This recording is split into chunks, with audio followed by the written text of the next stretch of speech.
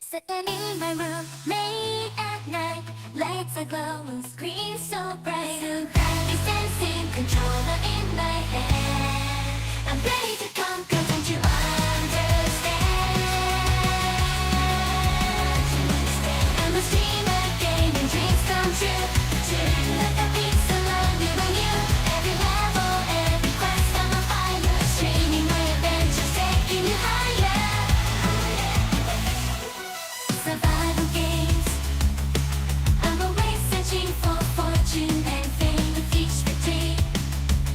I feel so alive, a virtual world I thrive. I'm a streamer, what? I'm a streamer, gaming dreams come true. Living it in a pixel, me and you. Every level, every quest, I'm on fire. Streaming my adventures, taking you higher. Through the highs and lows, I never back down. With determination, I wear my indie crown. As we do words, cheer on, feel the rush. In this digital realm, I mean my air, I'm a man. Hush, I'm a streamer, gaming dreams come true. Living it in a pixel, me and you.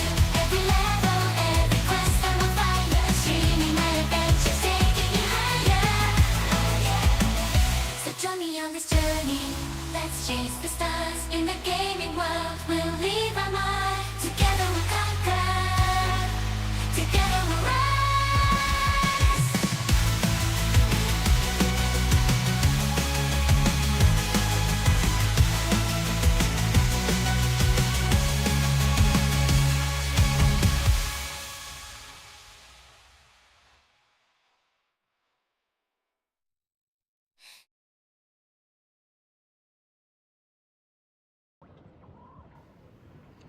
Well, hello everybody, and welcome to another episode of Wasted Time with Faye. It is Wasted Wednesday, and today on Wasted Wednesday, we are going to be building an ornithopter, flying around and laying waste and raining death to our enemies. What Can I does fly that you mean? somewhere today?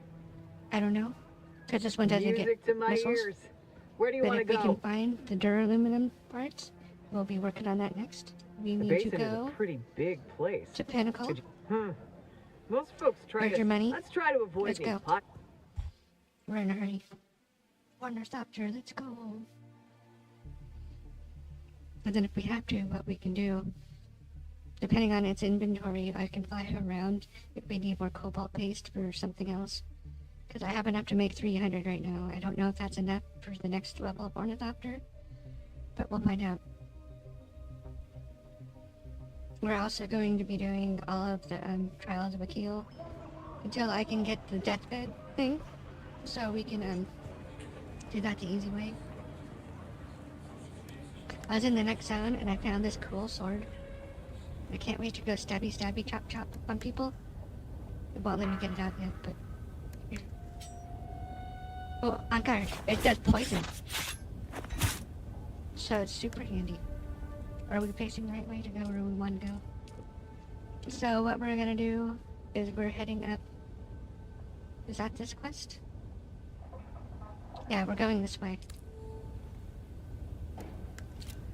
With a vengeance. Or a sickness. I don't know. One of the two. It all works for me. So without further ado, away we go. Zoom zoom. And a boom boom. We are going the right way right now. Of course not. Son of a... This is me we're talking about. Why would we be going the right way? Can we drive through this? Can we drive through this? Oh, beautiful. Thank God, Devs. Good job.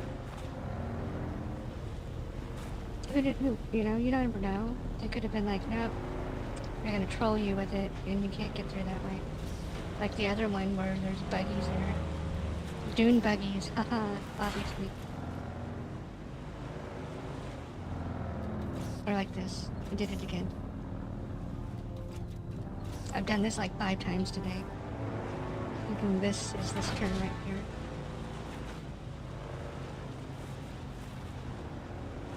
Or should let you switch back up the mountain. Oh, no. 6 times today now. Wrong way Faye on Wednesday. Wrong way Wednesday, apparently. So we're gonna go through Javier Freaks. Yeah. hopefully don't stick anybody in their feet, and if they do, hopefully they don't smell like smelly cheese.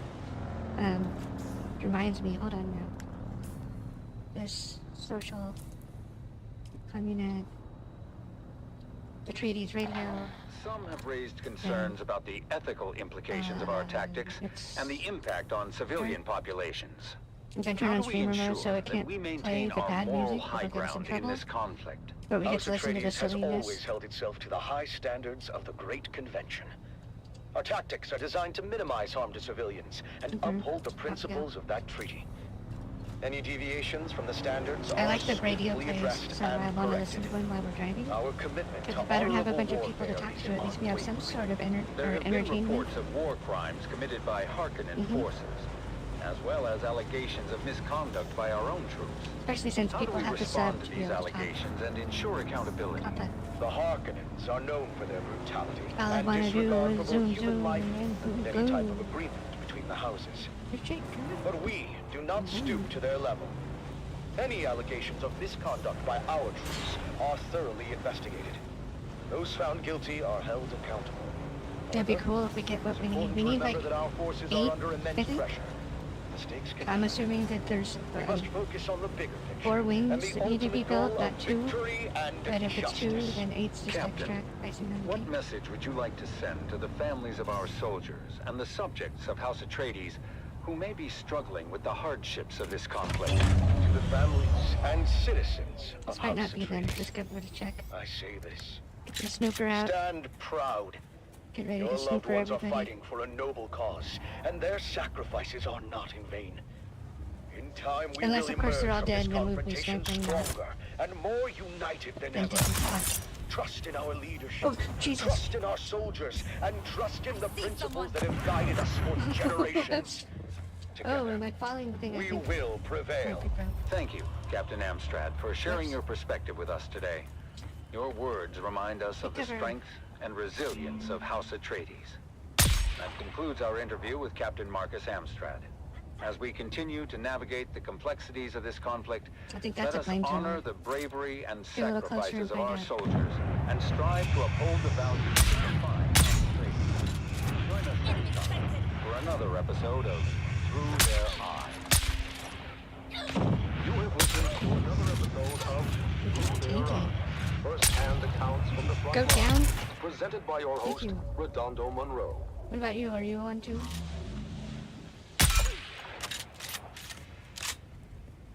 Why don't you come over here? Oh, you don't want to play, huh? Okay, well, fine. We'll force you to come out and play.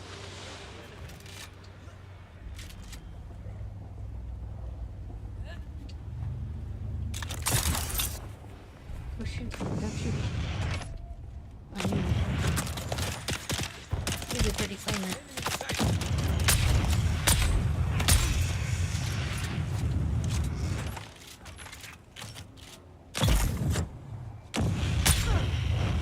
The guy who uses flamethrowers.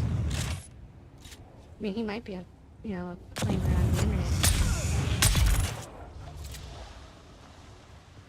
Okay, we're moving on. Moving in, moving on, moving on.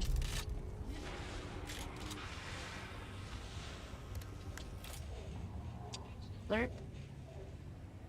But I'll take that anyway. Is that just a medium? Oh, it's a large. Super slurp.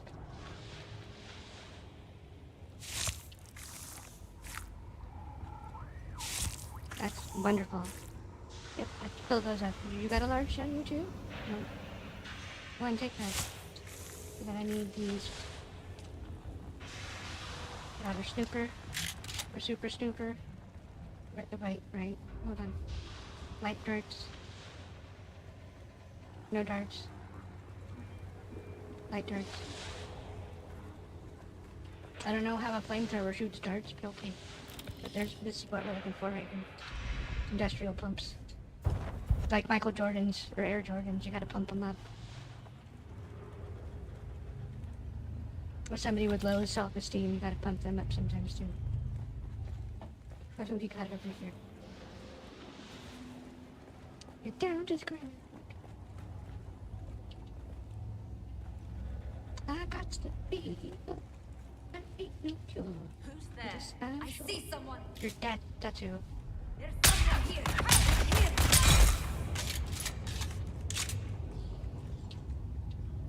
Got a sortie? I'm dying to try out my rapier. Come on. That's what you are, right? Come. Shields up. Okay. You want to do it that way? We'll do it that way. We'll let you do it that way.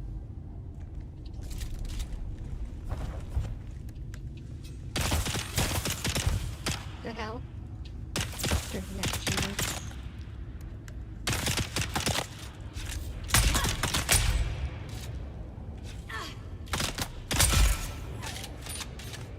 That was something else. Interesting. So the AI or whatever is actually getting smart. Like, they got a sword out, put the sword up, shoot them with the gun. I can respect that. This is Tolliver Cam, your faithful Communinet crier, spreading the word of the Duke and reminding you that hope is not weakness. Real No, hope is strength power. is acknowledging that it's okay to strive for and even found a cool expect spot. a better day.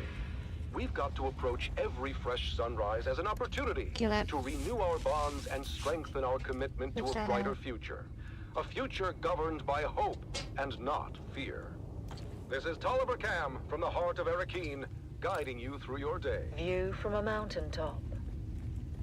The song of the sea.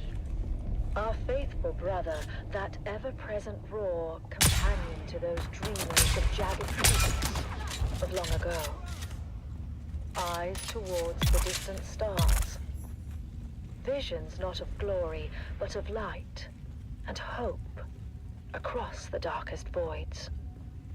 Where's the missing one? Now. There's 3. Beneath an empty sky, our banners gloriously fly.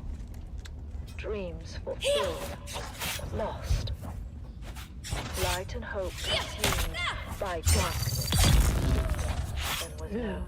nice. And lost as well in desert, empty as can be. The song of that faraway sea.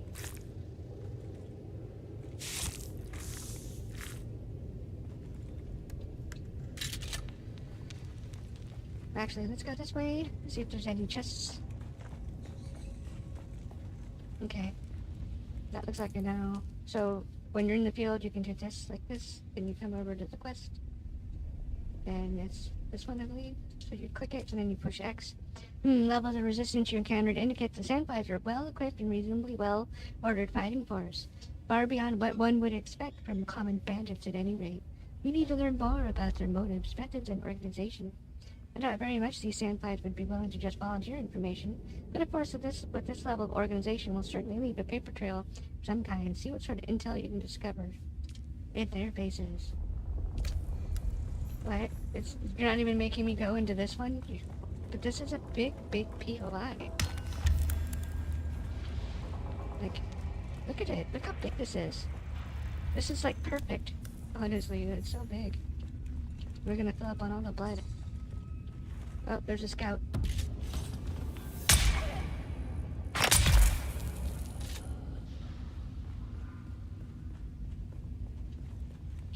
Can I get up onto this?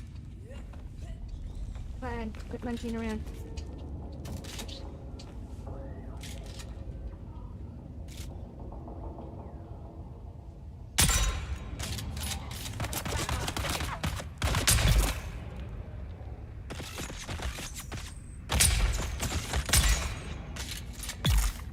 Snipers are the way, I don't even know. I mean, I guess you could try something else, but no real point in that. See, we're a cold trooper. We're a starship trooper.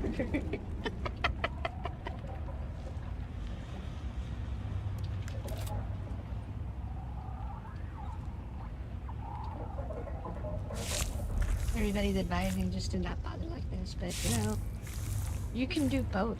Like, you can do the death still and you can do this. Why wouldn't you at this point?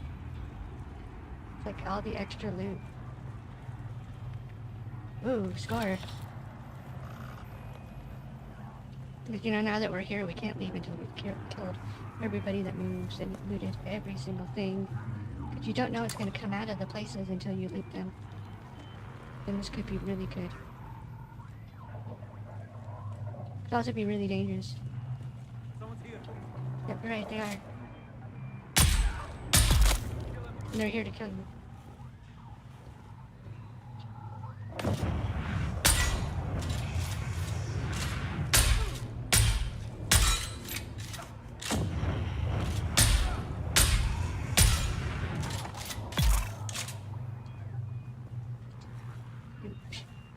know better. We need to recruit some medical people into the movement. A real physician would be nice, but any sort of chemist or medic would be a start. We've had several folks taken ill, and there's not a lot we can do for them out here. The whole crew that flew off with Yates on that salvage recovery job have come down sick. Some of them are in a real bad way. People Bad are spice. blaming that bad spice that's supposed to be going what around. do you know? No one wants to go near them now. Poor souls. We called that, huh? But I was just guessing. What do we get out of this one? House burst drill shot. I will take you, I will take you, I will take you. Is this a house drill? Yep, I'll take that too. I think I hear something. That's garbo. Why can't it be like good money? Scale with the environment and all that. Take the pump, take the Solari, buggy tread. I'll take all of this except for the crap. I need your bullets. I'm running low. I only got 2,000 back at the house. It's obviously running low.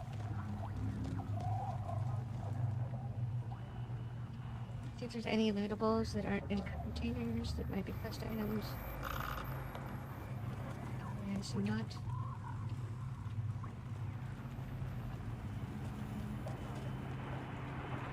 This is how we came in, but this is on purpose. We're framey tonight. The server's been framey all day. I think they need to do some maintenance. Oops, we'll just do this. Like legitimately do maintenance on the server.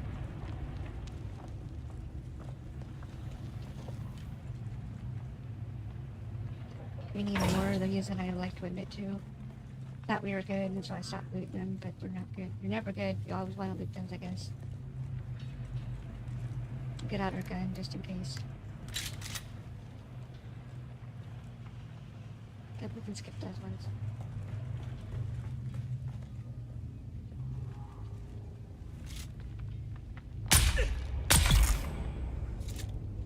Don't just stand there and let me kill you, man. I mean, I'm not gonna complain, but, you know, you should be doing your job appropriately.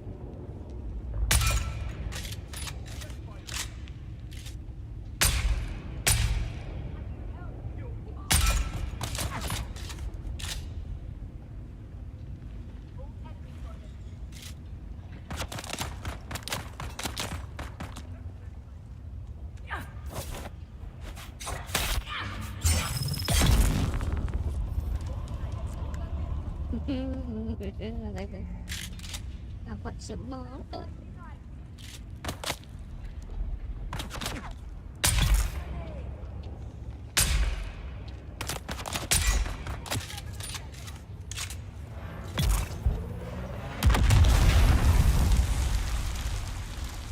Didn't realize we were getting hit. Wow. Uh-oh. What do you want? Who's fighting where? POIs are a lot bigger, higher levels. So.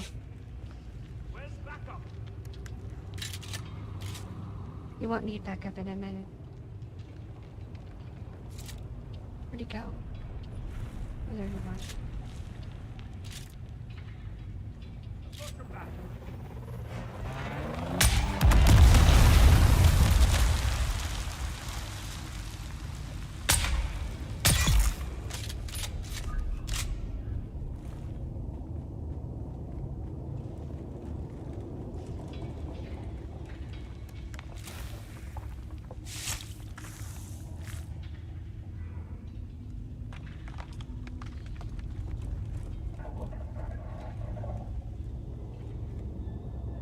And now, the inaugural episode of a brand new series. It's The Young Guardians. Gather round, fair listeners, as we join our story on the eve of destiny for 3 young lives. 3 faithful aspirants to Duke Leto Atreides' fabled House Guard prepare for their final test at the War Gymnasium. A test that will challenge their training, their courage, and define their future as defenders of House Atreides. Our story begins on the Armatura Green at the Cala City campus of the Atreides War Gym. It is here where the finest young aspirants are honed into noble House troops. Shields up! Shields up! The honor of House Atreides rests on your shoulders! Defend yourself! You can't serve the Duke if you're dead! Among the recruits, 3 stand out. Taran, a farmer's son with unyielding determination. Lyra, a skilled sharpshooter born into poverty. And Aemon, a fifth-born Atreides cousin, striving to exceed the lofty expectations that come with his name. I won't let you down, Lyra. I've trained too hard to fail now. Keep your focus, Karen. We'll get through this together. Come on now, we've got a real chance to graduate top of class.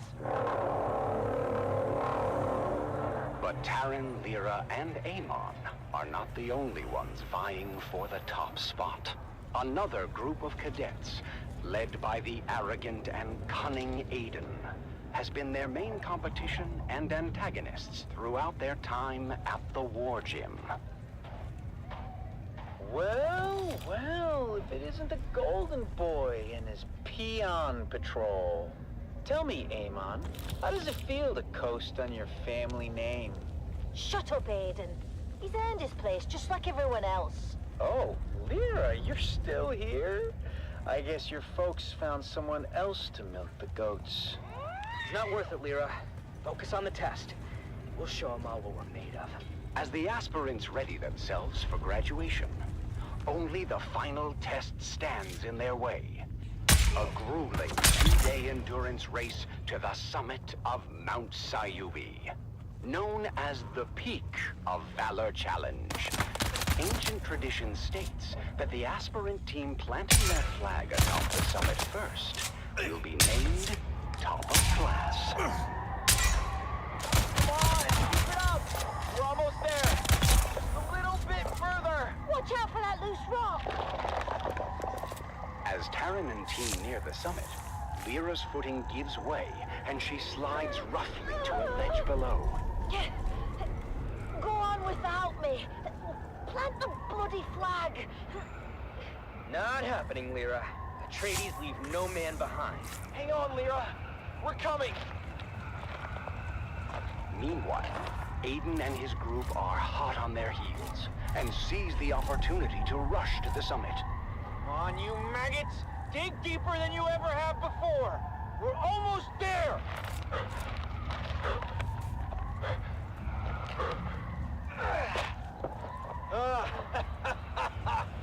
Yes!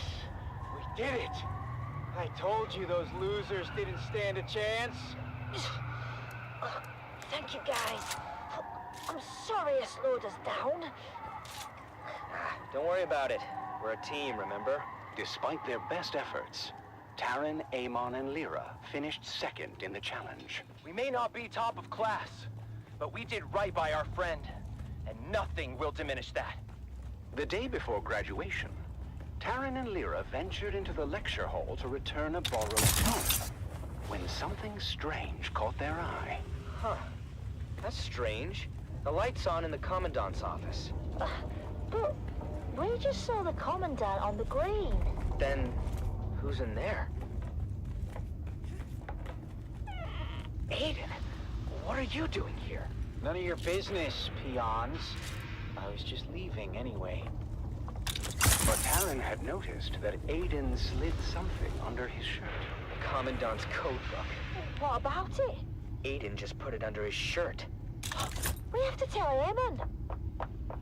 Aemon, you won't believe what Lyra and I just saw. Aiden is a thief. He stole the Commandant's code book from his office. My older brother quizzed me before. I thought it was nonsense at the time. He was asking about a possible Harkonnen infiltrator in our aspirant class.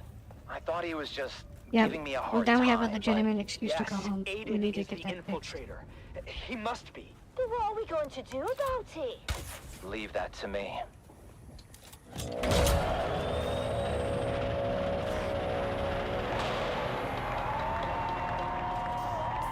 The graduation ceremony is a grand affair, as the Commandant presents deployment orders to the well-deserving class.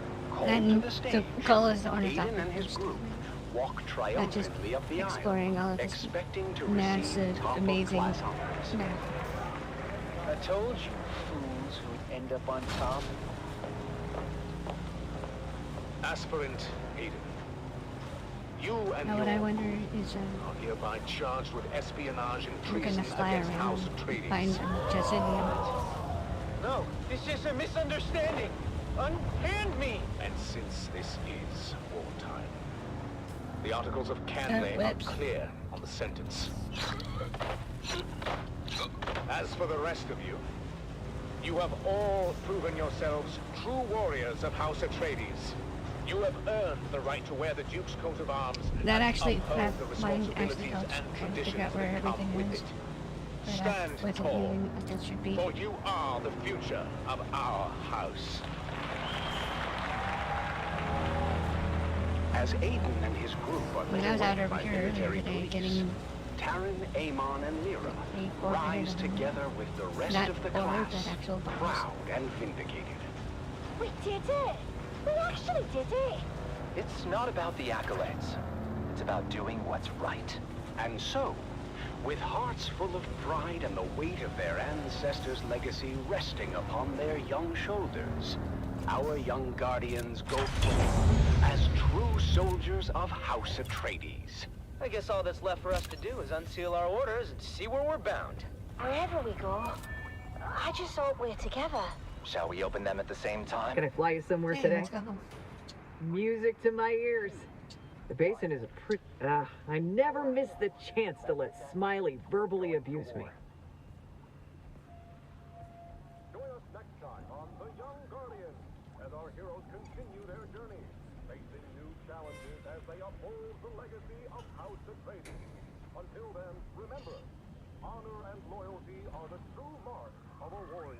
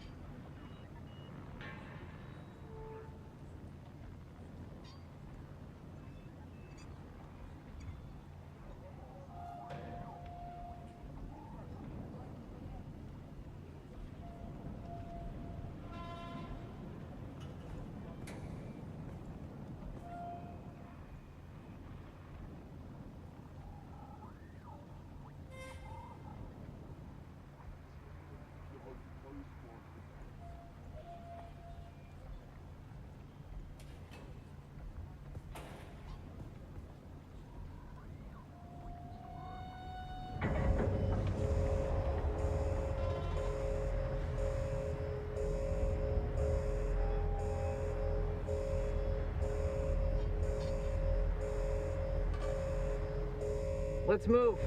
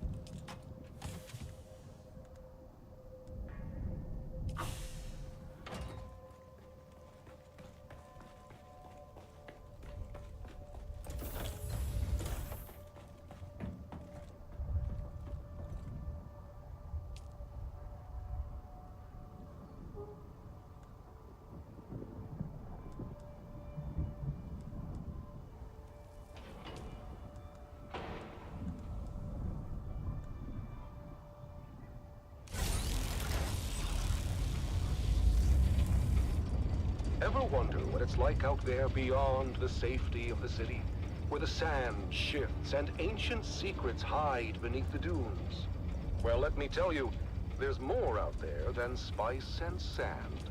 The Wastelander Chronicles takes us into the life of a scrappy young scavenger girl and her family as they brave war-torn battlefields, hunting salvage and other buried secrets. Stay tuned, because this is one tale you don't want to miss. It's the Wastelander Chronicles, brought to you by O'Gary's Imports. O'Gary's Imports. If you want it, we have it. And if we don't have it, we'll get it. Join us now as we journey to the blistering sands of Arrakis, where we follow the adventures of the O'Gary clan, a pioneering family of salvage experts, as they scour war-torn battlefields and crash sites to discover their next great haul.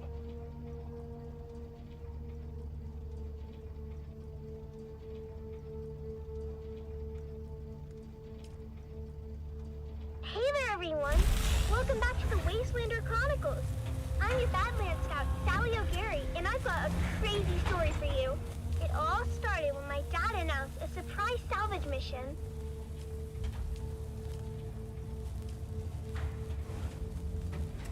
It was just after sunset. Dad had spent all day, as always, minding our storefront and listening to the space traffic controllers going about their business on the Communinet. I always tease Dad and ask how it is he can listen to those encrypted channels, and he just shushes me and tells me to clean my guns. But this was a day Dad's patience and extra-legal Communinet receiver paid off.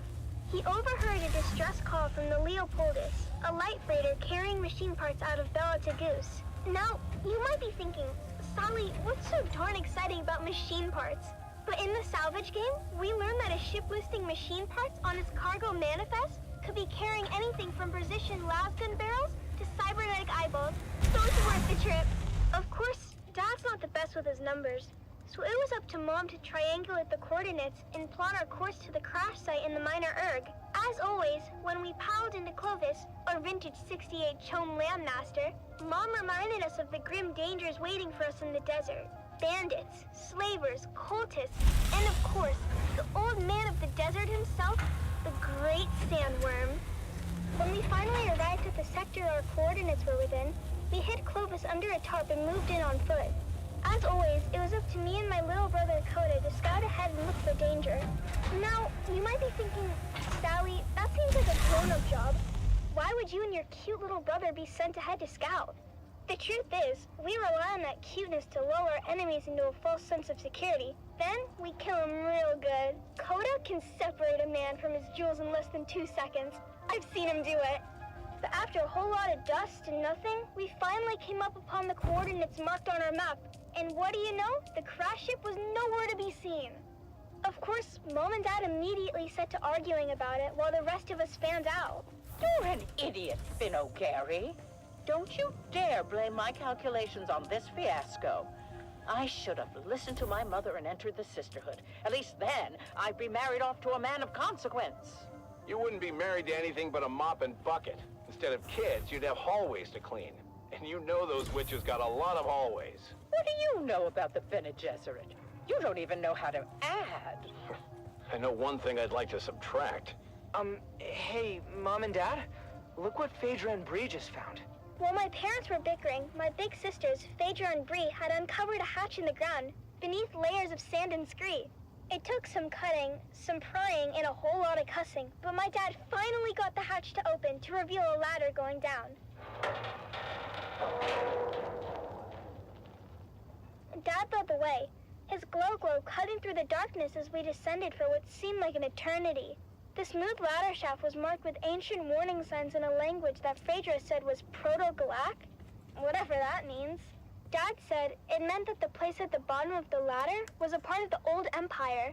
Finn Jr. said they were around a really, really long time ago and sent their scientists all over the universe to very cool stuff.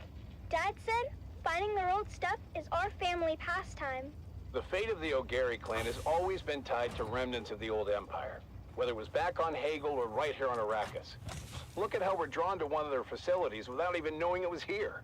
When we finally got to the bottom of the ladder, we found ourselves in a small antechamber. That's when Mom noticed a series of small, almost invisible switches along the wall. With a little bit of trial and error, we activated the mechanism. A screen flickered to life, displaying a map of the facility. Dad examined the map and explained that we were in an auxiliary substation built to support nearby old Empire ecolabs with technical matters. This was very exciting for Dad because it meant that there were even more testing stations out there just waiting for us to find them. But for now, we had this substation before us. Mom figured out where we were on the map. It seemed we had entered through an emergency escape tunnel, but when we tried the door leading back to the main area, it wouldn't open no matter what we tried. Dad began to despair, but Mom kept her head and found us another route back into the complex through a twisty utility duct. But there was a catch. The utility duct was incredibly narrow, too small for any grown-ups to fit through. This was my moment to shine. With a quick pep talk from my mom and a promise to be careful, I wriggled into the tight space, inching my way forward. The walls closed in around me, but in true Ogari spirit, I kept my cool, determined to reach the other side. About 30 meters in, I felt a tug on the safety rope tied around my waist. It had reached its limit. I couldn't go any further unless I disconnected it. Sally, you're at the end of the rope. You want to come back, hun? I can't turn around here. It's too tight. I'll have to disconnect and keep going. Are you sure, Sally? That's an awful risk. We won't be able to help if anything goes wrong. You didn't raise me to be a coward. What does Dad always say the O in Ogari is for? Is it obnoxious? I thought it was obstinate. No, you silly. It's audacious. I'll be fine. Just keep a lookout for trouble. I unhooked the safety rope and kept pushing forward, fingers crossed that the passage would lead somewhere. The angle of the duct meant there's no turning back. If it was a dead end, I was surely a goner. But hey, what's an adventure without a little risk? I think I can see something up ahead. It's an access hatch. Here's hoping I can open it from inside. I made it! The access hatch opened onto a huge chamber, lit by a soft, eerie glow. It was a real treasure trove of ancient technology, preserved perfectly through the ages. I had found the mother lode. After marveling at my discovery for a spell, I managed to backtrack to the escape tunnel where my family was waiting. Now I understood why we were never able to open that door. It was blocked by an ancient power loader. Fortunately, the control fob was still in place, so I was able to move that great beast away from the door. Honey, are you okay? I'm fine, Mom. Where are you going, Finn? Our daughter almost died, and you're more interested in salvage. She seems fine to me. More than fine, in fact. She's spectacular. Our daughter or the power loader? Can't we be excited for both? This is a VK5000 powered work loader. The last exosuit to come off the Venhold assembly line before the company was split up into Combined Mercantile and the Fold Space Shipping Company. Do you mean... Yep. The predecessors to CHOAM and the Spacing Guild. Wow. After the excitement died down, we carefully extracted as much as we could carry, making sure to document everything for later study. It was our most successful expedition yet. Back at our shop, we spent days cataloging and cleaning our finds, preparing them for sale. And that's where you come in, dear listeners. That's right, Sally. At O'Gary's Imports, it's our Old Empire extravaganza. And you won't believe our prices. We have SD converters. We have anti-induction modules. We have cobalt-tipped rams. We have articulated John doors for men and women. Come find us on the Agora Concourse of the Grand Souk in Arakeen. Because at O'Gary's Imports, if you want it, we have it. And if we don't have it, we'll get it. Thanks, Dad. Until next time, this is your faithful Badland Scout, Sally O'Gary, signing off and reminding you to always check your sys. And come back next time for another episode of the Wastelander Chronicles. We're just about there. A little bit further, and then we start the arduous task of finding them. And I figure it's better to do it now, while the other 90 plus is crafting up, than to do it, not now. Yeah, that's the technical reason right there. To do it not now. Or to do it now and then instead of not now.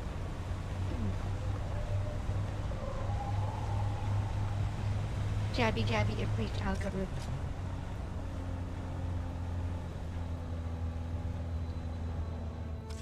super close enough.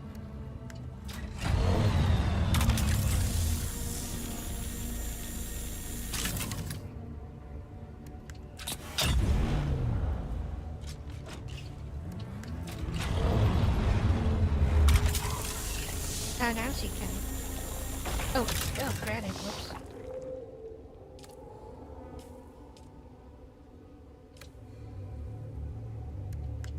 Well, we'll hold on to that.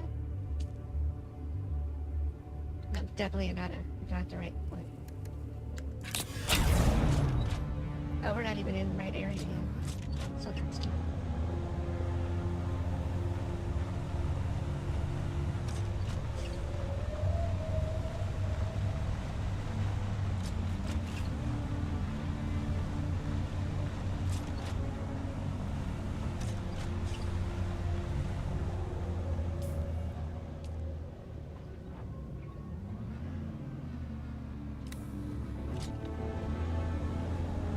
Should be fine. I don't get it. This should be fine. It should be around here somewhere. Obviously, it's too dark to tell. That's what it is. Oh, no. Not one of those.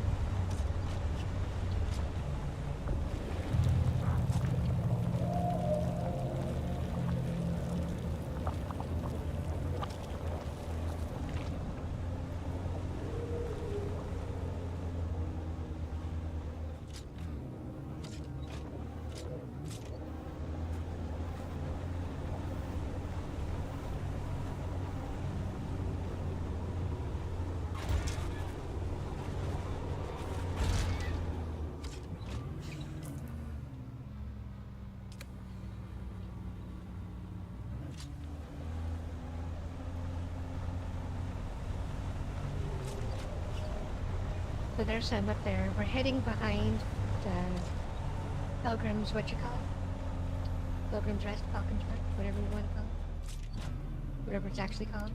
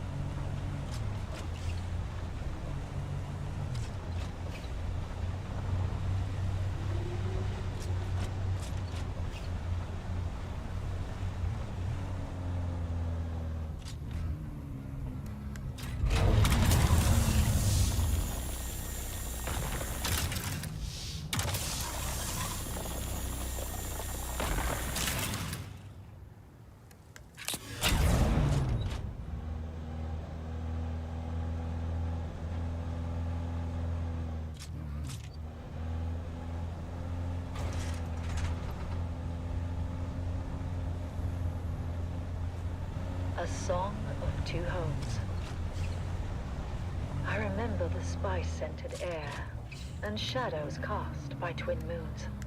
Fleeting light, dust devils dancing on the dunes. Gold on gold, a wind that whispers throughout empty nights. To rustle and caress the sand, the landscape shifts and sighs. Rises up and forms anew, sings a song to me. And I see our footprints, swallowed by the sandy sea. I recall the mist of morning tides and the scent of salt upon the breeze. Gentle and soothing, waves caressing the deep and restless seas. Blue upon gray, the ceaseless call of seabirds out among the cliffs. The salt waves fall and rise, born now and dying, salt tears sting my eyes. How long ago it seems, and I know that our gardens blossom only in my dreams.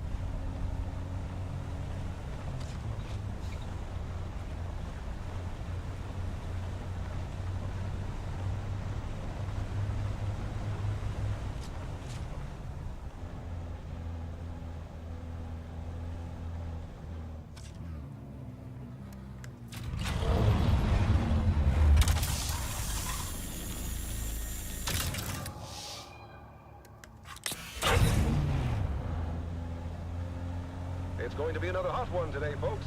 It's already 70 degrees Celsius in the shade, and the day's just started. All we can do is put one foot in front of the other and face what comes with honor and determination. This is Tolliver Camp from the heart of Arakeen, guiding you through your day.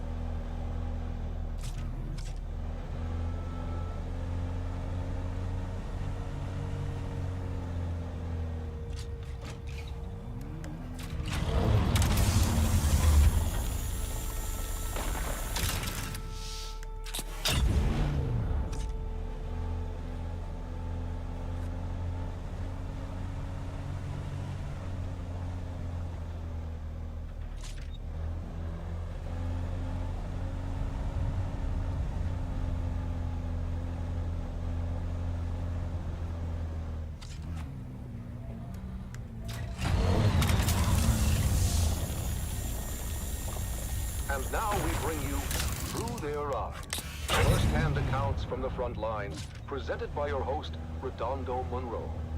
Today, in another poignant and moving episode, we delve into the heart of a mother's sacrifice and the bravery of her son, as conveyed through their personal writings.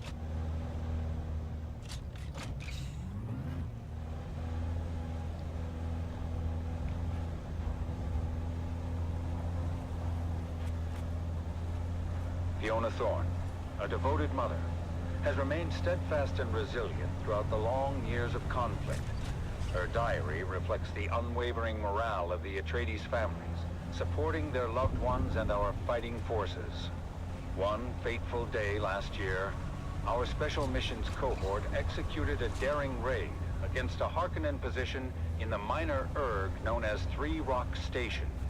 Sergeant Eric Thorne, a highly trained member of the elite strike force known as Gurney's Own, was part of that operation.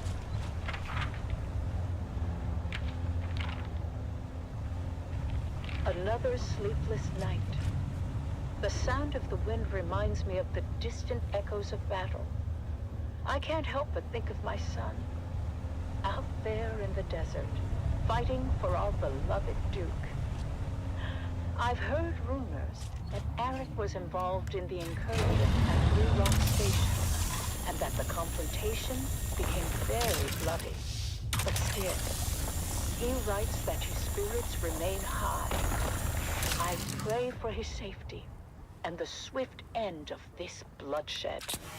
In his letters sent from his unit, as Gurney's Own are deployed wherever the need is greatest, Eric expresses both resolve and an unwavering commitment to our cause. Mother, the Harkonnens fight viciously, but our intelligence is sound, and we're able to hit them at their weakest. It's hard to remember the peace and serene beauty of our beloved Caladan when you see a sand and blood. The soldiers in my unit are strong and determined, and I draw strength from their courage. I miss you and home dearly, but I know our struggle is just.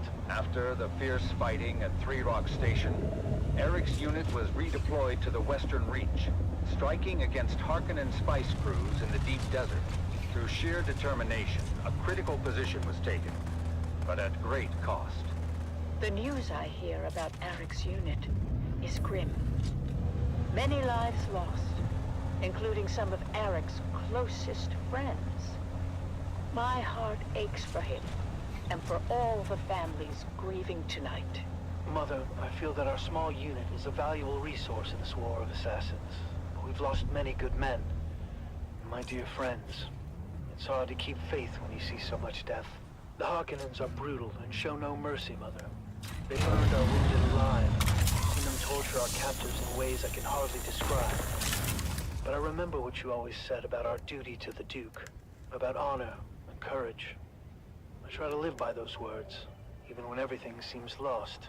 As the confrontations along the demarcation lines grew fiercer, Gurney's own succeeded in breaking the Harkonnen supply line. But in many of the missions, they suffered heavy casualties. News has reached us of another successful operation. But Arek's last letter spoke of horrors I can barely fathom. I am hoping now, beyond hope, that his unit will be given reprieve, and that my son will be returned to him. But destiny willed it otherwise, and Gurney's own were deployed once again to undermine Harkonnen positions near the shield wall. From the mission camp, Arek writes, Dear Mother, I don't know when I'll be able to write again. The Harkonnen positions are strong, and however careful our planning, we are sure to sustain great losses. But still, none of us hesitates. We fight for House Atreides, for our people. Though I must confess, even the glory of Three Rock Station feels hollow amidst the bloodshed I now have witnessed. I must tell you, Atreides operatives too have been driven to acts I thought unimaginable. And we do what we must to secure victory, but I wonder at the cost to our souls. I miss you. I fear I may never see you again. Later that same month, it was reported that Sergeant Eric Thorne was declared missing in action during a clandestine raid. His mother's heartache reminds us of the ultimate sacrifice made by so many. Arik is missing. My son, my brave boy, lost to this endless war. I am proud of him, of his courage and his honor. But I cannot I wonder help what that the was. bitterness that fills my heart. We give so much, and for what? What good is the... and the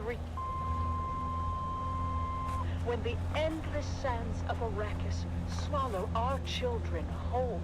Fiona Thorne's sacrifice is a testament to the strength and resilience of House Atreides. Let us honor her and all those who endure the trials of this war, as we strive for a future where their sacrifices are not in vain.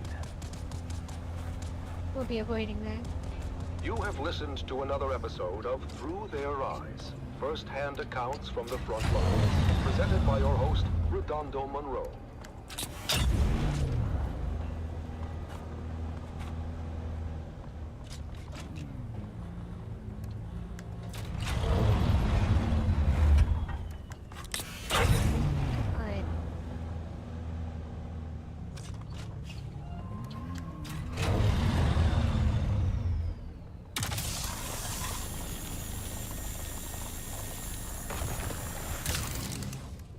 Guess I should have done some math before we went live.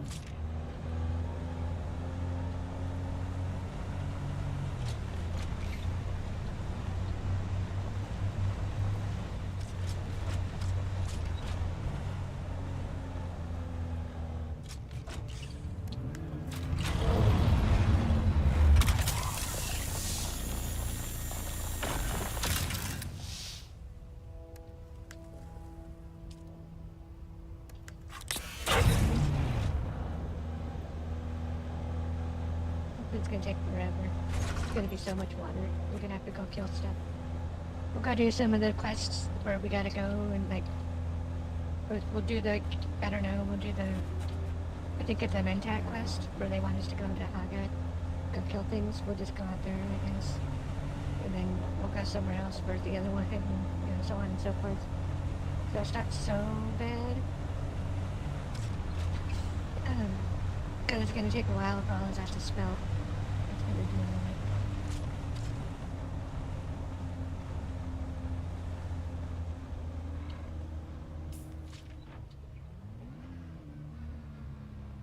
So we're going the right way. But let's get going the right way so it doesn't take any longer, so it needs to. What do we do for 3 hours? Oh, we drove around in circles, you know, got lost. Had a good time. That's all that really matters. But we got lost. Is it this one? Let's see if this one goes down.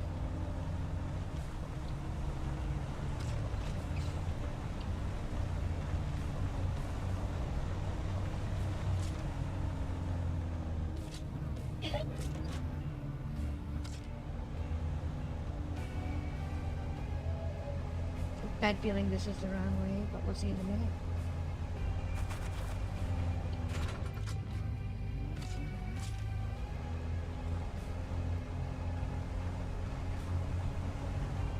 Okay, good. Oh, looking perfect. Okay.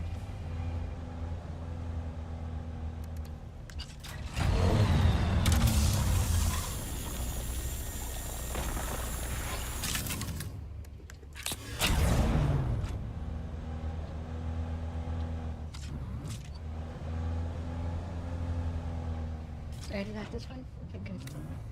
Now cut the wall. Quite a ways.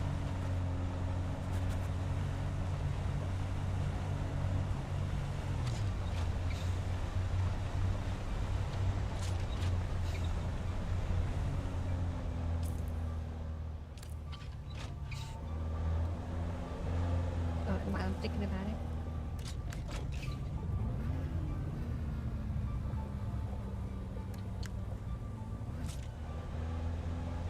That'll get us home.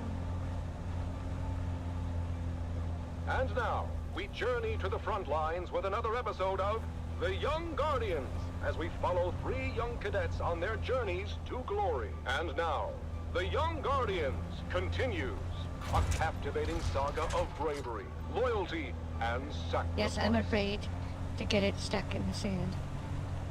When we last left our 3 young House Atreides aspirants, they had received their orders to join the War of Assassins on Arrakis. After crossing the known universe on Oh, a the guild Ornithopters, I'm so highliner, jealous.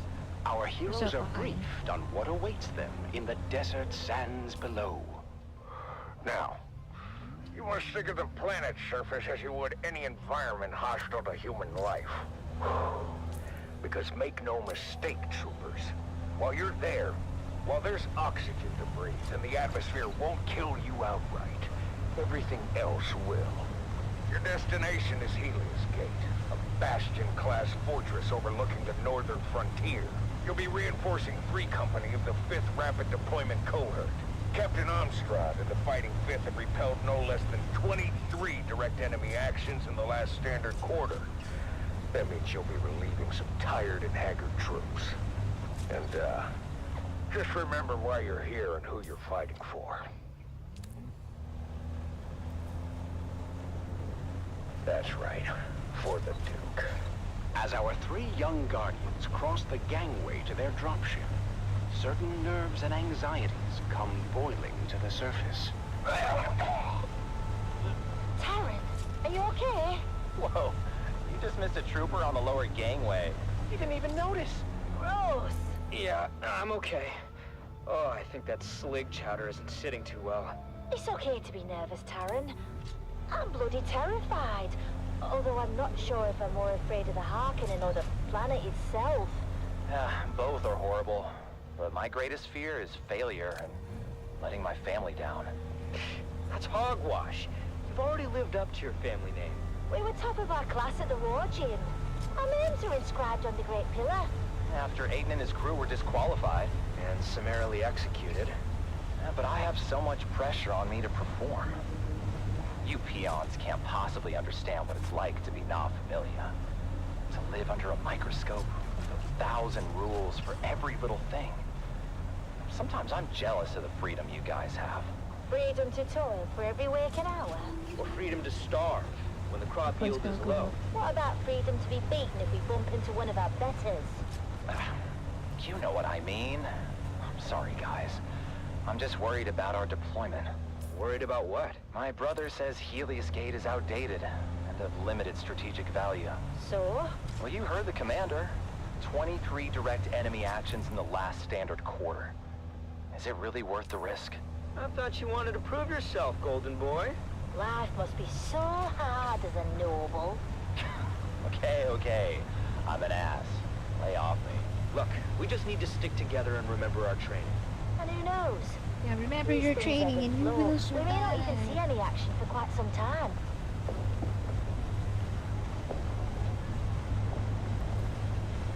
As their dropship navigated the flak-filled descent corridor, our 3 guardians could see the action unfolding below. Get up, Buster Dune! We are coming in hot!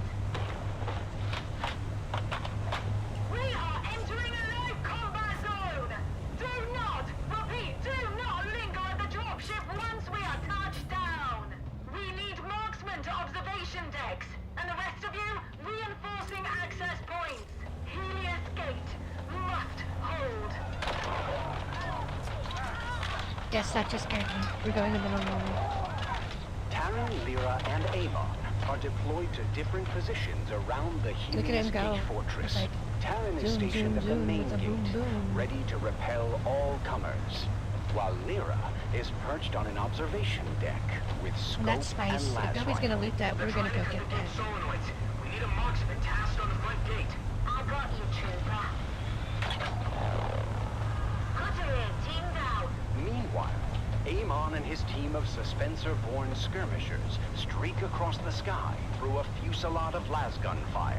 Land behind them! Land behind them! On my position! Textbook flanking maneuver. The battle raged on as the numerically superior Harkonnen forces pressed their advantage. But while the defenders of Helios Gate were outgunned and outnumbered, their fighting spirit remained unbroken. We're not going to be able to hold the gate for much longer. Can I get another marksman tasking for the front gate? Negative, Trooper. We've got all guns keeping their Ornithopters at bay.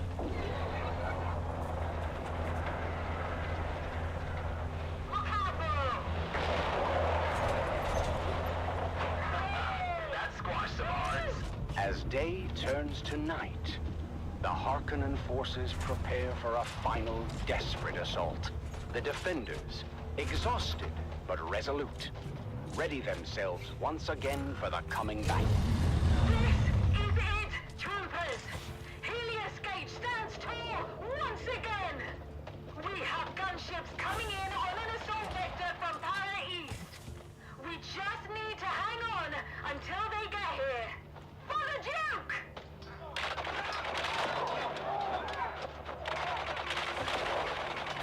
In the thick of the battle, Taryn continues to defend the front gate, his strength and determination an inspiration to those around him.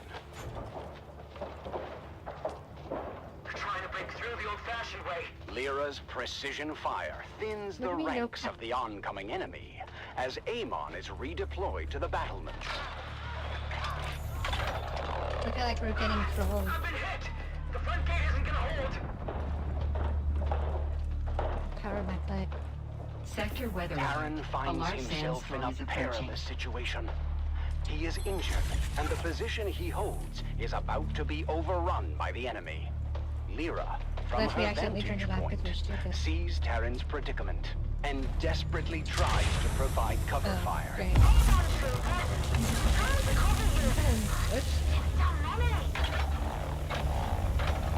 But then, just as hope seems lost, Amon streaks, Suspensor-born, across the sky and fights his way to his fellow young guardian.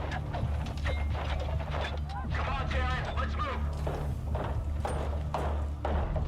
Despite my better judgment, let's get down into quicker pace.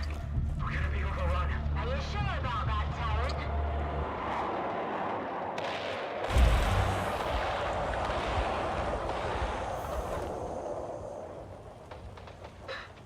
So much for the hard Sector weather alert. A large sandstorm is approaching. That's it. They're falling back. And they're broken. When the smoke clears, the casualties on both sides are many. But in the end, the Harkonnen forces are repelled, and the defenders of Helios Gate stand tall. We're gonna need tons of blood. At what cost? You've done your Duke proud this day, troopers. Helios Gate stands because of your bravery. We did it. We really did it. 23 confirmed kills. I'm told that's a fortress record for newbies. And this is just the beginning. Now they know what we're capable of. For House Atreides, and for each other, we'll face all comers together. And so, the siege of Helios Gate comes to an end, marking the first of many trials our young guardians will face. Their journey of honor and courage has truly begun. Sector weather alert. A large sandstorm is approaching. Join us next time on The Young Guardians as our heroes continue their journey. facing new challenges as they uphold the legacy of House Atreides. Until then, remember, honor and loyalty are the true marks of a warrior.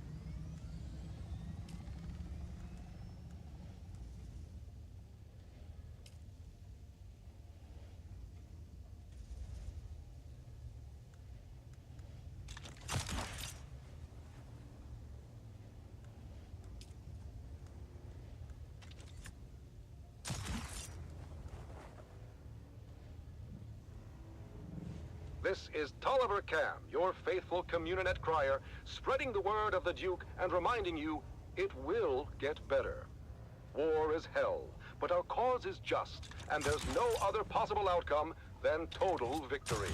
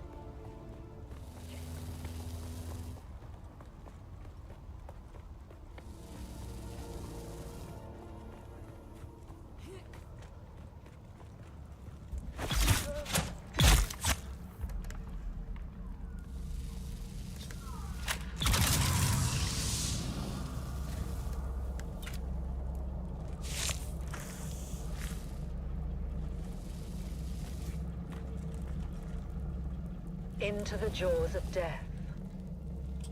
One more June. One more June. One more June onward. Into the desert storm flew the brave soldiers. Forward the shield brigade! The las guns must down, he said. Into the desert storm flew the brave soldiers. Forward the shield brigade! No one to hesitate, despite their reckless hate. Hearkening, villainy. The troops not to ask what's right. They carry our sacred light, theirs, but to stand and fight. Into the desert storm flew the brave soldiers. Las guns to right of them. Las guns to left of them. Las guns in front of them. Lightning and fire beam, forward to final breath. Boldly they flew, and well, into the jaws of death. Into the mouth of hell flew the brave soldiers. Flashed all their crisp knives bare, flashed as they turned in air, slicing the gunners there, charging an army, while Arrakis all wondered. Plunged in the battle smoke, right through the line they broke.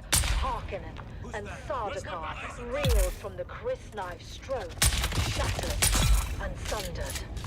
Then they flew back, but not all of the soldiers.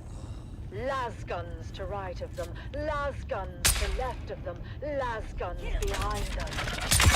Lightning and fires forward to their breath. They that had fought so well came through the jaws of death. Back from the mouth of hell, all that was left of them, left of the soldiers. Ne'er will their glory fade. Oh, the wild charge they made. Atreides, in debt to them, honor the charge they made. Honor the shield brigade. Soldiers.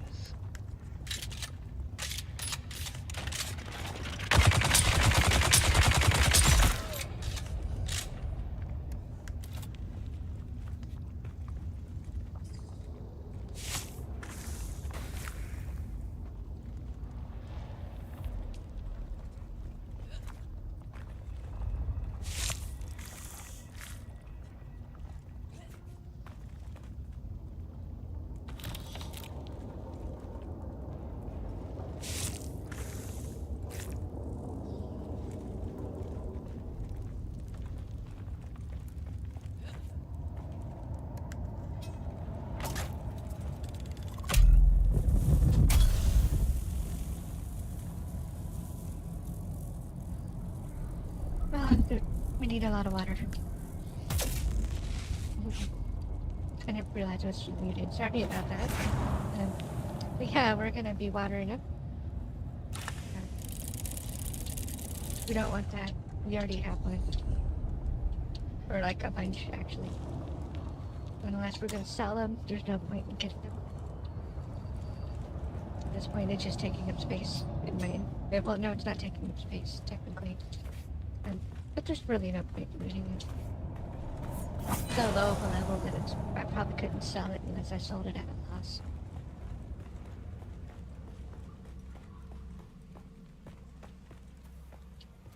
Oh, they're gonna come across. That's funny.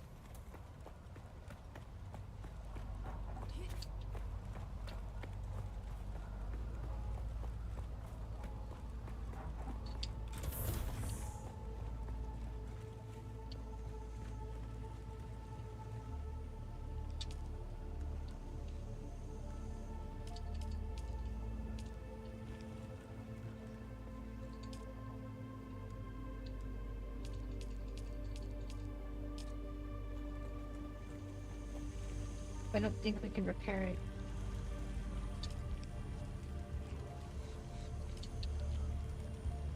Oh, we can, but it's for something that we're not going to repair it.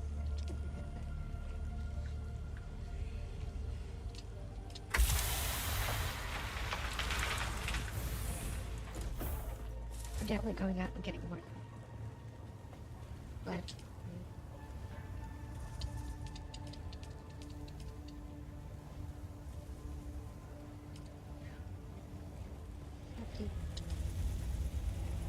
There's 237 limit. That should help. Oh, let's go back inside the building when we look at the map.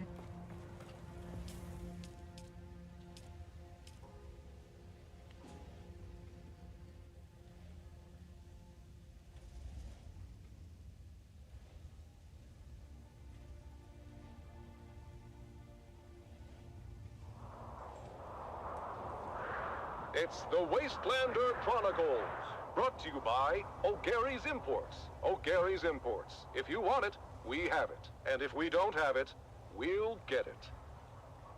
Join us now as we journey to the blistering sands of Arrakis, where we follow the adventures of the O'Gary clan, a pioneering family of salvage experts, as they scour war-torn battlefields and crash sites to discover their next great haul.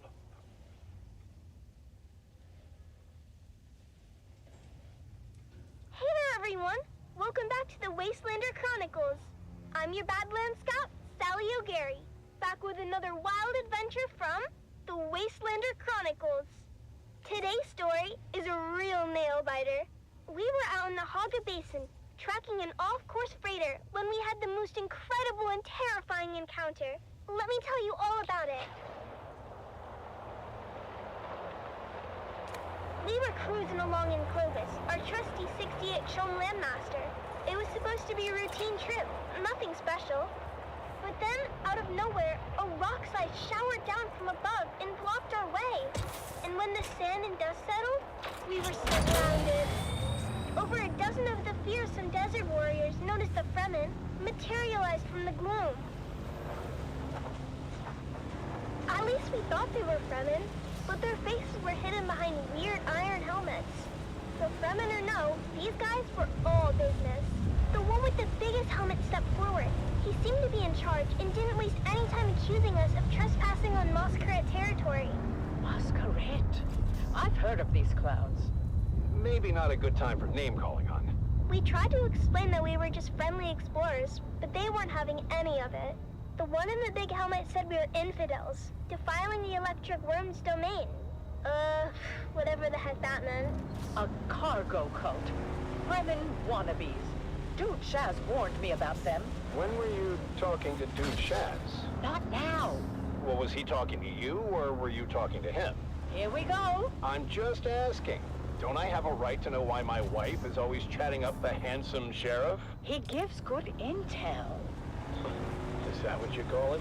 By that point, I guess Big Helmet had enough of Mom and Dad's bickering, because he got real mad and ordered us buried up to our necks in the sand. But just as they were gonna drop us into chin-deep pits, something incredible happened. The Masquerade started yelling about something they call Shai Halud and lit out of there like their tails were on fire. Turns out, Shai Halud is the local name for the big sandworms. Well, I don't have to tell you what happened next. The ground started rumbling and rumbling like never before. I swear it must have been one of those super granddaddy sandworms you hear about living in the deepest, deepest desert. I figured it must have took a long hit at the shield wall and ended up on our heels. But I'll tell you what, when it comes to worms, Mom and Dad know their business and led us to safety on a rock island with practiced precision. When the dust settled, the worm was gone and there was no sign of the Masquerade. Or was there? I've got their trail. Good job, son. Follow it. And why are we following it again? They threatened my babies. The trail led to a depression in the rocks where the Masquerade had made camp. They posted guards, but they were no match for us. The best part is, after we killed them all, it's not I know, stealing isn't right. But Dad always says that if they're dead, then it really isn't stealing. Anyhow, we took the time to get their close corpses to the scavengers before finding our way back to Clovis. As we headed back home, I couldn't wait to show Mom and Dad the map. It could be the start of our next big adventure. Back at our shop, we spent days spit-shining the helmets to a mirror polish as we get them ready for you, dear listeners. That's right, Sally. At O'Gary's Imports, it's Masquerade Mass Mayhem, and we won't be undersold. We have big helmets. We have ugly helmets. We have big and ugly helmets. Come find us on the Agora Concourse of the Grand Souk in Arakeen. Because at O'Gary's Imports, if you want it, we have it. And if we don't have it, we'll get it. Thanks, Dad. Until next time, this is your faithful Batman Scout, Sally O'Gary, signing off and reminding you to always check your six. And come back next time for another episode of the Wastelander Chronicles. How about that, folks? The deep desert holds more than just spice and sand. It holds stories of resilience, of daring, and of discovery.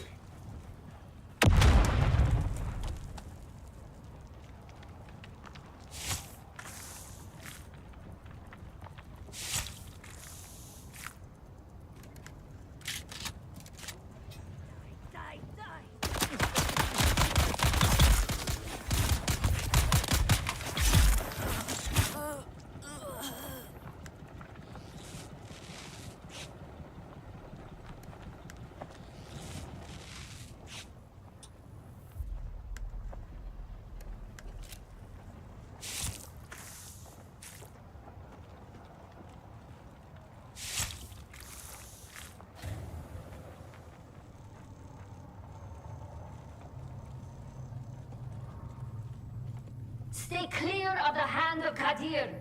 The entire rock is swarming with slavers. Kirab, salvagers, prospectors, anyone without a powerful patron is fair game.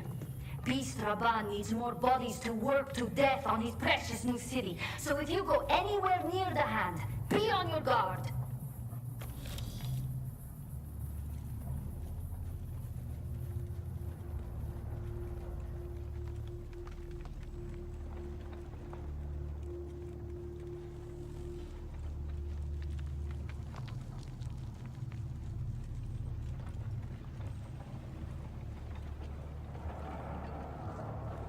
Kind of funny because when I was there wasn't anybody there.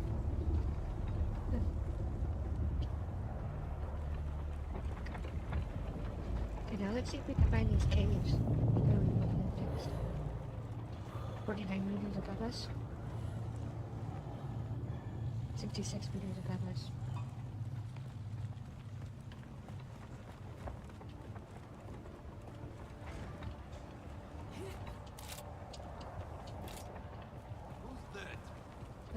Remnants of glory. Echoes of valor. Whispers on the wind. Calling the names of the fallen. Brave souls, now but shadows in the gloom. The remnants of glory. Desert silence, broken by memory. Sand beneath our feet, shifting with each sacrifice. Lives given to the cause. The remnants of glory. Era of valor, of gallant deeds, echoes in the annals of history. History, written in blood and sweat. The remnants of glory. In the silence, we remember names and faces faded. Faded but not forgotten, their legacy a flame undying. Glory may fade, but honor remains. A guiding star, eternal, the remnants of glory. In the stillness, whispers linger, ghosts of battles fought. Won or lost, but not forgotten, their echoes. Echoes of valor.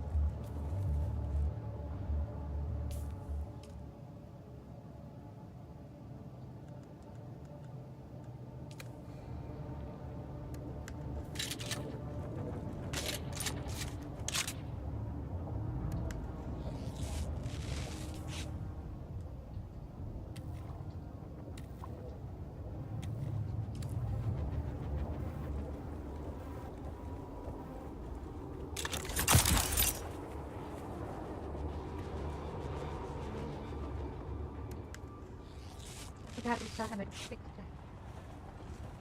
I still haven't fixed that. There's no D. Not British.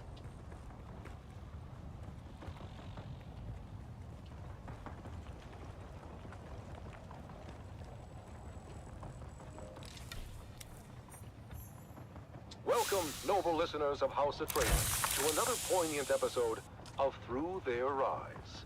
Today, we bring you the story of Sergeant Creel, a decorated member of the 2nd Deep Desert Expeditionary Force who has faced the horrors of war firsthand.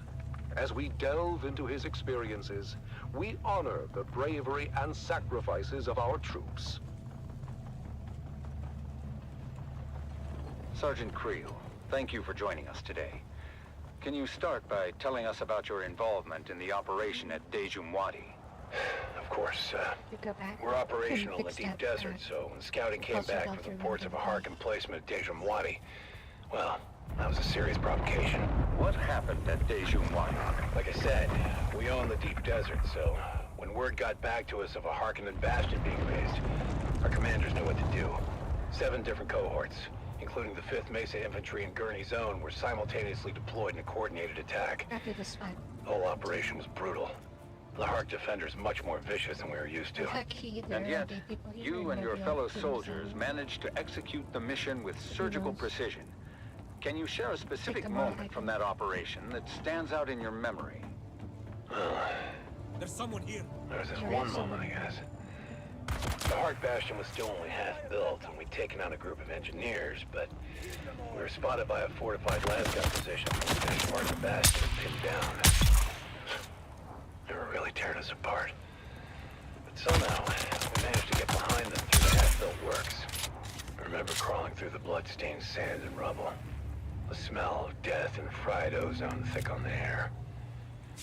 When we finally took out that position, at least, it felt like a small victory in this ceaseless ocean of despair. Your bravery is truly inspiring. As the operation continued, what kept you and your fellow soldiers going?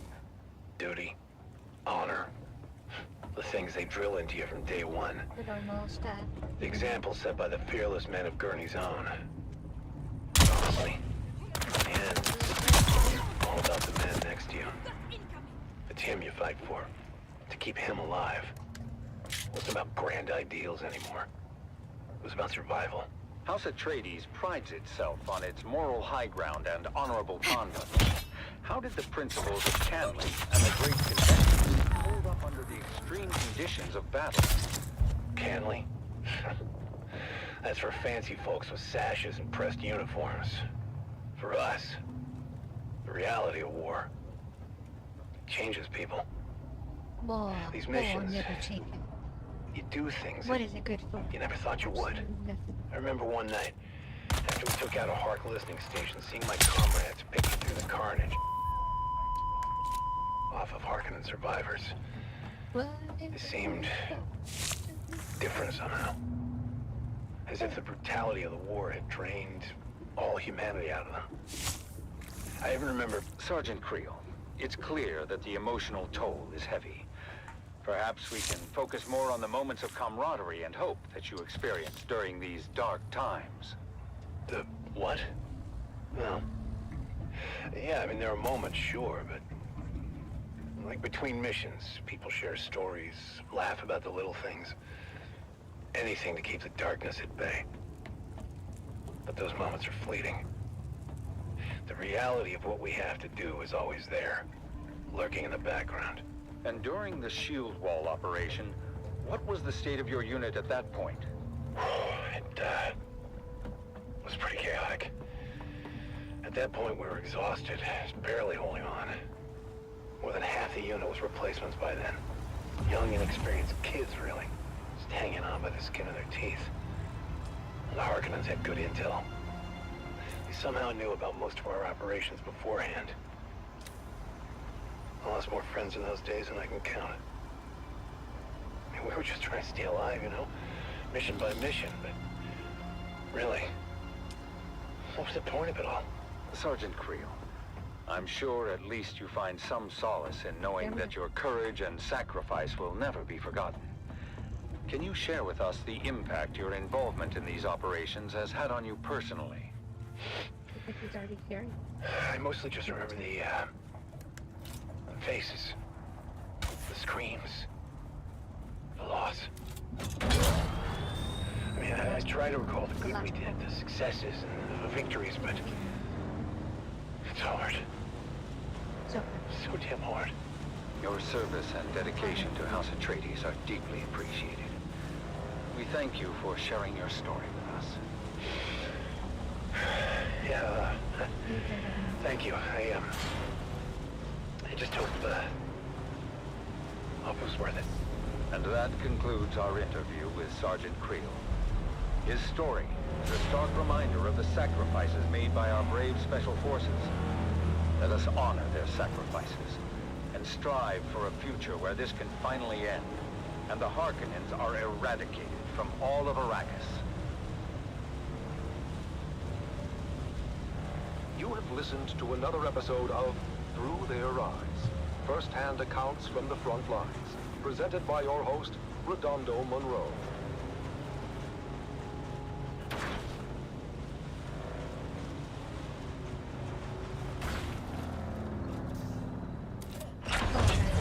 Expedition advance. Slip. Quick.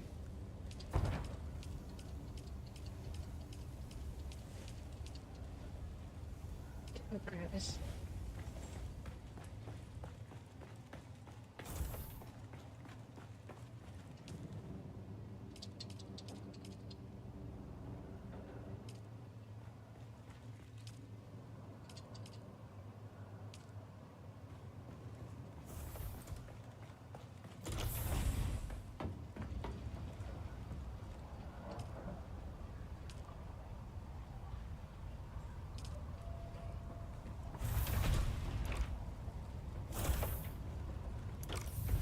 Need to make some more lubridoors.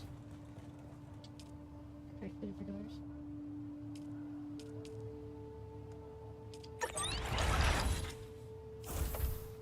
Oh, I guess not. Like I planned it. Oh my god, it's a big lubridoor.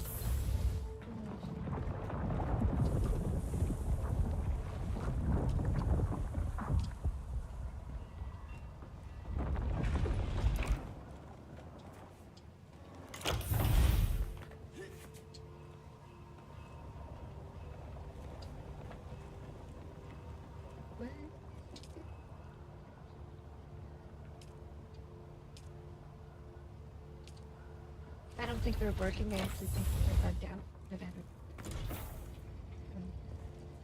If I can move them without, you know, 'cause you gotta be able to actually target them through the door or whatnot. So if I could move them without breaking them, I would. See if they're gonna work or not. I mean, we could go move it down here next to the other one. But I don't think In it's working. twilight's I think glow, they where bugged out. shadows meet, a warrior stands on weary feet. His sword, once bright, now dulled with strife, reflects the toll of countless lives.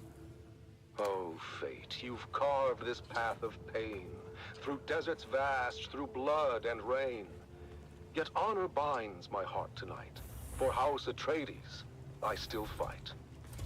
Remember those who fell in fields, whose courage were their only shields. Their names engraved in stars above, their deeds the legacy of love. In silence, now I take my leave, for battles end, and souls must grieve. But know this truth, my comrades dear, in every heart we still stand near. Oh, house of just and noble name, we've lit the stars with honor's flame. And though my journey's end is near, House Atreides, shed no tear. For in the halls where heroes rest, where valor shines, where hearts are blessed, we'll meet again in timeless peace, where all our pains and trials cease. In twilight's glow, where shadows meet, a warrior stands on weary feet. His sword, once bright, now dulled with strife, reflects the toll of countless lives. Oh, fate, you've carved this path of pain, through deserts vast, through blood and rain.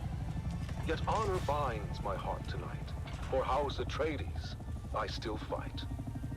Remember those who fell in fields, whose courage were their only shields. Their names engraved in stars above, their deeds the legacy of love. In silence, now I take my leave. For battles end, and souls must grieve. But know this truth, my comrades dear, in every heart we still stand near. Oh, house of just and noble name, we've lit the stars with honor's flame. And though my journey's end is near, House Atreides, shed no tear. For in the halls where heroes rest, where valor shines, where hearts are blessed, we'll meet again in timeless peace, where all our pains and trials cease. Powerful words that remind us of the courage and resolve that lives in every Atreides heart. I don't know how many of those we're gonna need for everything, so let's just take those two. So in the long run, we're gonna break everything down that's in these chests. and then we'll only be filling it up as we need it. Other than aluminum, every day we're going to at least burn our water use, our 84,000 milliliters up until we have everything we need basically.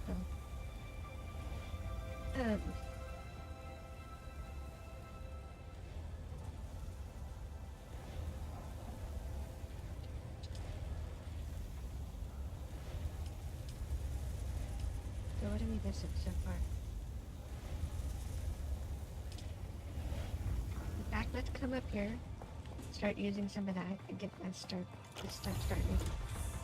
So we get our air going.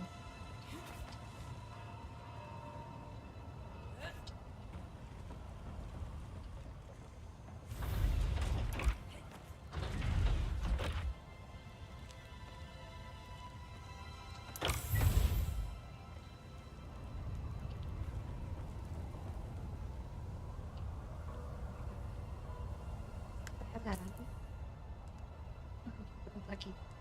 Surprised you say we banked this before we leave. I'm actually shocked. Alright. Bumper on that. Is it a wall? Oh, it might be.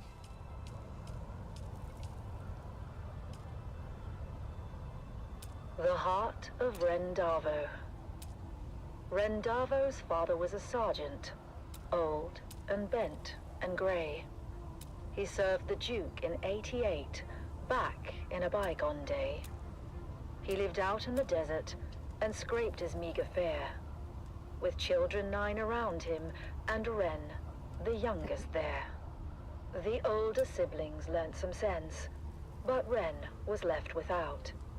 He was tall, but short on wisdom, and grew up broad and stout. Pious, cheerful, willing, yet he seldom did things right. God, that's expensive. What will become of you, poor boy? His father asked each night. And finally, Ren answered, a soldier, sword in hand. If all else fails, at least I can still die for Duke and land. Ren packed his bag and went to join the brave Atreides troop. Strong and fit, and healthy too, he was welcomed in the group. But when he had to master drills and learn the skills of war, the sergeant screamed and laughed and screamed still more. For when ordered to turn left, Ren would quickly turn to right, and told to shoulder arms. Instead, he charged with all his might. Rendavo's drills and troubles became a well-known tale. Even famous Duncan, Idaho, would smile at his travail. And when at last Ren's unit was ordered off to war, the officers debated, was he suited for that chore? But Ren just let them argue. He stood there, broad and straight. If with the others I can't go, I'll go alone. Just wait. He took his sword and backpack and marched out with the rest. At camp he was their servant, fulfilling each request. But when the battles raged, he was ordered to stand back. He didn't understand when to take cover or attack. Duncan, Idaho was on the run, Harkonnens in his tracks. Damn it. He passed Rendavo's unit, shouting, "Boys, you watch our backs. Don't let the devils through the gorge, or all of us are lost. Guard it until we regroup. Keep it safe at any cost." A small detachment, made up but of barely 20 men, got there in time to make their stand. Along with them came Ren. The Harkonnen fell on them hard, their lasguns raining death. And 7 brave Atreides men gave up their costly breath. The same disastrous fate would soon befall all those who'd stay. So when ordered to retreat, they all retreated straight away. All but one, who stayed to fight and charged the foes instead. Ren couldn't get the notion of flight through his stubborn head. He just stood there, broad and strong, and ready now to teach a lesson to each Harkonnen who came within his reach. At the choke point in the gully, they all each took a turn, but without lasgun cover. One by one, were forced to learn. They charged at Ren, but each who came was fought and bested all the same. None could beat him at this game, for Atreides' honor, house, and name. Duncan Idaho had rallied all the troops that still were hale. He shouted, "Hold out, my brave lad, we're coming, do not fail." He told all who would hear him, watch a true Atreides fight. Hurry, boys, come to his aid, he has saved us all tonight. Against that fearsome counterstrike, no Harkonnen could hold. They faltered, failed, and turned their backs, a rare sight to behold. Their faces pale, their weapons dropped behind them as they ran. And Duncan looked around and asked, "Where is that fearless man? He who held the gully until we could all return, that hero of the desert. His name I must needs learn." "He has fallen," said the sergeant, his head bowed down in shame. "He lies there dead upon the sand. Rendavo was his name." "I remember him," said Idaho, of Ren who'd seemed to rest, but for the blood that stained the shirt across his mighty chest. "That lasgun knew just where to strike, as plainly you can see," said Idaho to those around. "Yes, it knew more than we. It shunned his brow. 'Twas weak and poor, that much all of us knew. But found instead what better was his heart, forever true." The word spread quick among all those who had survived the fight, and every soldier did agree Duncan Idaho was right. Rendavo was no thinker, his mind slow, truth be told. His head, they said, was thick as wood, but his heart was made of gold.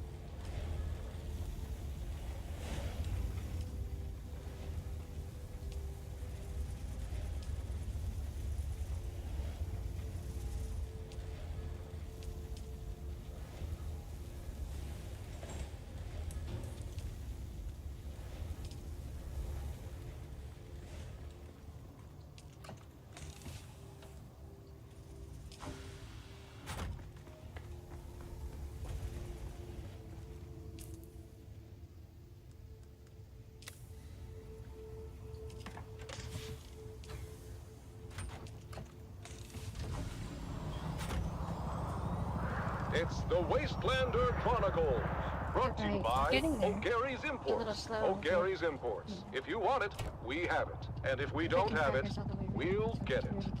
Join us now as we journey to the blistering sands of Arrakis, where we follow the adventures of the O'Gary clan, a pioneering family of salvage experts, as they scour war-torn battlefields and crash sites to discover their next great haul. Hey there, everyone! Welcome back to the Wastelander Chronicles. I'm your Badland Scout, Sally O'Gary, back with another wild adventure. After that scary encounter with the Masquerade, we got our hands on that super mysterious map. Dad was all over it, trying to figure out where it led. Normally, he would take it over to his Mentat friend at the Seleucid Bowl. I used to think Master Chin was scary when I was little. The way he got that faraway look in his eye when he did his computing. Master Chin would have taken one look, and before you got a word out, he'd have done a sector-by-sector comparison of the map with known topography. But in this case, Dad didn't want anyone knowing the secrets of the map before he did. I'll figure it out myself. Mom said he was being a paranoid old fool, but what should have taken 30 seconds took 2 days. And don't you know it, 2 days later, we found ourselves piling into Clovis, our 68th homeland master, and set a course for the Haga Basin.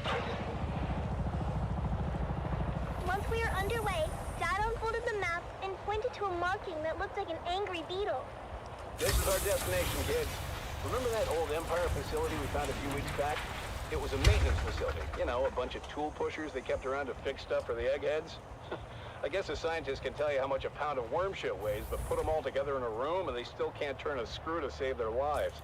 Anyhow, in the documentation we recovered, we found an inventory roll listing some of the other testing stations by number and field of study. Testing Station 29 studied plants, while 36 studied weather. Station 91, though, they studied bugs. Just like this ugly little sucker we're headed towards. Boy, was that journey rough. Mom said it was a bad time of year to be traveling, and the sandstorms were relentless. Visibility was almost nothing, and sometimes my little brother Koda and I had to get out and walk ahead of Clovis to make sure we didn't drive off a cliff. Eventually, we arrived at the sector indicated on the map, and we hid Clovis away, where she would be safe.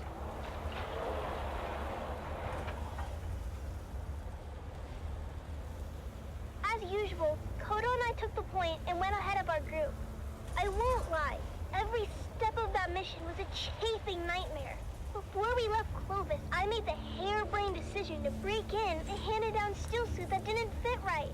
I was in rare form and fit for time when we finally came upon the massive portal in the rocks. By then, we'd been to enough of these old testing stations to know when we saw it.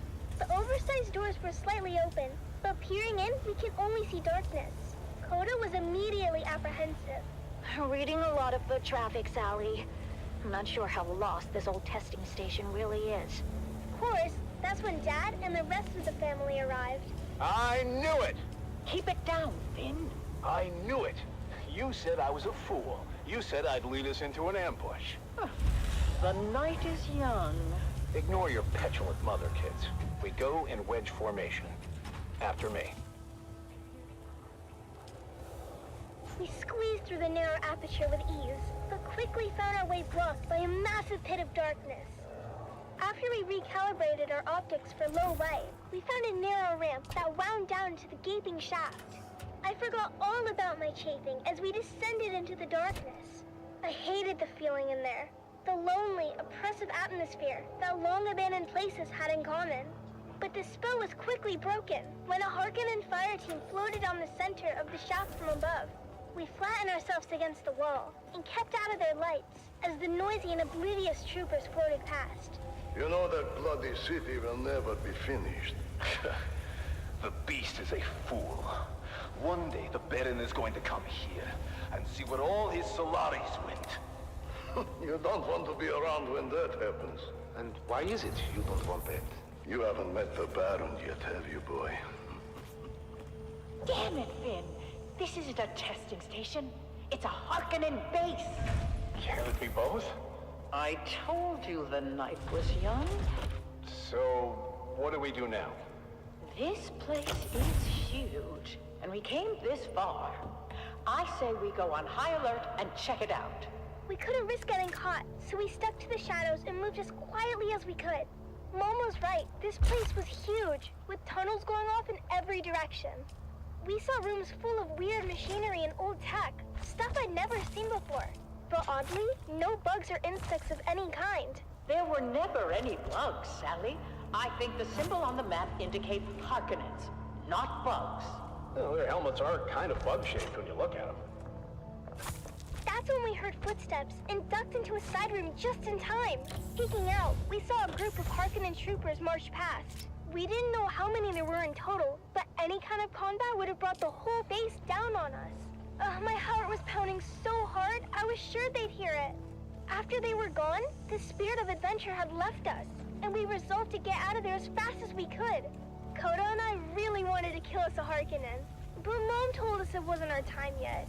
We'd get our chance one day. But boy was she wrong, as we came face to face with the Harkonnen captain at the top of the ramp. Our daggers were already in hand, as I went high and Coda went low. Eyes and thighs, we called it, as we practiced the move so many times. And that's how we killed our first Harkonnen. Coda took an ear for his collection and offered to help me start my own. But, ew, I told Coda no way. Once we made it back to Clovis, Dad sealed the hatch behind us as Mom brought her great engine to life. After we got back to Arakeen, Dad met his friend, Master Chim, and shared our findings. While we didn't score any decent salvage on the trip, Dad did receive a reward from the Atreides for providing them with actionable intelligence on the Harkonnen base. Apparently the location of that particular base had troubled them for a while. Last we heard, Gurney Halleck was on his way there with a heavy assault team. With that said, Atreides days are back at O'Gary's Imports. That's right, Sally. Discounts across the board if you serve the Duke and can prove it. Come find us on the Agora Concourse of the Grand Souk in Arakeen. Because at O'Gary's Imports, if you want it, we have it. And if we don't have it, we'll get it. Thanks, Dad. Until next time, this is your faithful Badland Scout, Sally O'Gary, signing off and reminding you to always check your six.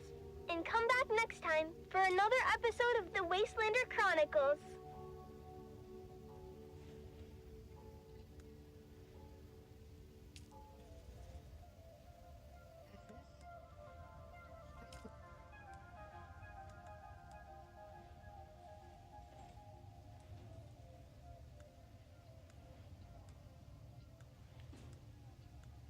Does the carrier order? Is it for people or just everybody's storage?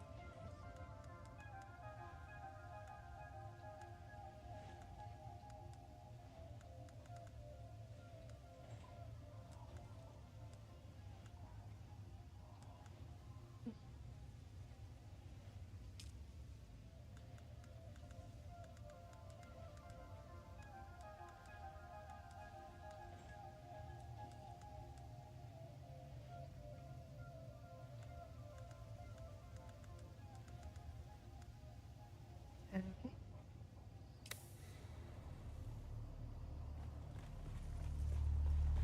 It's gonna be a while. We should get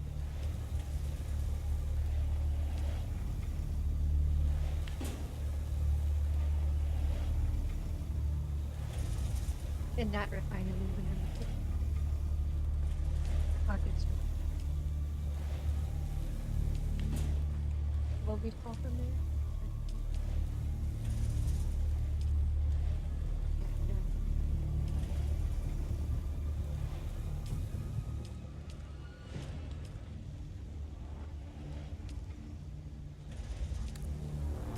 Here's the map.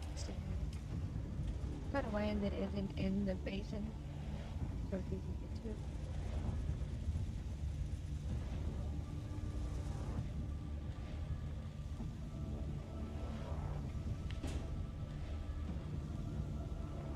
We've got it all for you today, from inspiring frontline stories to another exciting episode of everyone's favorite wandering swordsman. But first, let's kick things off with some sonorous sounds for your listening pleasure. You're listening to Vox Atreides, the voice of the Duke.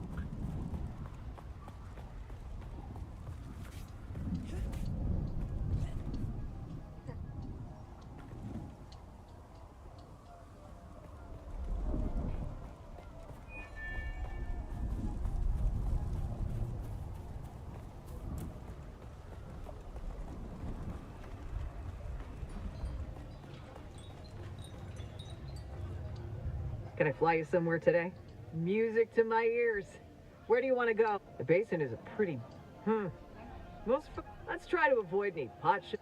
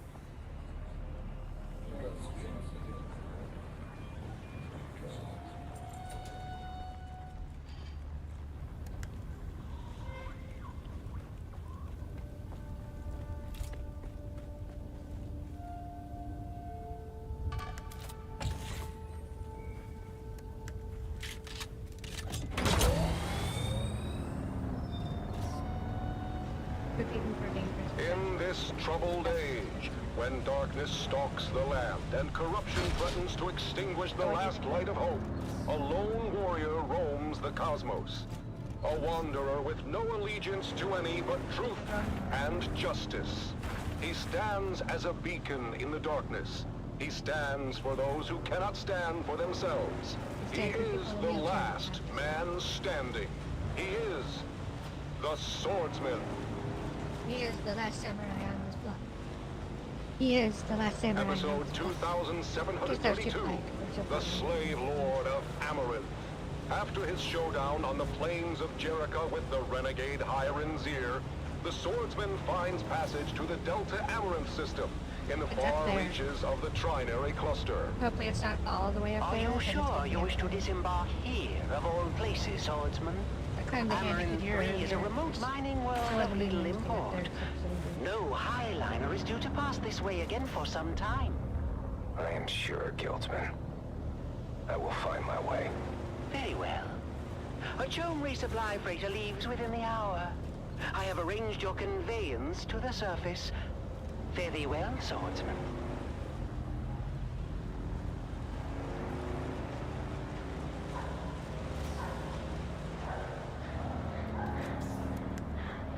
Oh, there, boy. You run as if the hounds of Hades were at your heels. Please, Lord, kill me. I beg of thee.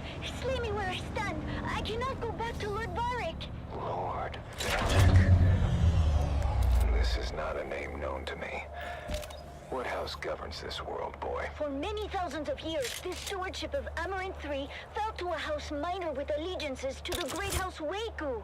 Waku is no more. Their systems were purged in the Third Coalsack War.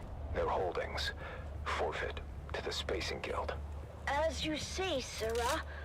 The boy speaks the truth, Lord. It's been 6 or so centuries now. The Guild has not assumed control? This world must be in a ledger somewhere. Well, the Highliner comes like clockwork. But we get supplied, and then they're gone again. To wherever Highliners go. We just figure they forgot about us. Then who is this Lord Varric? Born a slave like his father before him. The Variks took control when it became clear we were forgotten. A Mala, claiming lordship over other Mala. We must go, Sirrah. If Lord Varrik's men find you, I don't know what they'll do. Take me to the slave called Varrik. Justice will be served.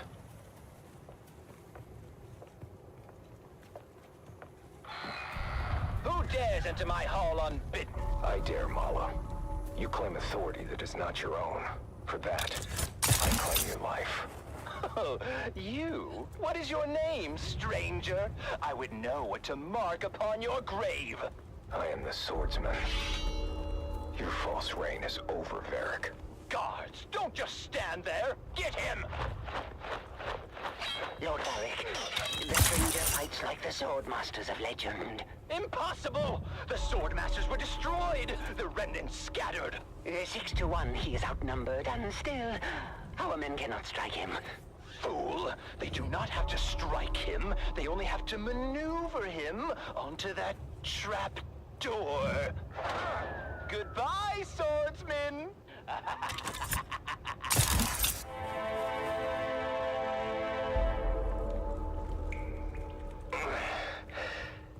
Save your breath, stranger. You took a brutal beating on the way down. Most do not survive the fall, as the bones in this dungeon attest. Dungeon. Below Lord Varrik's audience chamber, I am Rodrigo. He is no lord. Not in any legitimate sense. I'm not sure that's a distinction many here would appreciate. What else is a lord if not a title claimed by force? A lordship is an investiture governed by the Heritage Council in Section 437 through 441 of the Great Convention. Beast of It's rock, a covenant. perched on the shield wall with a menacing scowl. Always we're forbidden to climb, Sentinel. The ones Just who focus on the established the trials covenant. and come home safely, How they is say. it they claim their power? But I know if not by they're force? secretly proud How when we is it climb they high are on these legitimate shoulders and and a leave big our Varrik mark, is not? just as many have done before. You tire me, old I man. have made my mark, little brother. But I will go one at better least we agree and that leave this Varrik recording is for a you to big, find when your time comes to face the trials of Akal. You'll need your strength for what is ahead. Damn it, I oiled that hinge. Can he walk? Can you walk, stranger? Our last true governor had the unshakable fear that the people would rise against him and throw him down here. I helped to build this secret exit to ease his paranoia. Did it? Yes. Until House Waco fell. Then the people turned on him and threw him down here. But he escaped through a secret exit. No. He landed badly and died soon after. But we will escape from his secret exit. This is my daughter, Gina. She will lead us to safety. What about Varrik? As far as Varrik is concerned, you're already dead or dying. No one has ever come back from this place.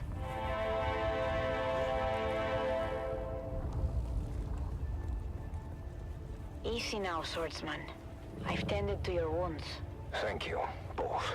My father was a draftsman in the Imperial Engineering Guild and helped to build this humble colony. Armor in 3 isn't much, stranger, but we are self-sustaining. And the Guild will remember us one day. We were doing just fine until Varrik's grandfather took over. Lord Varrik is just the latest in a long line of assholes. We have seen too many good men fall trying to stand against him. There are enough of you. Why not fight back together? The fear of death, I suppose. The land here is harsh. The work grueling. Without our men, our families would starve. Fear is a powerful chain, stranger. A chain we will break together.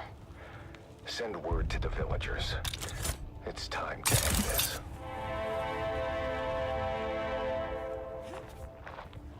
Colonists, you've lived in fear of Varrik's rule for too long. He is a vile pretender, and order must be restored. But how can we do this, stranger? We are not an army. Remember yourselves. You are Imperial peons, with all the rights and protections that station implies. But who will stand for us? We've been waiting on the Spacing Guild for over 300 years. I will stand for you, and you will stand for yourselves. But how? I will train you. After I have forged a new sword.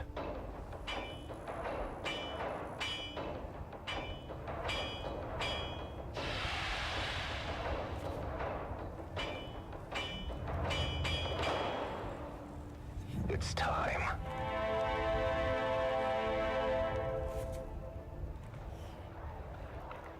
Today we break the chains of bondage. Today, we fight!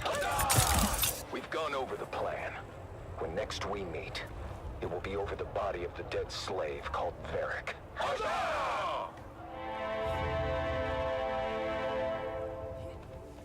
So then I told the farmer, if you cannot pay your proper tribute, perhaps your comely young daughter can pay it for you.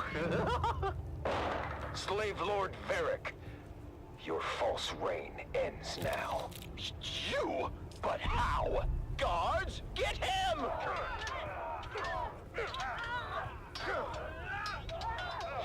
He has rallied all the peasants against us! They fight like demons. The stranger must have trained them. Face me, Varric. I will take care of the stranger myself.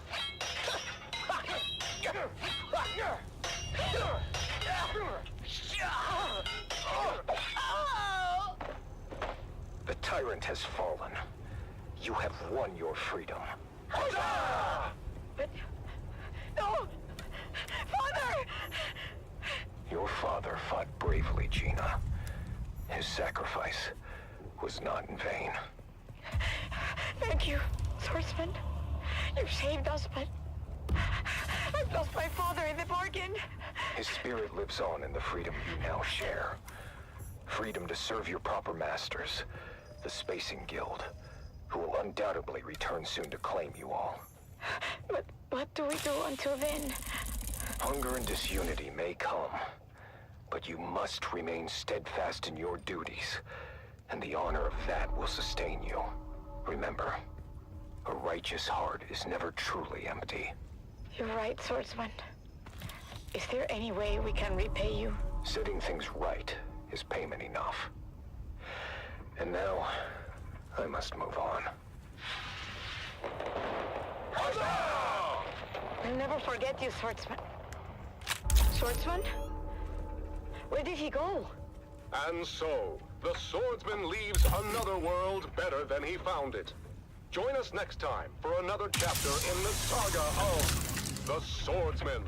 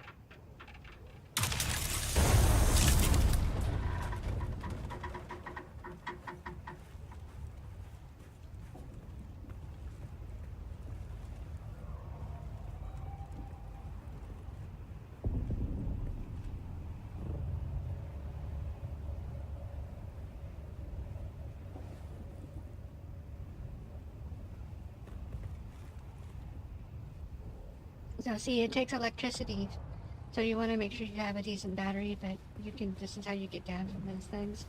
You just fall, land on a ledge, let it charge up, fall, land on another ledge. You can, if you're being smart about it, and this is like a hindsight thing, you can aim yourself towards like where you want to end up. Like, so we want Pilgrim's Rest or whatever. It's that down there. Where are we on the map?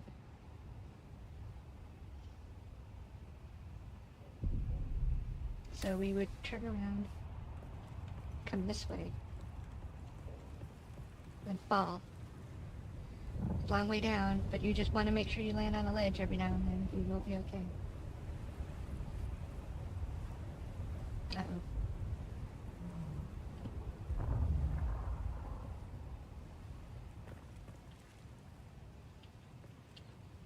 Because your main real worry about any of this, other than running out of a battery, is that you don't want the sun coming up when you're going. The warriors farewell. In twilight's glow, where shadows meet, a warrior stands on weary feet. His sword, once bright, now dulled with strife, reflects the toll of countless lives. Oh, fate, you've carved this path of pain through deserts vast, through blood and rain. Yet honor binds my heart tonight. For House Atreides, I still fight. That's who we're gonna join. Since I don't know when spacers are gonna show up, but we would probably be a spacer guild member if we could. Their names engraved in stars above. Their deeds. I'd prefer to be the legacy of love. If I don't have a guild, if I had a guild, it would be different. I take my leave.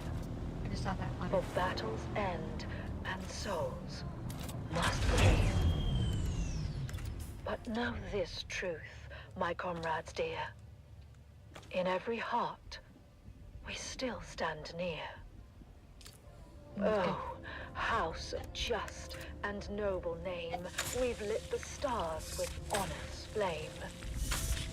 And though my journey's end is near, House Atreides, shed no tear. For in the halls where heroes rest, where valor shines, where hearts are blessed, we'll meet again in timeless peace. I think moving forward tomorrow and Friday and Saturday, we're not going to use the radio. Just giving me excuse that stuff. Because I get sucked into these and I just can't help it. I was listening to somebody else and he was talking about the same thing. They were doing a dual stream. And like they both quit talking. I think it's fine. But they're good. Oh, look at that. Imagine that. I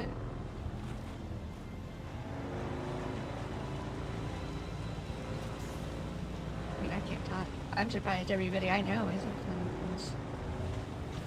Including my viewers that play survival games. Because this is going to be the survival game. Probably since Arc 2 is coming out this year. Pretty much a straight line. We don't normally go in front of this, so I think this is completely the wrong way, but whatever. We just want to get up to Pilgrim first.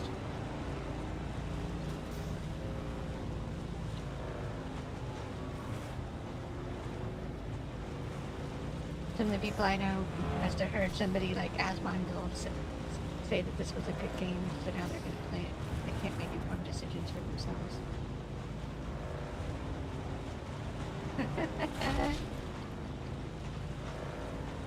I mean, how much can it follow a book when it's not about a book? It's a sandbox MMO. It's not going to follow the books or the movies. It's just loosely based off of it. It's lore. I can't, and some canon, but other than that, shit like that. Which is good, because if Sting was in it, I'd have a stream of rain and make more fun of it than I am right now. We might go longer, then I might break my rule. Usually it's Wastin Wednesday, and we get wasted. We're just not gonna let you tonight. Gonna make people go anyway. We'll stop at 8 and we'll start again for the Ornithopter stream because we didn't build the Ornithopter on camera because it matched so well that I didn't realize we need like 400 aluminum. I never miss the chance to let Smiley verbally abuse me. Here, let's just go. Let's move. I don't want to verbally abuse you anyway. Quit talking.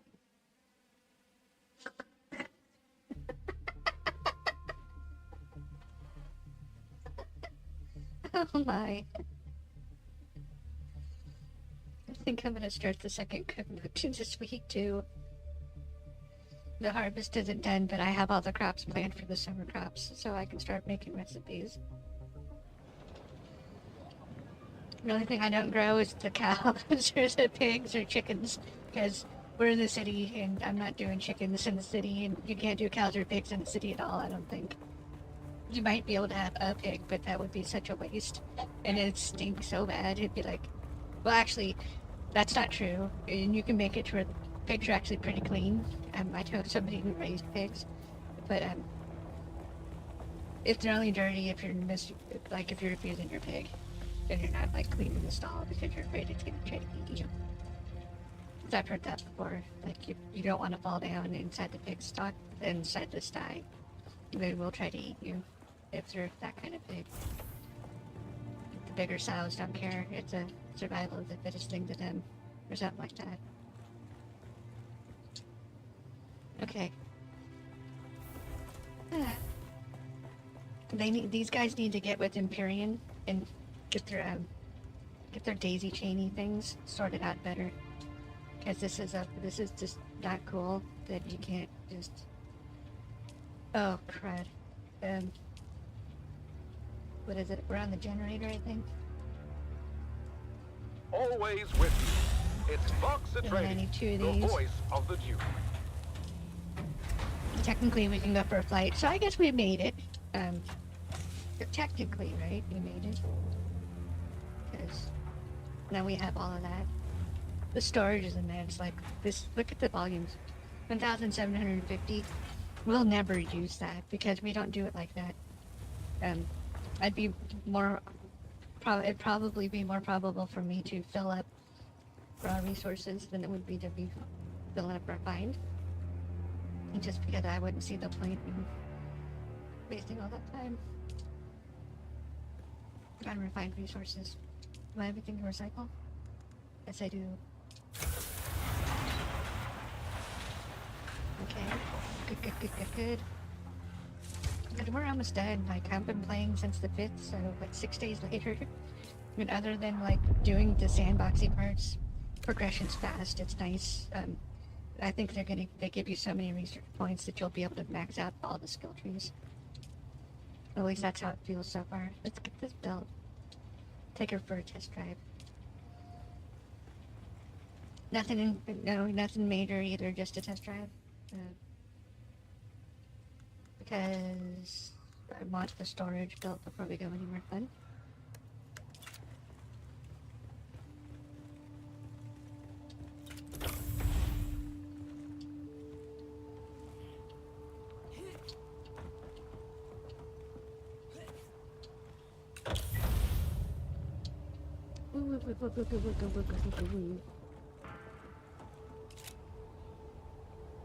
What? Oh no.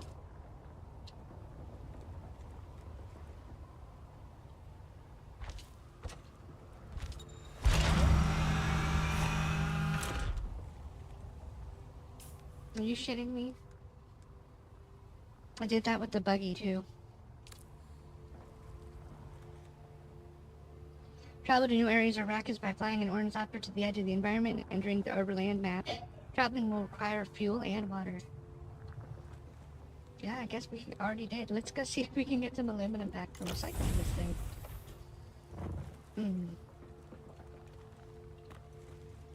The disappointment is for real. What is it that we're recycling?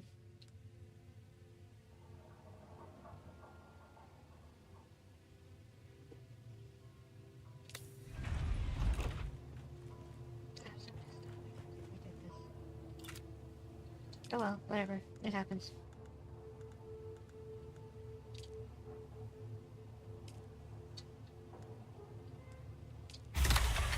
We just got particle cat back. I think that's not even cool.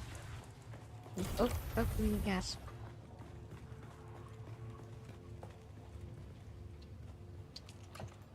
And I will take this, and this, and this. How many aluminum does it take for a Tootsie Pop?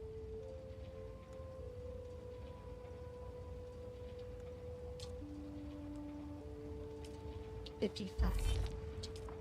Wait. Well, it'll be. We'll get it before. We'll get it eventually. Okay, that'll be fine. We'd have it right now if I wouldn't have wasted that. I should have sold that on the market in hindsight.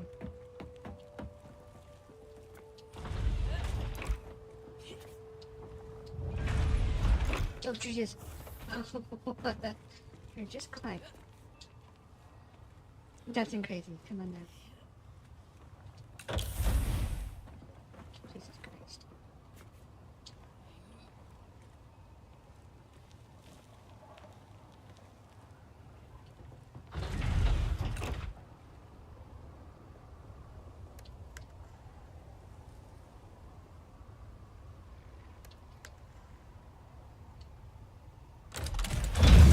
Another revealing episode of Through Their Eyes. First-hand accounts from the front lines. Presented by your host, Redondo Monroe. Today we find ourselves at the storied bastion known as Helios Gate. Redondo sits down for an exclusive interview with Captain Marcus Amstrad of the Fighting Fifth. Captain Amstrad, thank you for joining us today. We've heard first-hand accounts from soldiers like Sergeant Creel, who shared the brutal realities of life on the front lines. Can you tell us about the recent campaign in the Haga Basin, and what the strategic gains there mean for House Atreides? It is an honor to be here, Redondo. Our operations in the basin are ongoing, but critical to securing a crucial foothold in the region. This operation underscores the strength and resilience of our forces, and our unwavering commitment to justice and honor. Captain, while securing the Haga Basin is indeed significant, we've also heard about the heavy losses endured by our forces, Let me pray including the amongst illustrious the unit stars. known as Gurney's Own. Can you speak to the toll this so-called War of Assassins is taking on our troops and their families? Let's set her down. War is never without Or wait, what's Vulture do? But it is through these sacrifices don't that you we dare. uphold our values. Okay. Protect the future of House Atreides. So anyway, let's set her down. Our troopers understand the importance of their missions, and they complete them with honor and integrity. The Get morale out of our so we troopers can remains dance. strong, and their families can take pride in their courage and dedication.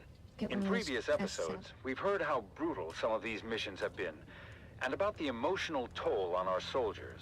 Sergeant Eric Thorne, for example, described the chaos and loss during the final days at Three Rock Station.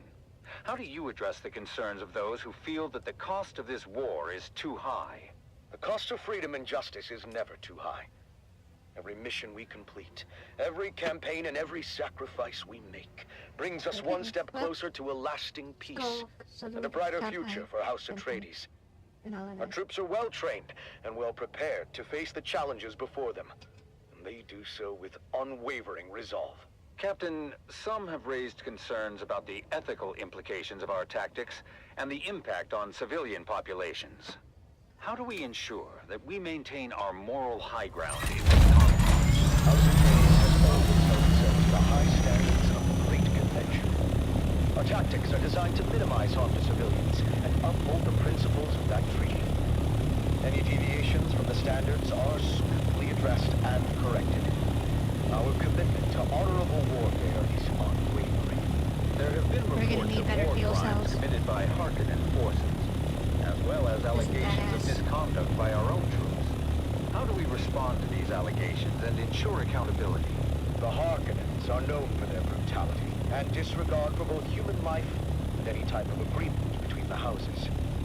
But we do not stoop to their level. Any allegations of misconduct by our troops are thoroughly investigated. Those found guilty are held accountable. However, it's important to remember that our forces are under immense pressure. Sarge, we're going down. We must focus on the big picture and the You will ultimate goal survive. of victory and justice. Captain, what message would you like to send to the families of our soldiers and the subjects of Don't House look Atreides down, who may be Ornithopter. struggling with the hardships of this Colin. conflict? To the families and Arnie, citizens the of House Ornithopter. Atreides. Don't look down, those aren't your brothers and sisters. Stand Trust me, I had nothing to proud. do with it. Your loved ones are fighting for a noble cause, and their sacrifices are not in vain. To all Time we Atreides, will all the emerge new. from this confrontation stronger and more united than ever. Trust in our leadership. Trust in I our was wanting to soldiers, fly, I never and trust tried in the to. principles that have guided us for generations. Together, we will prevail. Thank you, Captain Amstrad, for sharing your perspective with us today.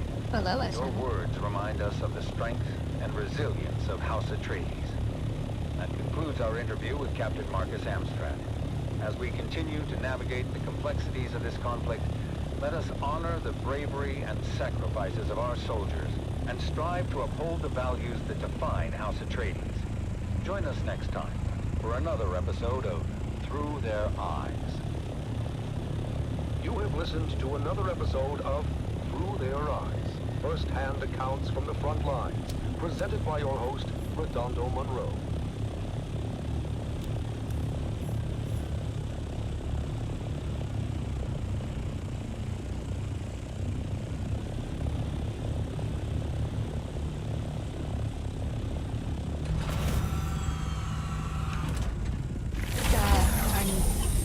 Arnie Ornithopter. Get out of our murder death machine. I mean, we could come in ninja style though, as far as that goes.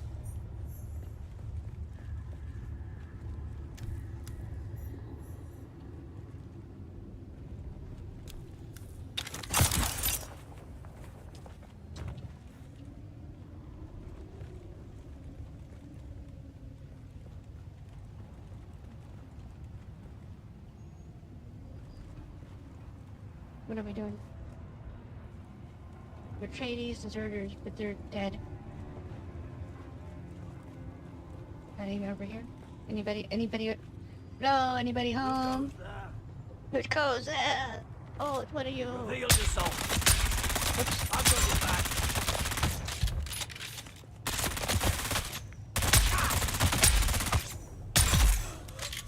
Trigger stinger. Oh. Whoops. No, I guess that works too.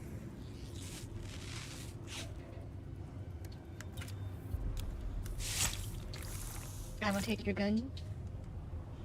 That's all I would take. That's it? Okay. Well, whatever.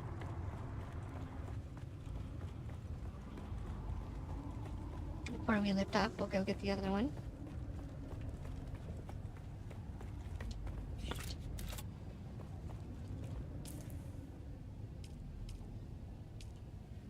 That's so funny.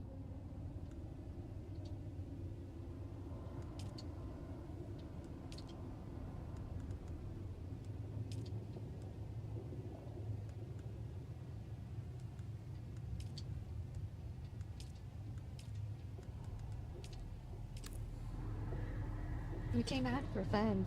Oh, that's a boss. Hold on. Rules.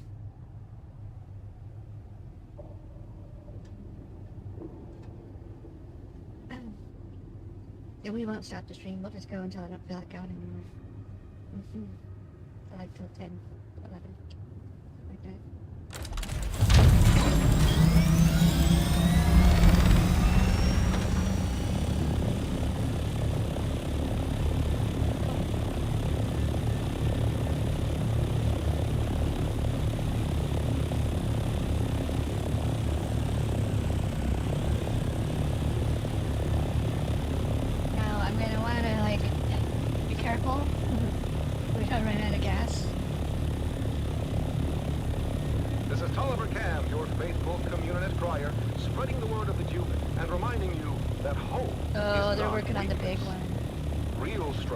Acknowledging that it's okay to strive for and even expect. Oh my God, so many. Day. We've got to approach every fresh sunrise as an opportunity to renew our bonds and strengthen our commitment to a brighter future. A future governed by hope and not fear. This is Tolliver Cam from the heart of Arakeen, guiding you through your day. View from a mountaintop. The song of the sea. Our faithful brother, that ever-present roar, companion to those dreamers of jagged peaks of long ago. Eyes towards the distant stars. Visions not of glory, but of light and hope across the darkest voids. Now, beneath an empty sky, our banners gloriously fly. Dreams fulfilled, lost. Light and hope consumed by darkness deeper than was known. And lost as well in desert, empty as can be. The song of that far away faraway sea.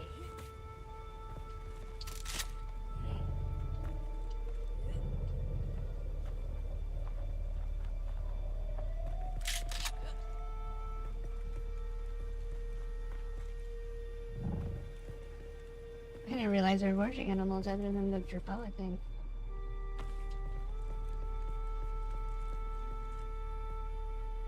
Well, here's hoping there's an easier way back up than the way we just went.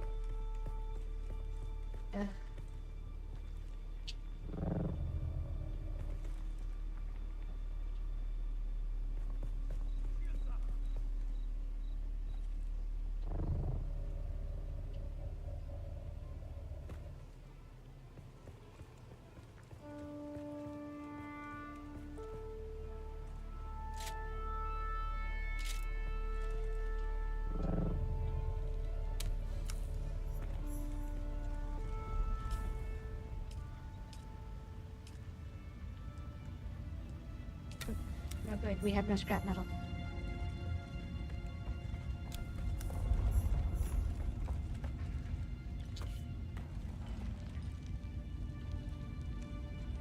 A coal coin. Ooh, we're rich.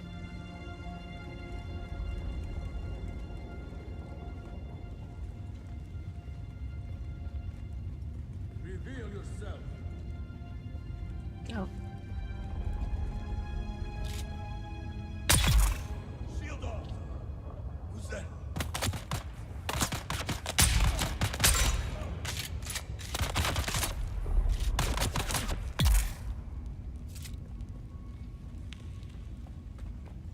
I'd appreciate it if it didn't aim so low. Shield up.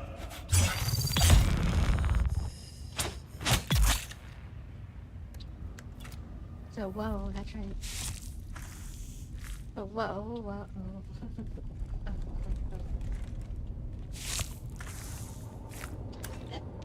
Take that. Then I'll take that. And I don't see any scrap metal, so we're going in. Guns blazing. Pew pew. Pew pew pew pew pew pew. All the ridiculous sounds I can make.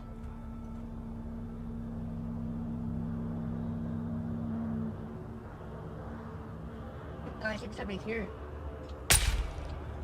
What?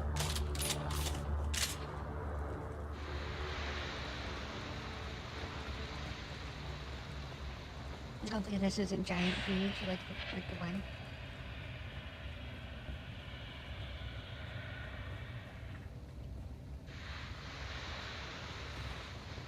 Like Sally says, check for 6. Welcome, honored guest. Dr. Natalia Manis here, head of testing station number 29. My fellow station leads are constantly reminding me of what a plum assignment this station is, located as it is in this deep graben, rich in shade and sheltered from the weather. 2 rarities here on all fronts.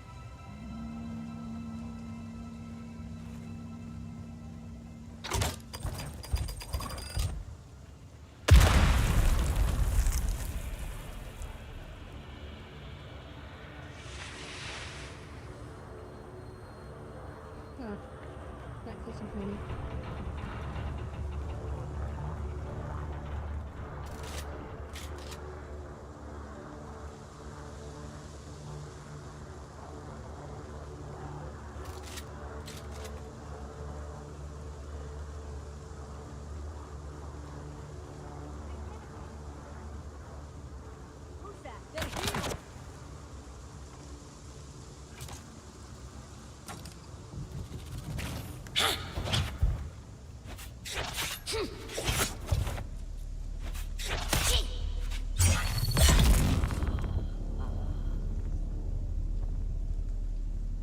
Better just chill down.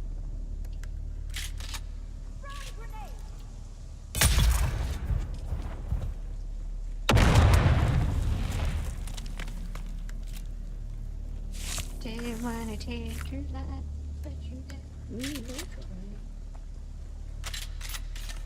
That's not how it goes, but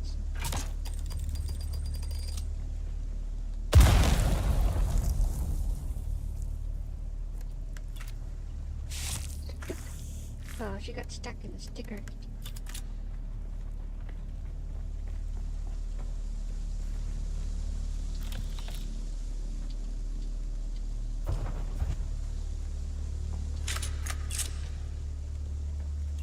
Now I wish you could just... Oh, you can. I had no idea you could just shoot them. Then I have ideas. Some evil ideas now. It's a lot of evils, I know, but that's how bad I feel it is.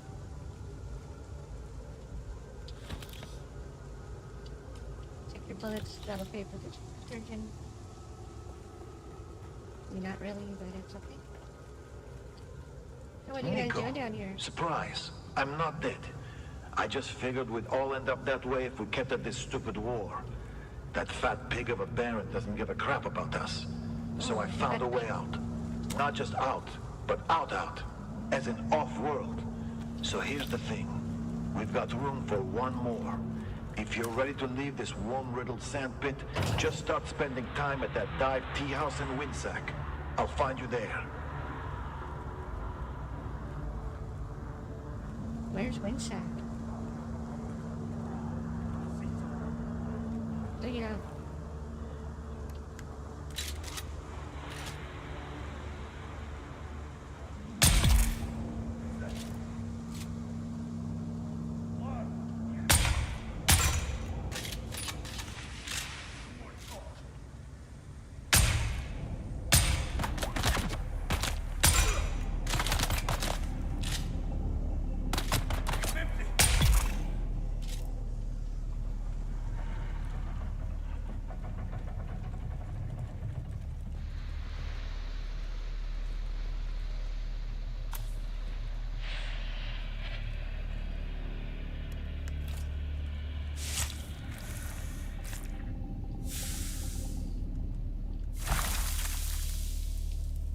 And now, the inaugural episode of a brand new series. It's The Young Guardians. Gather round, fair listeners, as we join our story on the eve of destiny for 3 young lives. 3 faithful aspirants to Duke Leto Atreides' fabled House Guard prepare for their final test at the War Gymnasium. A test that will challenge their training, their courage, and define their future as defenders of House Atreides. Our story begins on the Armatura Green at the Cala City campus of the Atreides War Gym. It is here where the finest young aspirants are honed into noble House troops. Shields up! Shields up! The honor of House Atreides rests on your shoulders! Defend yourself! You can't serve the Duke if you're dead! Among the recruits, 3 stand out. Taran, a farmer's son with unyielding determination. Lyra, a skilled sharpshooter born into poverty. Alright, that's not gonna get old. And Amon, a 5th-born Atreides cousin, striving to exceed the lofty expectations that come with his name. I won't let you down, Lyra. You've trained too hard to fail now. Keep your focus, Taran. We'll get through this together. Come on now. We've got a real chance to graduate top of class. But Taran, Lyra, and Amon are not the only ones vying for the top spot. Another group of cadets, led by the arrogant and cunning Aiden, has been their main competition and antagonists throughout their time at the War Gym. Well, if it isn't the Golden Boy and his peon patrol. Tell me, Amon, how does it feel to coast on your family name? Shut up, Aiden. He's earned his place just like everyone else. Oh, Lyra, you're still here? I guess your folks found someone else to mend the goats. Not worth it, Lyra. Focus on the test. We'll show them. As the aspirants ready themselves for graduation, only the final test stands in their way. A grueling 2-day endurance race to the summit of Diabetes. known as the Peak of Valor Challenge. Ancient tradition states that the aspirant team planting their flag atop the summit first remained top of class. Come on, keep it up. We're almost there. Just a little bit further. Watch out for that loose rock. As Taryn and team near the summit, Lyra's footing gives way, and she slides roughly to a ledge below. Painful. Go on without me. Yes, Plant go the on. bloody flag. Plant the bloody flag. Not happening, Lyra. Atreides leave no man behind. Hang on, Lyra. We're coming. Sounds like he's Greek. Meanwhile, Gross. Aiden and his group are hot on their heels and seize the opportunity to rush to the summit. Come on, you maggots. Dig deeper than you ever have before. We're almost there.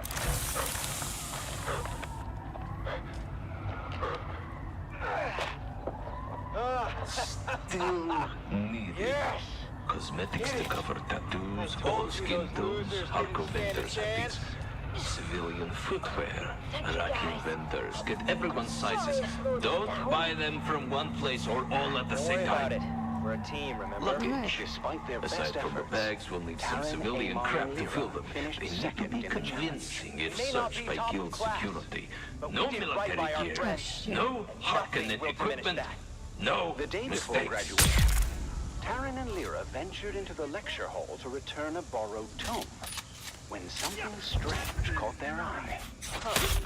That's strange. The light's on in the Commandant's office. Look, we just saw the Commandant on the green. Then, who's in there? Aiden, what are you doing here? None of your business, peons. I was just leaving anyway. But Taryn had noticed that Aiden slid something in her skirt. The Commandant's code book. What about it? Aiden just put it under his shirt. Sector Tell weather Amon. alert. A large sandstorm is approaching. Amon, you won't believe what Lyra and I just saw. Aiden is a thief. He stole the Commandant's code book from his office. My older brother quizzed me before. Uh-oh. I thought it was nonsense. Hopefully my at the Ornithopter time. isn't gonna He get was asking pummeled. about a possible Harkonnen infiltrator in our aspiring class. I thought he was just giving me a hard time, but... Yes, Aiden is the infiltrator. He must be. Then what are we going to do about it? Leave that to me.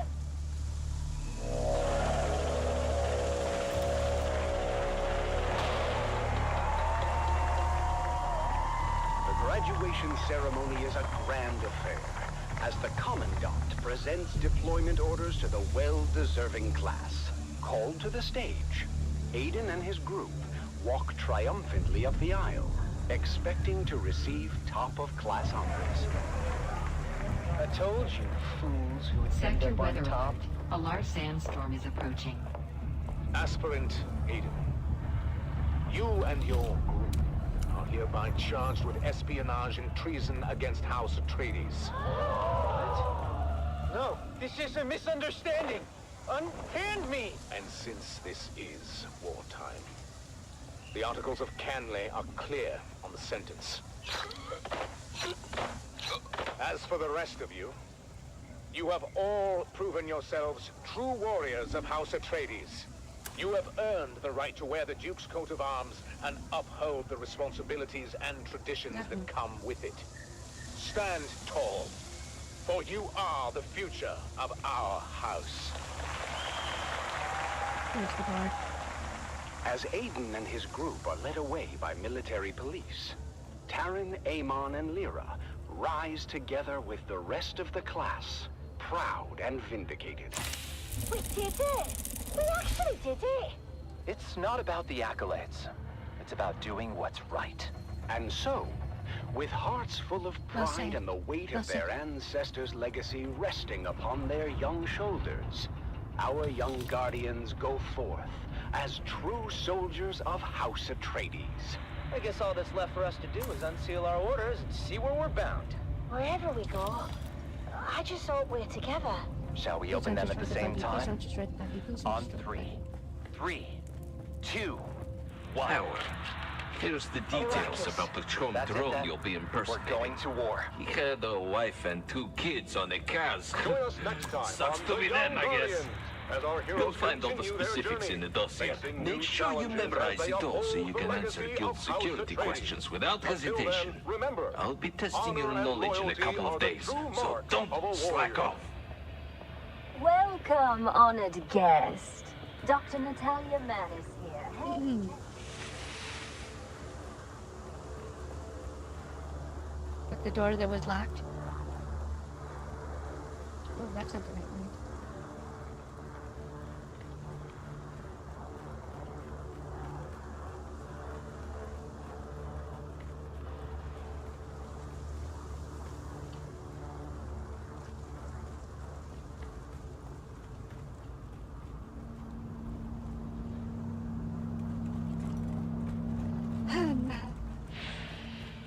Yep, that was upset.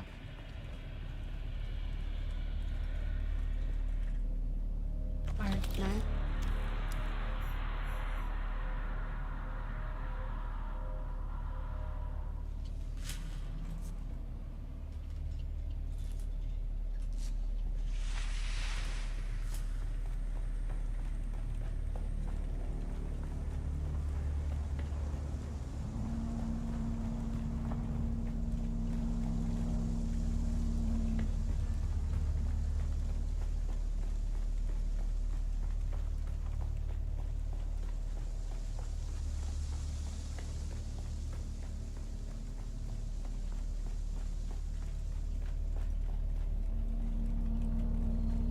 Welcome, honored guest. Dr. Natalia Manis here. Run over here. Trying to get out before they respawn.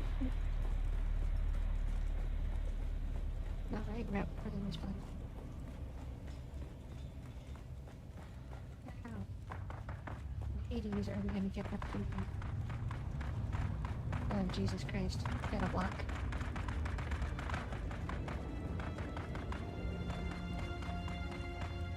Yeah, there definitely ain't no climbing, that's for sure.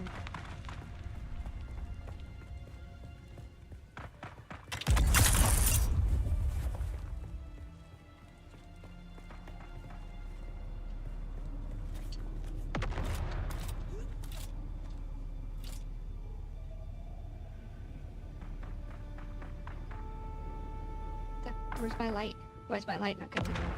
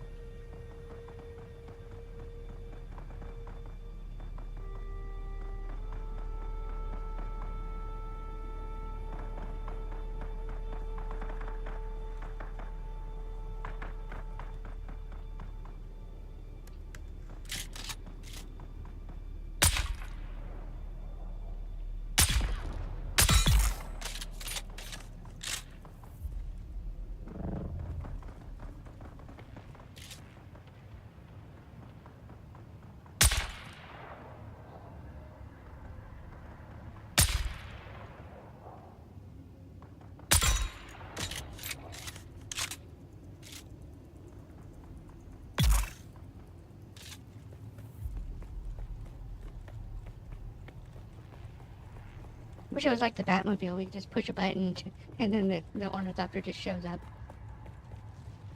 How nice would that be?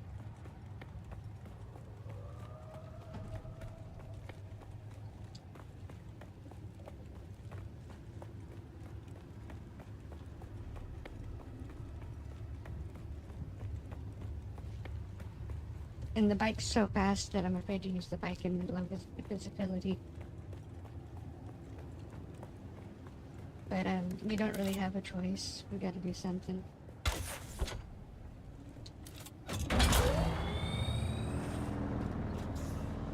I honestly wouldn't even walk if it were just me playing the by safety myself. of the city, where the sand shifts and ancient secrets hide beneath the dunes. Well, let me tell you, there's more out there than spice and sand. The Wastelander Chronicles takes us into the life of a scrappy young scavenger girl and her family as they brave war-torn battlefields, hunting salvage and other buried secrets. Stay tuned, because this is one tale you don't want to miss. It's the Wastelander Chronicle, brought to you by O'Gary's Imports. O'Gary's Imports. If you want it, we have it. And if we don't have it, we'll get it.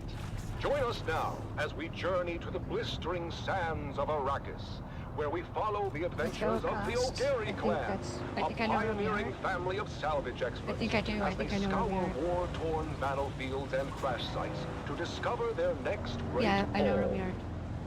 I think. So if we go right, we should be able to get out from here.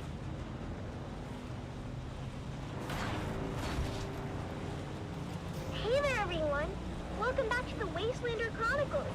I'm your Badlands Scout, Sally O'Gary, and I've got a crazy story for you. It's obviously don't It all fall started down. when my dad announced a surprise salvage mission. Wait a minute. Or is It was that just after where I thought we sunset. were?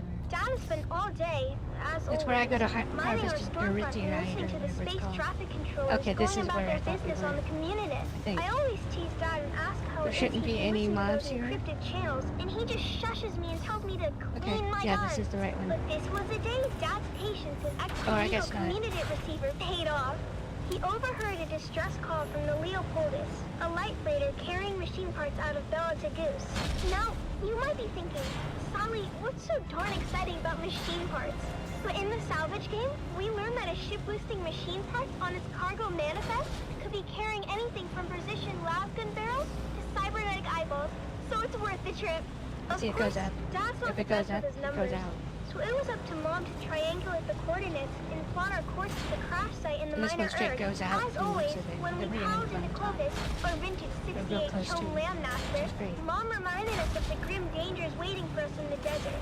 Bandits, slavers, cultists, and of course, the old man of the desert himself, the great sandworm. When we finally arrived at the sector our coordinates were within, we hid Clovis under a tarp and moved in on foot. As always, it was up to me and my little brother Coda to scout ahead and look for danger. Now, you might be thinking, Sally, that seems like a grown-up job. Why would you and your cute little brother be sent ahead to scout? The truth is, we rely on that cuteness to lull our enemies into a false sense of security. Then, we kill them real good. Coda can separate a man from his jewels in less than 2 seconds. I've seen him do it. But after a whole lot of dust and nothing, we finally came up upon the coordinates marked on our map. And what do you know? The crash ship was nowhere to be seen. Of course, Mom and Dad I guess we immediately went the set to wrong way. arguing about it while the rest of us fanned out. You're an idiot, Finn O'Gary. Don't you dare blame my calculations on this fiasco. I should have listened to my mother and entered the sisterhood. At least then, I'd be married off to a man of consequence. You wouldn't be married to anything but a mop and bucket. Instead of kids, you'd have hallways to clean. And you know those witches got a lot of hallways. What do you know about the Bene Gesserit? You don't even know how to add. I know one thing I'd like to subtract. Hey, Mom and Dad? Look what Phaedra and Bree just Whoa. While my parents were bickering, my big sisters, Phaedra and Bree, had uncovered a hatch in the ground beneath layers of flaming tree. It took some cutting, some prying, and a whole lot of cussing, but my dad finally got the hatch to open to reveal a ladder going down. Dad led the way, his glow cutting through the darkness as we descended for what seemed like an eternity. The smooth ladder shaft was marked with ancient warning signs in a language that Phaedra said was Proto-Galactic, whatever that means. Dad said it meant that the place at the bottom of the ladder was a part of the old empire. Finn Jr. said they were around a really long There's a time ramp. ago, Maybe and that's sent a their ramp. scientists all over the universe to Yeah, bury yeah, close quit down. shooting me. Dad said finding their old stuff is our family pastime. The fate of the O'Gary clan has always been tied to remnants of the old empire, whether it was back on Hagel or right here on Arrakis. Look at how we're drawn to one of their facilities without even knowing it was here. When we finally got to the bottom of the ladder, we found ourselves in a small antechamber. That's when check Mom the noticed map. a series of Where's my small, ornithopter? almost invisible switches along the wall. With a little bit of trial and error, we activated the mechanism. A screen flickered to life, displaying a map of the facility. Dad examined the map and explained that we were in an auxiliary substation built to support nearby old Empire ecolabs with technical matters. This was very exciting for Dad because it meant that there were even more testing stations out there just waiting for us to find them. But for now, we had this substation before us. Mom figured out where we were on the map. It seemed we had entered through an emergency escape tunnel, but when we tried the door leading back to the main area, it wouldn't open no matter what we tried. Dad began to despair, but Mom kept her head and found us another route back into the complex through a twisty utility duct. But there was a catch. The utility duct was incredibly narrow, too small for any grown-ups to fit through. This was my moment to shine. With a quick pep talk from my mom and a promise to be careful, I wriggled into the tight space, inching my way forward. The walls closed in around me, but in true O'Gary spirit, I kept my cool, determined to reach the other side. About 30 meters in, I felt a tug on the safety rope tied around my waist. All right. It had reached its limit. I couldn't get any further unless I disconnected it. Sally, you're at the end of the rope. You want to come back, hun? I can't turn around here. It's too tight. I'll have to disconnect and keep going.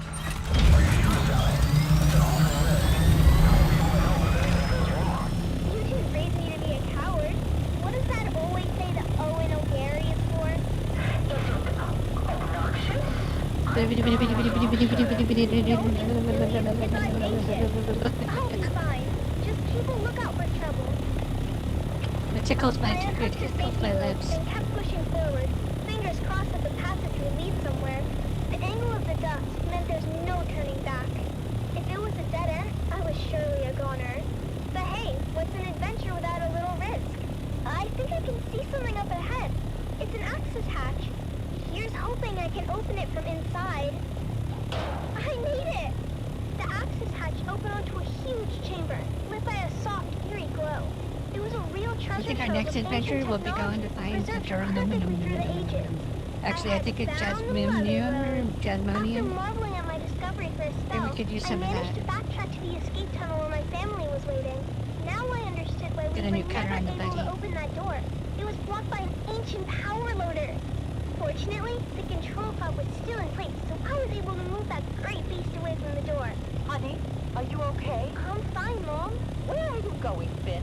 Our It's daughter cool. almost died, and you're more interested in salvage. She seems fine to me. More than fine, in fact. She's spectacular. Our daughter or the power loader? Can't we be excited for both? This is a VK5000 powered work loader. The last exosuit to come off the Van Holt assembly line before the company was split up into combined I like his Mercantile and the buildings. Full Space Shipping I Company. don't normally say that about other people who build. The predecessors to Chom and the Spacing Guild. After the excitement died down, we carefully extracted as much as we could carry, making sure to document everything for later study. It was our most successful expedition yet. And it's not tacky like the guys that been buying me Cataloging it's just and super cleaning our finds, like that. preparing them for sale. And that's where you come in, dear listeners.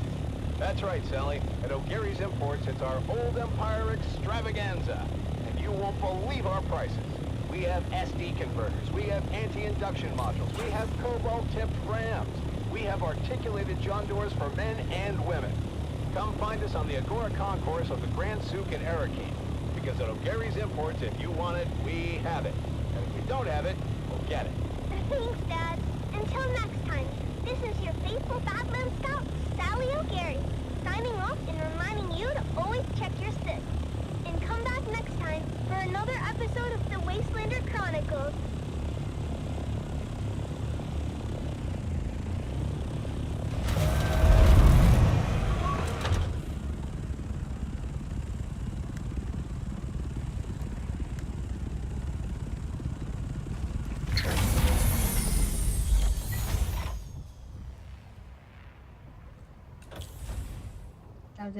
That was such a successful adventure.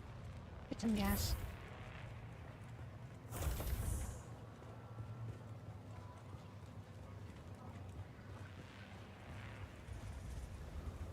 And we're gonna figure out how to find Arrakis for the tournament.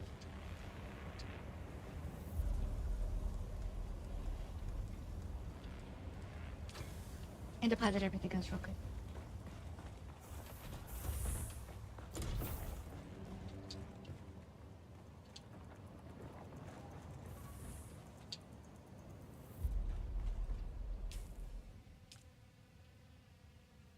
go and learn this. So we will totally be making that. People argue about how to do everything the best, and why not just do a little bit of both? I mean, what's the harm in it to do both?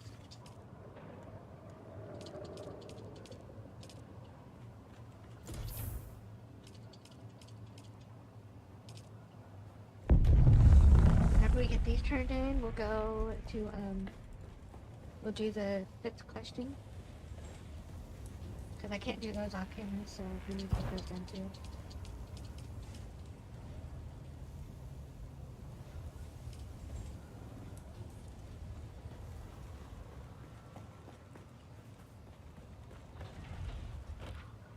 Yep, nope, we're gonna fast travel.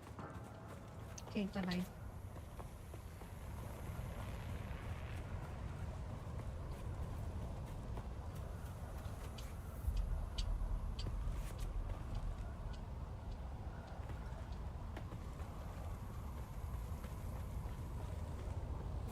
Just like we're gonna make a thruster with a scout ornithopter. And then we'll figure it out from there. Because if they can't bind or whatever, then the scanner is useless to it. Can I fly you somewhere today? Music to my ears. Where do you want to go? Atreides and their war levies. Look, I can get you there, but all right. I think we have to go to Harkonnen village too. I think we have to do both. It's a twofer.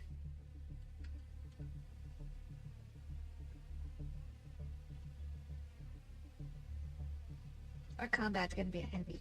The assault ornithopter.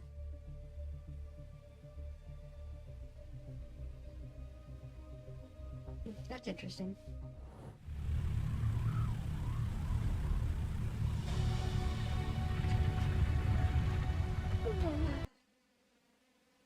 Uh-oh. Crashed. No, that figures. Then report to Funcom. Whoops.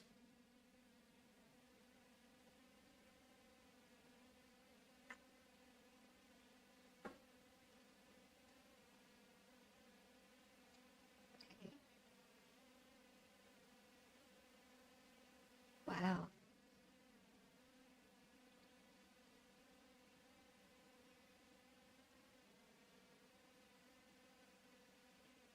Oh, the big blue patch dropped. I guess that was today. It's just off my day.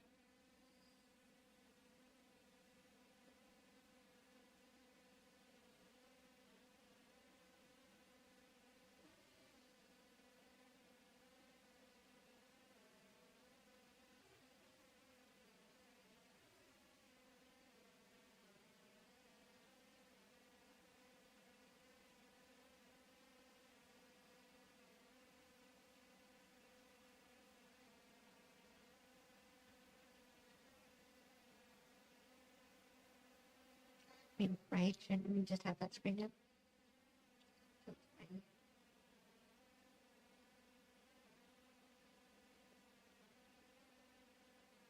Come on, Dune and June, hurry up.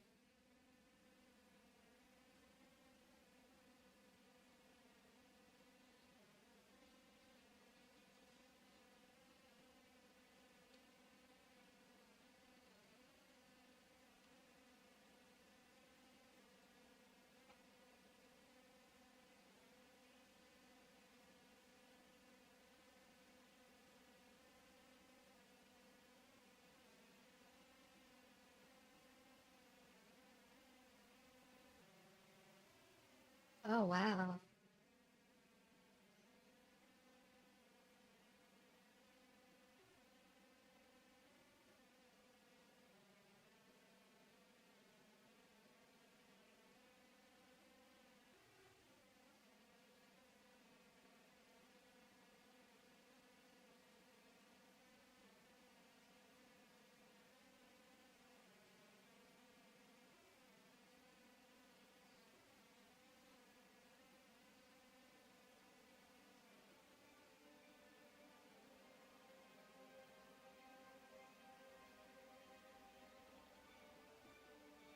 Now it's gonna check shaders.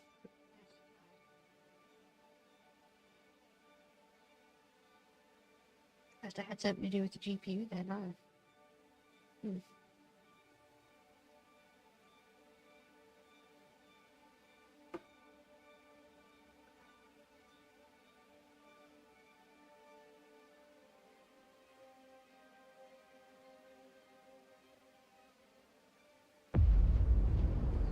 I dream of it, amongst the wild threads of history and the myriad of paths.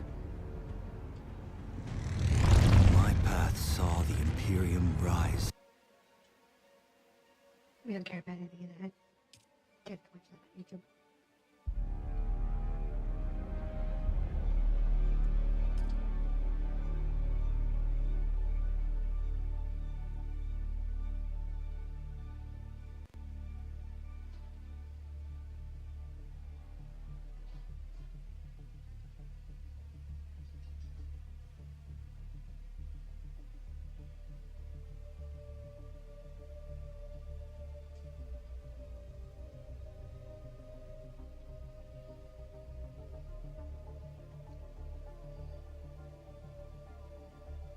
So your build can go 5 up and 5 out with those expando things.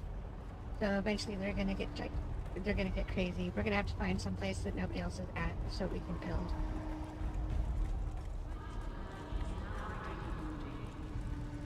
Or else we'll never be able to actually fully build up anything. See, he's in the bar. The bar is... That's not the bar, that's the bank. Is this one the bar? The Wonder Bar? Because I wonder which one is the bar. That's the auction house. Okay, that's it. Yeah. Right? Good call.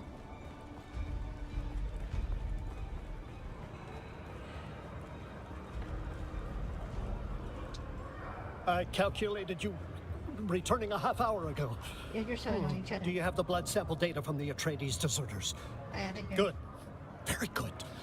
I will collate this soon. For now, you have earned more training. My mind is You will now learn the integrated communication methods. This Gestalt and function overlays data paths in your awareness. Okay. This will resolve complexities and masses of input from the Mentat Index catalog techniques, which you have already mastered. Excellent question. Our next lesson deals with this topic directly. Your initial problem will be breaking tensions arising from the diversion assembly of minutiae and data on specialized subjects. Be warned, without Mentat overlay integration, you can be immersed in the Babel problem. What's the Babel problem? It is the label we give the omnipresent dangers of achieving wrong combinations from accurate information. Are you ready? I'm ready. Then let's begin. Impressive.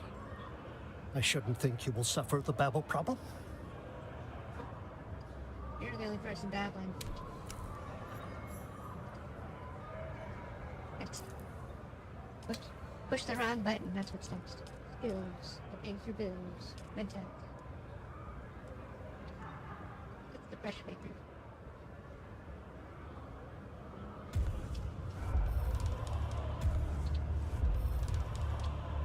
I don't care about any of that. We're literally just there for that part.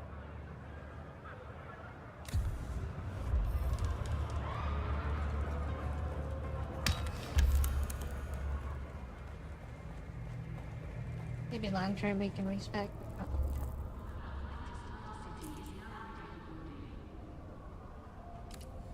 Let's go up top and talk to the soldier lady while we're here and get that one started.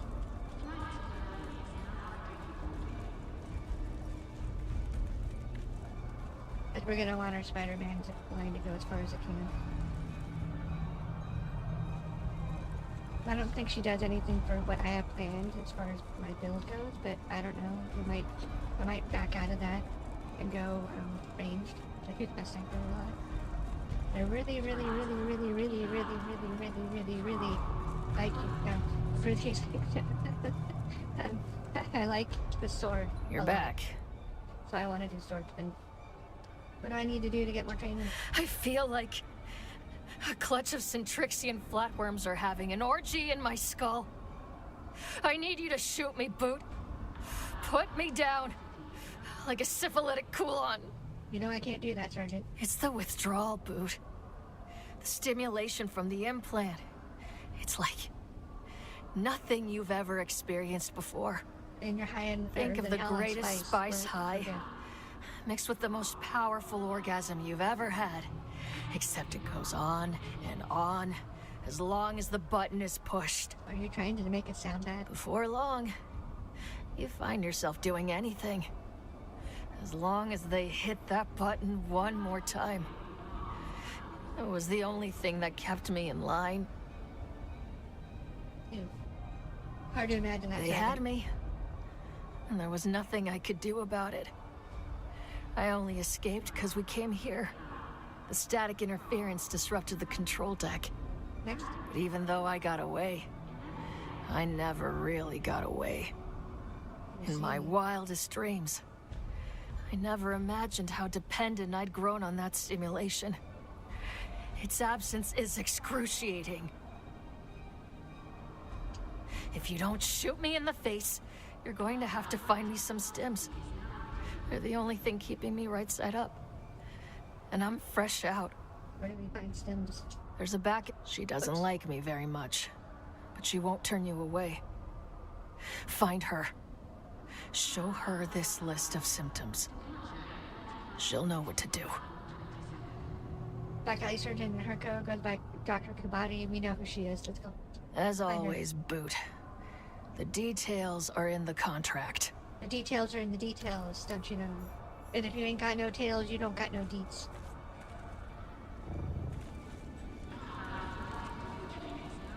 Is that the right way, or is that the right way?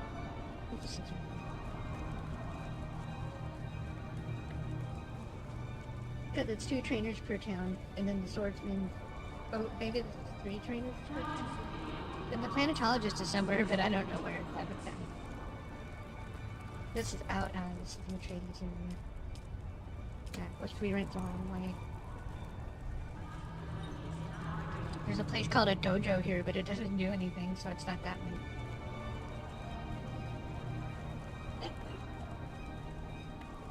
All these guys with their cloaks, they're like Superman. Whoosh! Up, up, and away! We should just turn on voice chat. And that way we just talk while we're streaming. Everybody can see what I'm talking about. Can I fly you somewhere today? I need to fly me somewhere. Music to my ears. Where do you want to go? A town full of Sith Lords. Well, the Harkonnens love their docking fees, so that's going to cost a little extra. We can afford it. Come on, let's go. All right. Thopter's on the roof. Let's get out of here.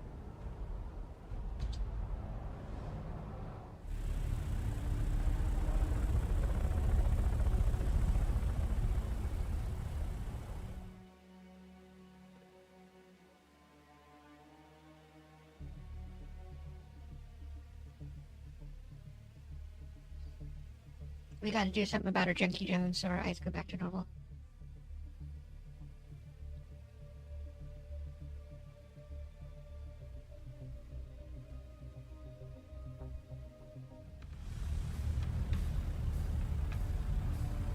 As we land in the evil village of Sith Lords, Harko Village. Hold on, what's that? Set that up, I don't care, I think that'll be funny. Where's push to talk?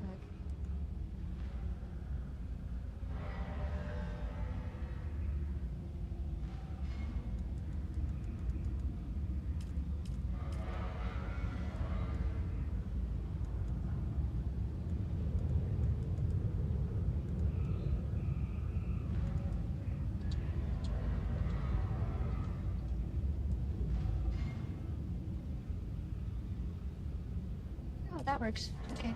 Oops.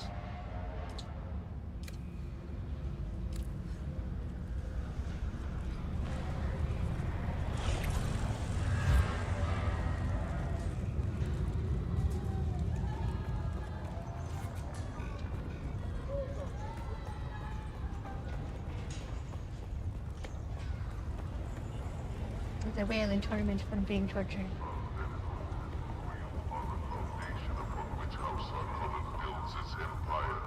Together we shall conquer all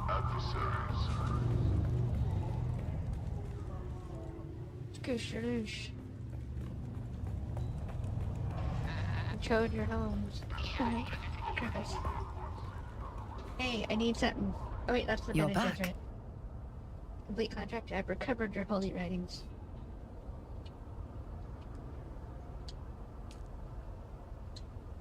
I'll be the judge of that. Let's see what you found.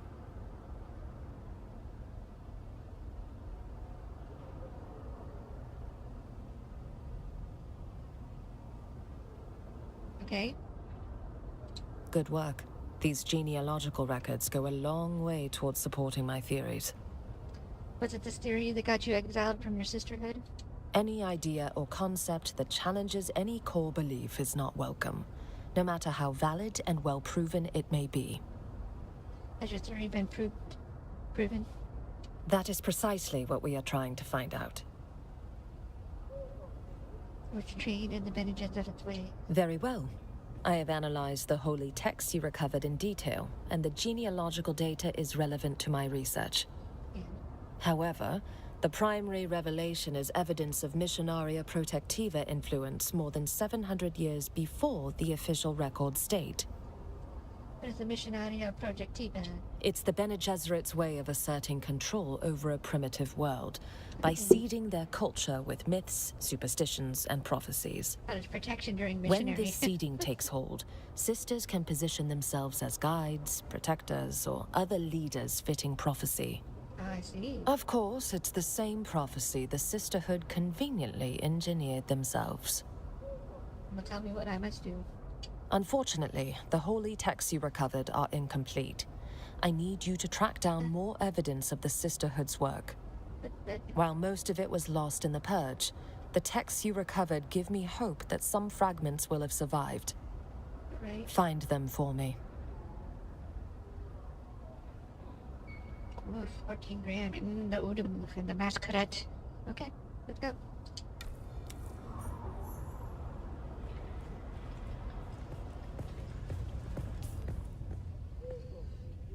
And she's back towards the beginning.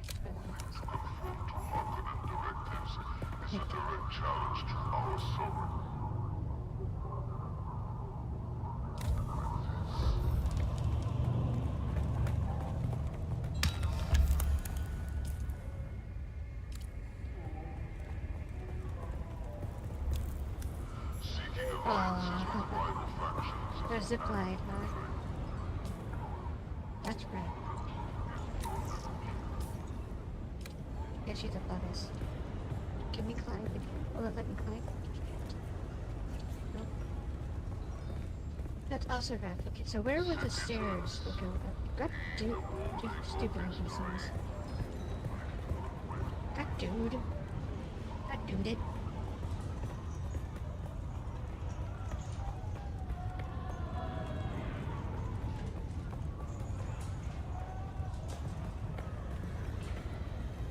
He's a tough cookie to crumble. I mean, to get to. In the shifting sands of uncertainty, House Harkonnen stands firm as the bedrock of stability. Here it is.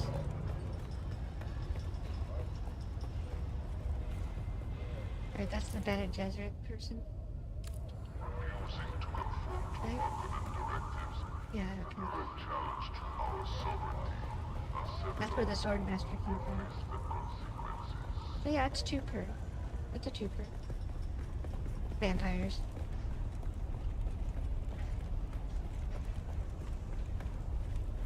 That's not you. Seeking alliances There with she rival is. factions is an act. I need drugs. All your drugs. Welcome, stranger. If you come seeking treatment, I have all manner of locally sourced natural remedies for whatever ails you. Cutterbug sent me. She's in a bad mood. Kara sent you. Well then, you can turn around and piss right off to whatever hole she found you in. Her name is shit around here. What did she do to you? None of your bloody business. What's the matter with her now? Never let us She must be suffering terribly. If I were you, I would go quickly and find someone who gives a shit. I believe they're sworn an oath to provide care when called upon. Look, even if I wanted to help her, which I don't, I haven't been able to get medical supplies in weeks. What if I could get your spies flowing again? Tell you what, if you can fix my medical supply issue, I'll help Sergeant Volk, as much as it pisses me off to do so. I'll do it. Talk to Anushka Hanova. She'll point you in the right direction. Oh, time to go see Babushka again. Goodbye. Find the suck doctor in Harko.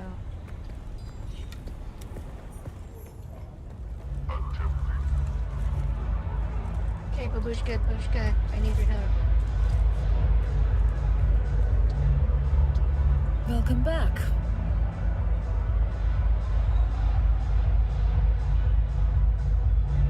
What happened to the The same thing that happens to any poor savages that don't submit to the Imperial yoke. My world had its own primitives that suffered the same fate. The ones who adapt survive. The Fremen had no chance against the Sardaukar. I guess I'd like a Kriana brandy with a seated twist. That's a special drink. Fresh cedric juice is hard to come by on Arrakis. I'll have a spiced beer. Is there anything else with that? Dr. Kabari said she hadn't received a shipment of minutes and weeks. That you need something. It's not my fault.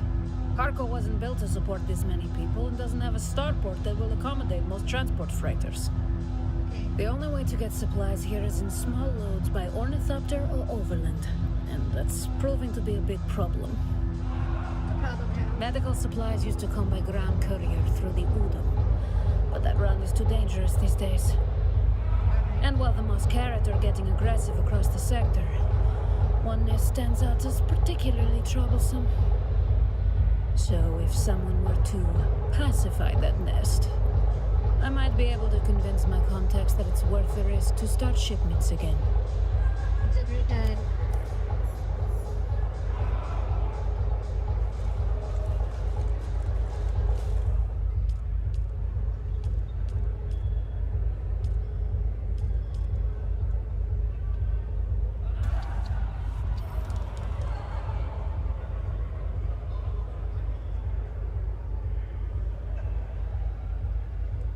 We might want like this, but that's enough on that. And then we want like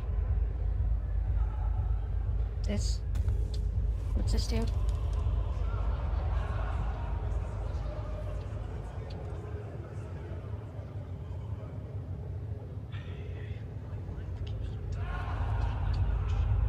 And this.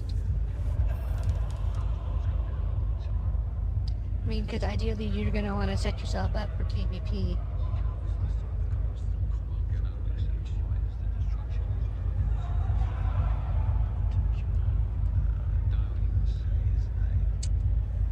Okay, we'll start with that. That's annoying. Oh, I forgot. Turn.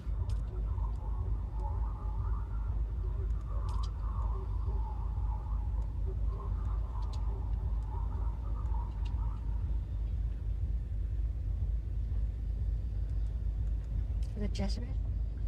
No.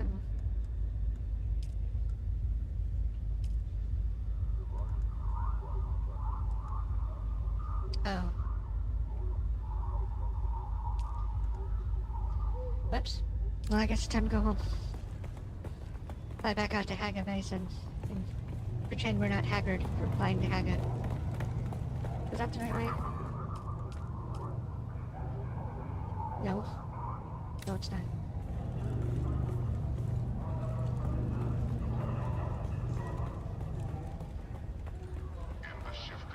Dooba dooba doo.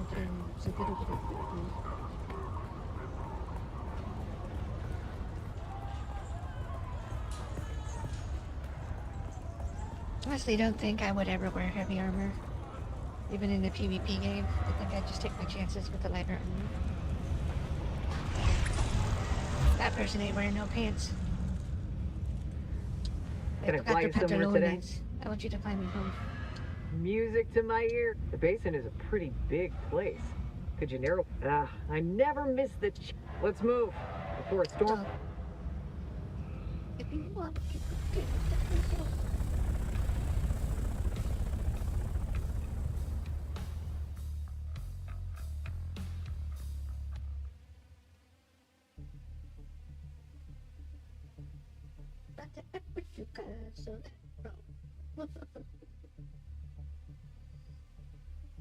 Blaze guns are slow to fire, difficult to aim, but extremely powerful.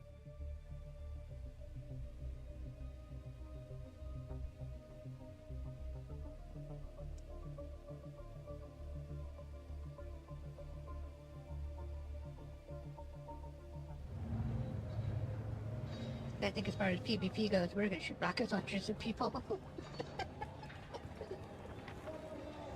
I thought she was gonna spray red paste everywhere.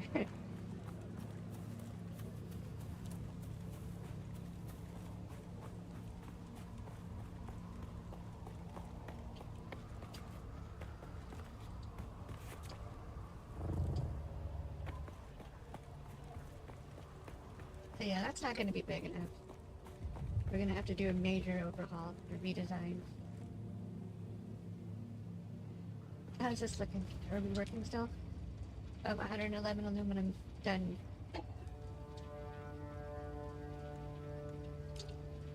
Oh, and like 47 more aluminum because we have like 2 instead.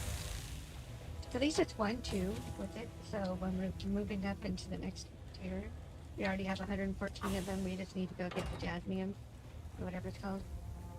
Jasmonium, jazz something.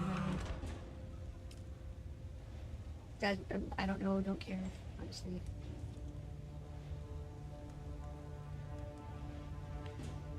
Oh, I made one of these already. That's my compactor.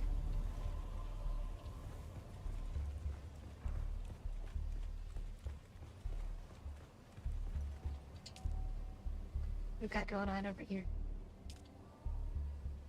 Poison Mist, favorite sword in the game so far. We're not ever gonna use that. Burst drill shot as a shotgun. If we ever build one, we'll sell it. Same with the shredder. We're not using shotguns unless it makes me.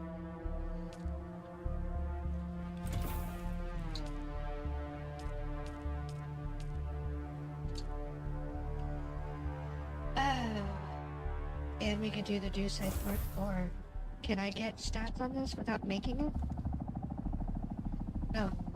14.1, 3.6. 3.5, 2.2, so of course.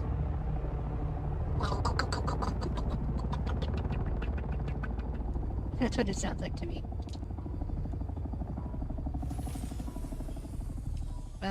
We'll never we're not building another Dew or blood extractor. Okay, so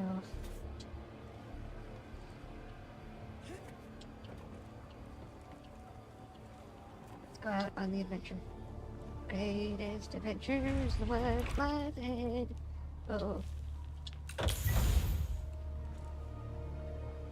I wish we could take the door off the hatch and just have a hatch. Oh, no, I forgot. Thrusters. I mean, duh. We want to go fast. We want to zoom, and a boom, right? Put and put, because we're not going to be scanning anytime soon. So now I don't remember if we made the storage module or not. Let's go back up there, because I just brought that up. But we'll get up top on the way. We'll just do this.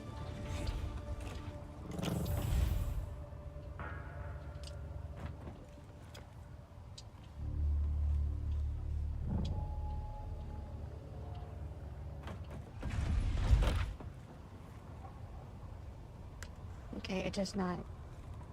It doesn't need storage. Let's see how big the storage is before we open our map and save it.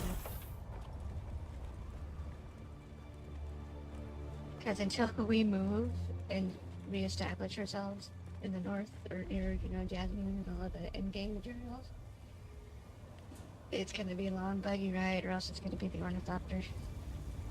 And what might happen, depending on where that ore comes from, is it might be a fast travel to Atreides or Harkonnen, depending however that works. And then going from there like that. We'll figure that out as soon as I get inside the Ornithopter.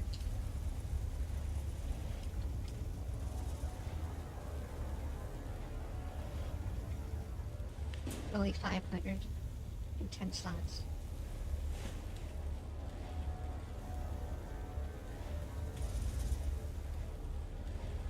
Compared to like 2,000, I think.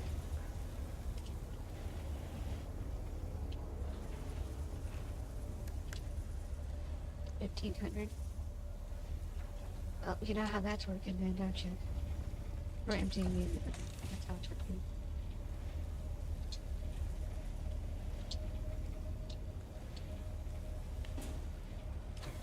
Aluminium. Hey, aluminium we'll produce tonight. We have to say it wrong, even though it doesn't have an I right there to make it aluminium.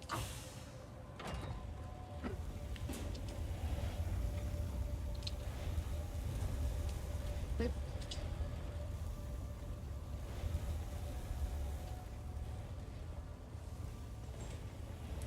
so yeah, thrusters. We'll just really regret it, honestly, and what we'll be doing probably tomorrow off camera is setting up a very, very basic area. We'll bring most stuff down here to refine it for building up the fabricator or what have you. Until we're into that tier, we will establish water up in the north and stuff. Because I'm sure not making a bunch of those water bottles just to drag around water. That sounds ridiculous. And then what we'll do is we'll refine in both areas at the same time for a little while to make things go faster. But then eventually we'll basically move this off where this is nothing but cosmetic in my light ornithopter. It's like all of this will disappear. Except for maybe the water cisterns and the blood purifiers, but anything else that passively gets water will move up to the new section. And then eventually the blood purifier will go, but the turbines will stay because they have enough electricity to power multiple at the blood things. And we're next to a place where there's 6 of the guys, or 8 of the guys. So we'll just drag back 2 every now and then, slap them on the thing, and go about our business. So there's constantly water being produced here.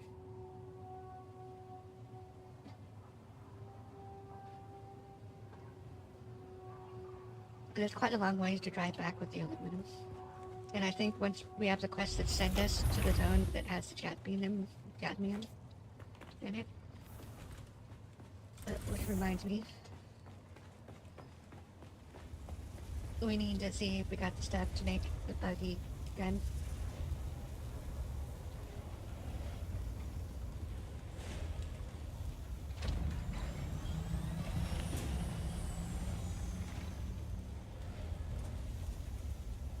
It's still aluminum at Mark 4, so we need to do Mark 5.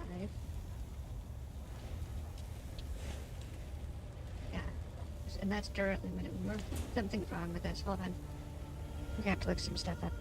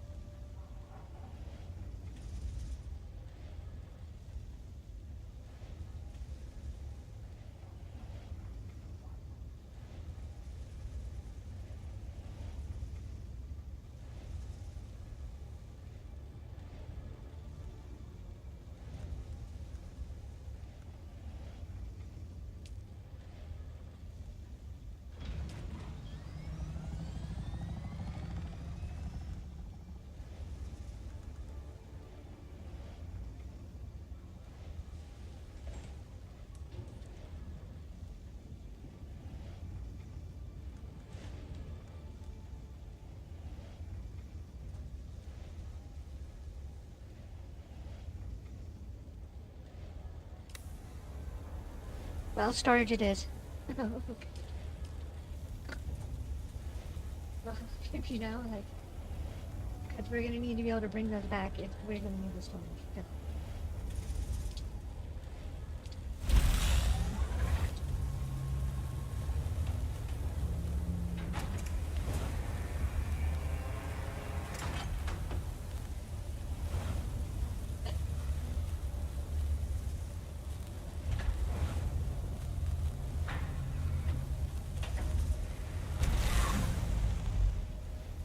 That is our cutter video.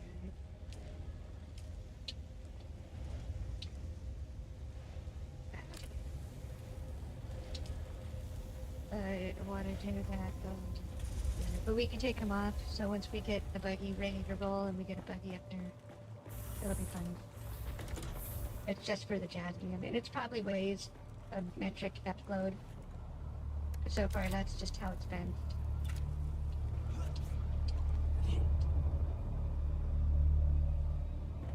It's probably a guy with the big penis-shaped building that's flying around.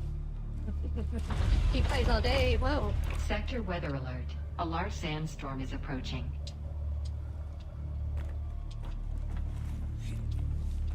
It's such a classic tower. Honestly, I don't care what anybody says. They're just not exactly appropriately shaped. Especially if it's like a French one. They're really not appropriately shaped.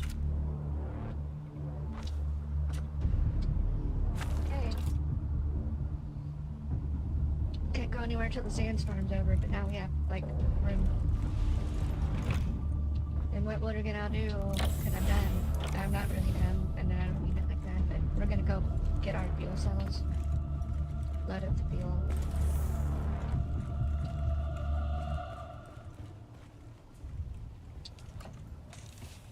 Like all of the fuel. Oops, that's not fuel, that's good. Michael Jackson was. How's that clip? Oh wait, no, that's an O.J. Simpson. Like, how's that clip will fit my hand? That was something way back then, I swear. Stop making those because they're garbage. The clip size is too small. The amount of damage that they do is about the same. It's like... Sector weather alert. A large sandstorm is approaching. Yep, and we're gonna go watch it from the viewing room. We got the windows down. We can actually watch this stuff. See? Where did that go? How did we fix that again? Yeah. Well, whatever.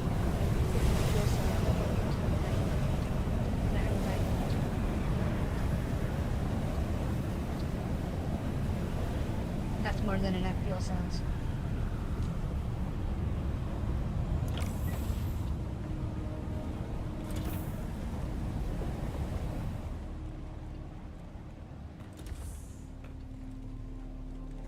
We're gonna keep one on us and the other one's coming.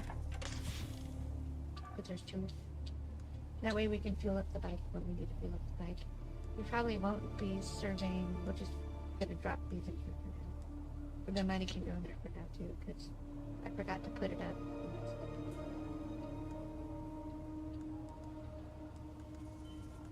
Oh, right, that's for that crap.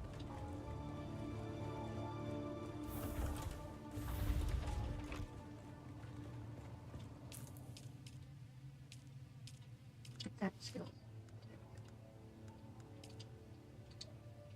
It's not Mintaster, it's not that meter, it's one of these. I lost it now.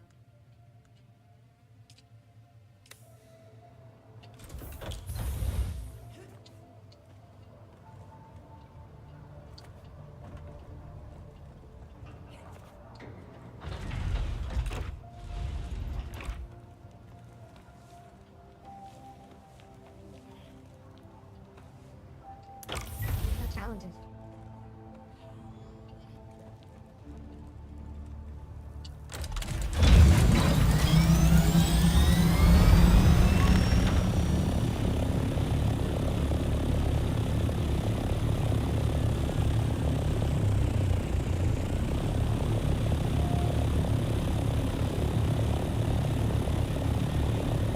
we gotta go, that's where we're going.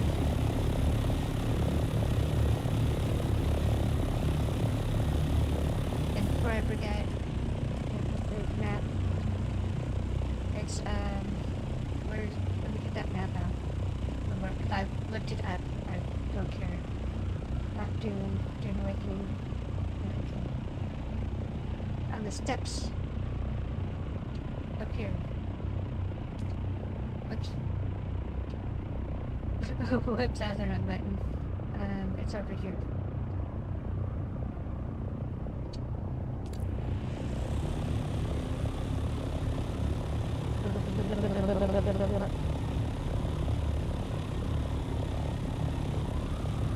Oh, you know what? You know what that is? That's Pinnacle Station. Look at all the people. And all the steeple peoples. Like, there's people everywhere. Yeah, we're moving. Yeah, we're moving. We'll keep the little one, but we're gonna definitely move at this point.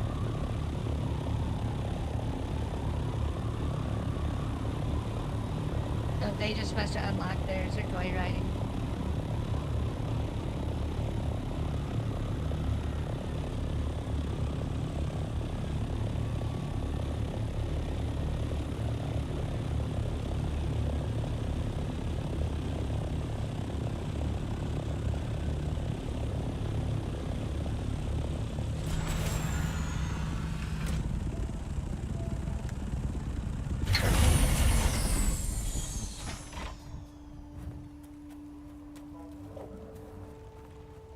No, it's not straight, but whatever, who cares?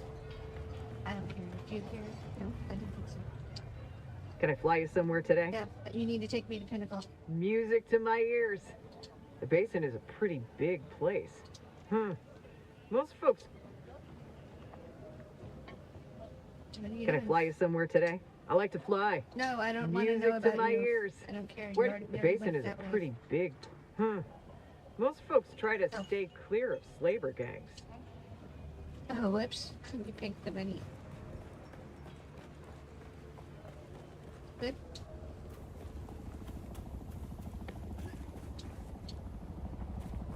Oh, they got a new one. They got the assault craft.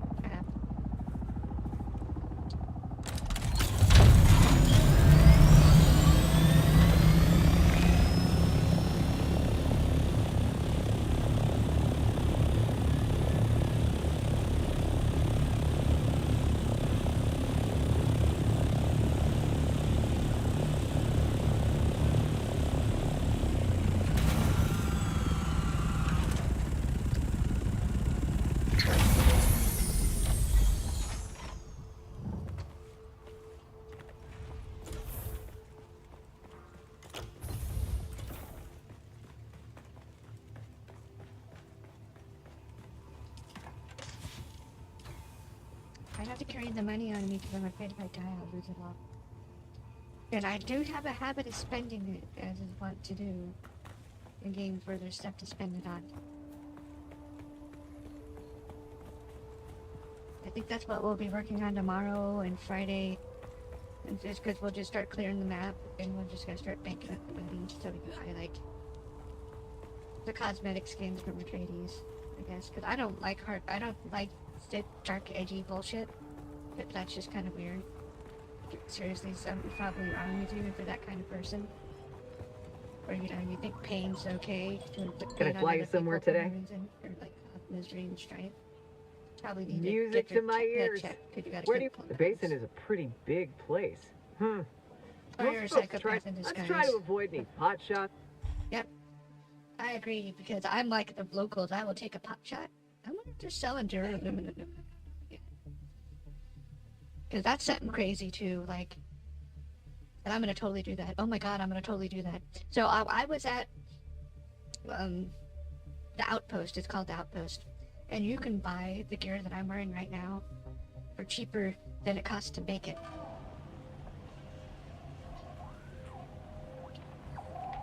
And so the cheater in me makes me want to do it. Here, this is for you. This is for you. That looks, somebody honked their horn. These do indeed appear to be the missing items. While I can understand why someone might steal a communinet transceiver, I cannot fathom why anyone would go to such great lengths to steal personnel files. What possible use could these be to the unresolvables lurking in the hacker rooms? Curious, all these employees are scheduled to transfer off planet soon. Well, I'm sure they will be happy to know their departure won't be delayed by missing records. Trump thanks you for your efforts. Oh, I think I have an idea what it is. So, fresh recruits wanted, yes, sir. I guess.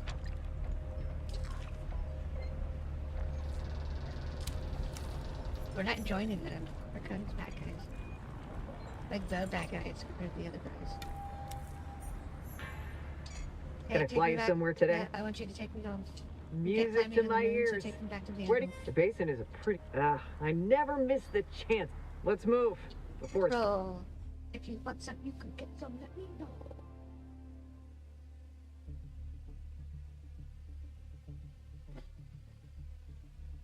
Ugh. My lord.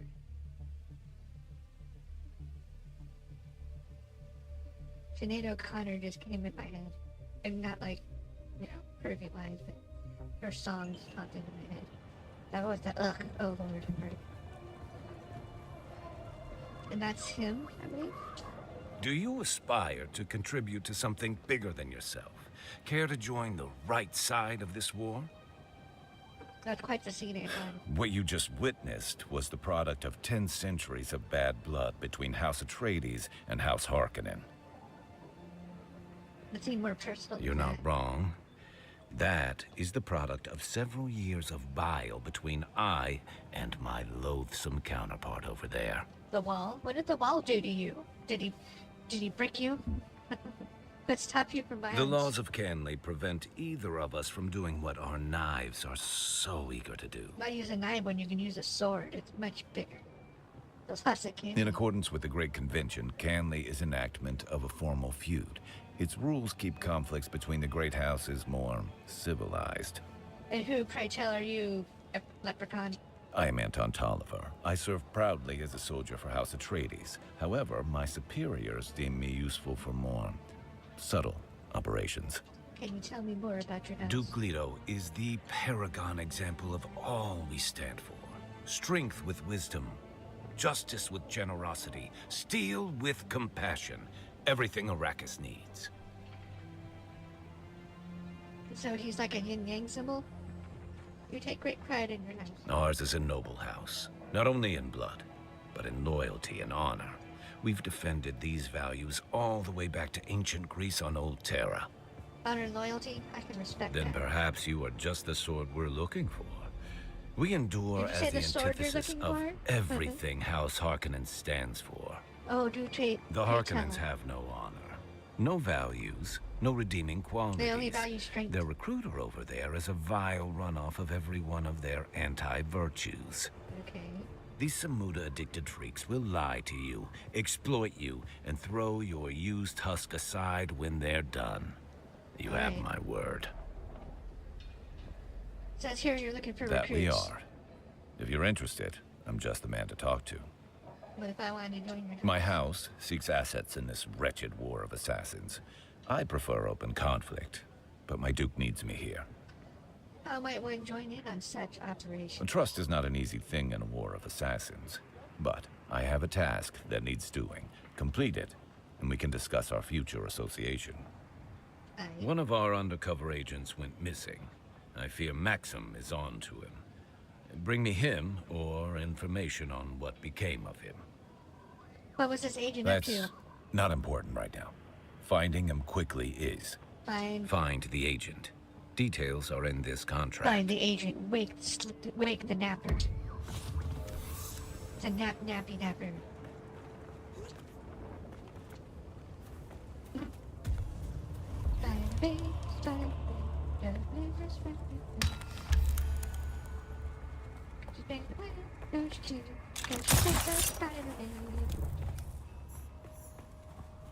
Actually, it's more like Attack on Titan, but I can't sing the song because I don't actually know the words, or else I'd be trying. In fact, it just sounds like a bunch of garbled gibberish. Garbled gibberish? to me. Right. Oh, right, we did take that. Hold on now. Where does she wants us to go to way up in the north, right?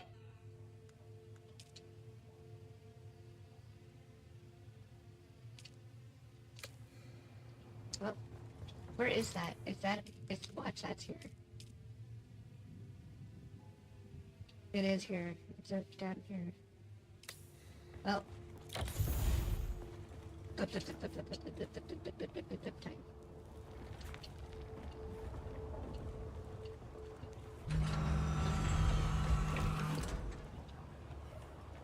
The stuff that's gonna happen in Odom, we're gonna have to. God damn it. That's supposed to be on auto. We're gonna have to fly too, so that's gonna take a hot minute.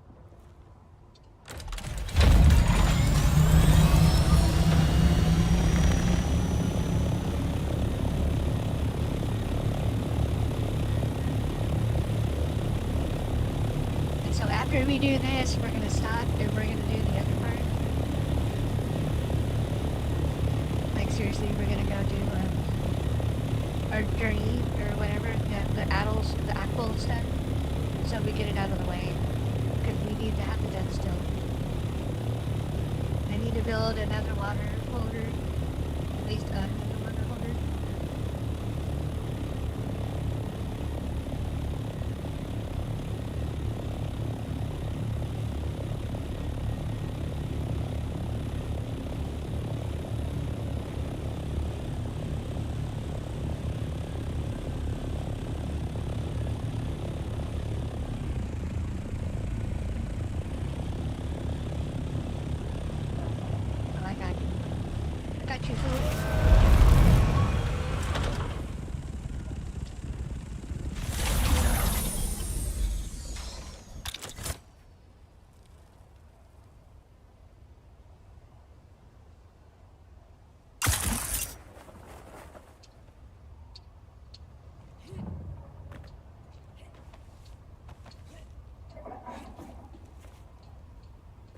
All the fan service, look at all the butt shots.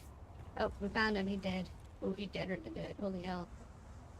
Somebody gutted him like it was me. Day 5 surveillance report. Harkonnen hard target 42M. The facility maintains round-the-clock house shielding. The shield has dropped briefly on 2 occasions since the last report. In both cases, it was to facilitate the landing of Ornithopters. I understand that locating Captain Skorda is now my #1 priority, but so far, I've seen no one matching his description. I'm maintaining careful surveillance. Update. I must express my concerns about the position. A few hours ago, I observed a hawk with binoculars, having a good hard look in this direction. Don't know if I've made or not, but my relief is now overdue. We'll keep watch as long as possible. Atreides. Well, no, never work for Harkonnen. I mean, we like her hair, we want to keep it. Sorry for that.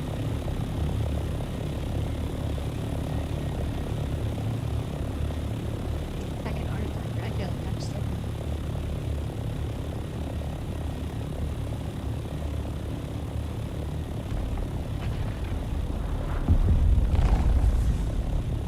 Another spice glow?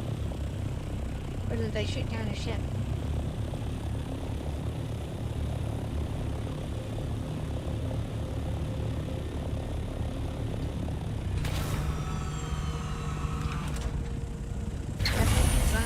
Wrong button, wrong way, wrong everything. It's all good. This is so fun. I hope they fix the bug where people can join other people on different servers that are already open. Not, well... Can I fly you somewhere today? Once I start getting my viewers to play, then we'll have to like... Music to my ears. Where do you want to go? I don't. I forgot. Wrong button. It's you. Dude, bro. I'm pleased to see you again. Missing agent is dead, but I was encrypted with him. I feared as much. But, hand me that report and I'll make sure his sacrifice was not in vain. Okay, here it is. Does whatever a spider pig does. Okay. Let me have a look at that. Ah, I know Maxim's salivating for this report. You made the right choice. Trust is hard in this unscrupulous trade. but you've earned some goodwill. I can tell you, oh, special. So does this Corda individual. How did you... This is delicate information. Perhaps you have a gift for intelligence work after all. That's my job. Our deceased agent was on the trail of Lieutenant Teague Skorda, a defector from the Atreides military. We're keeping it hush, since Leto intervened on Skorda's behalf a few years ago. I must find him before the Harkonnen do, to protect my Duke's honor. Those above may know more about what Skorda was up to, but such need-to-know information rarely trickles this far down the chain of command. Somehow red trickles. Am I on the team now? What you are is a freelance asset. This insulates the both of us. It also gives you more freedom than someone serving in a more official capacity. Will this paint a target on my back with Harkonnen in it? As a deniable asset, no one knows your allegiance but me. You're as free or limited to move about as anyone else. Trust accrues slowly in the world of espionage. You'll have to really earn it. In the meantime, let's work on a contract-by-contract basis. You're not officially on the books. That means it's up to me, and me alone, to assess your worth and trustworthiness. Let's begin. What must I Let's do? not waste precious time on menial tasks. I want to give you the opportunity to demonstrate your true quality. We'll begin with combat prowess. Gangs of brutal slavers need a proper lesson taught to them the hard way. Okay. I look forward to hearing about your results. I never could stomach slavers. Yeah, me neither. Goodbye. You know what's I couldn't stomach? Milk.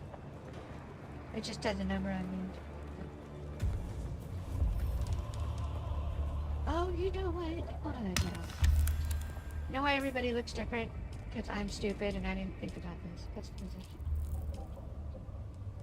Ornithopter.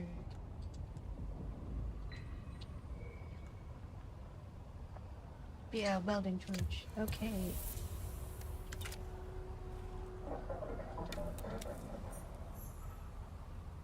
Oh, we ain't got...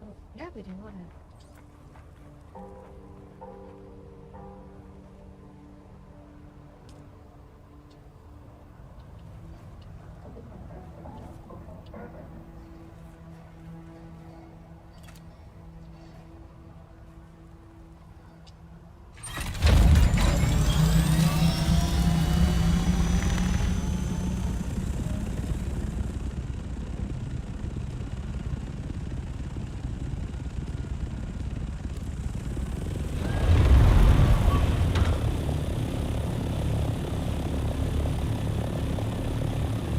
Speaking, it's the most legit color for like gunmetal gray. Oof. Get low, people. Oops. I forgot. Right trigger isn't gas. Forward is gas.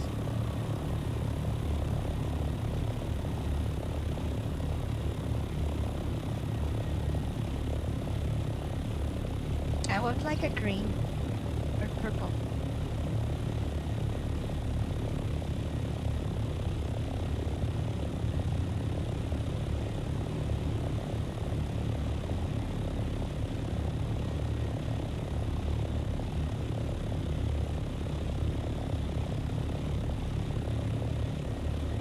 So I only looked up the thing on the map. I didn't look up where, and I'm pretty sure it's going to be down below us. Once we get to 430 meters away, which is, I think, that thing that looked like a ramp. Or not, because that's real close. We'll land and we'll take a good seat. Oh no, it's that thing right there. Coming in hot, Venus. Below us by 60 meters.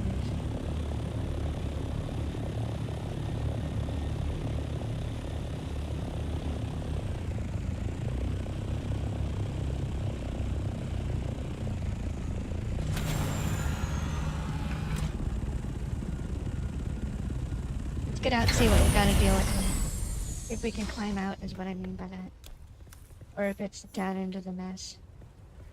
Okay, it looks like we can actually climb out of this one. Yeah, so far so good. This is all climbable.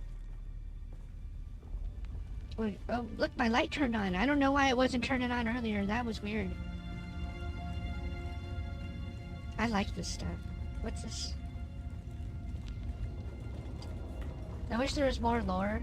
That's my only complaint, is that there's not more lore in these buildings.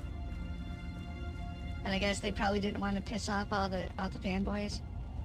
So they're just like, well, we'll keep it kind of like sparse for no reason. Okay, it's time to spice up dude bros and babe bros, or dudette babes. I don't know how that one would go. That makes me feel really stupid, in fact, saying that.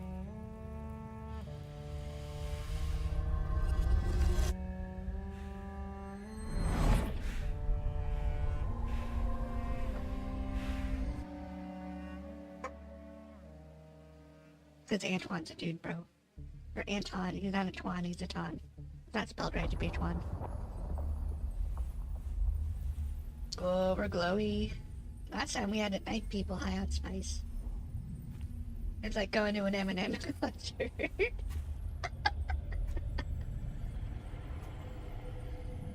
Or I guess being a member of the Red Hot Chili Peppers, because somebody was sentenced for slaying a man. And that's all I know. I didn't read it, or else I'd be talking about it. I wouldn't be able to shut up. Who is the creator? Ishkdal Bulab. Oh, Igen May his Kurtaiba. passing cleanse the world. So they're Arabic? Do you understand, Wally?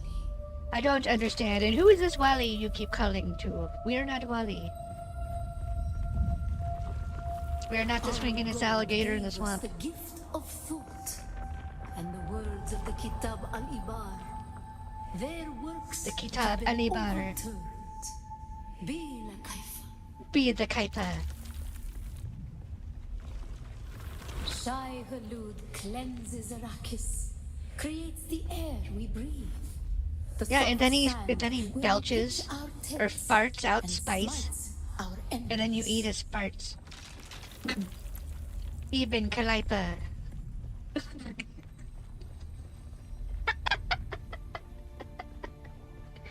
That's what I came up with earlier today.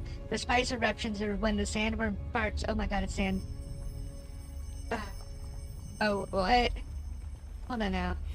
Quicksand. Oh, I see. We have the power of the jump. You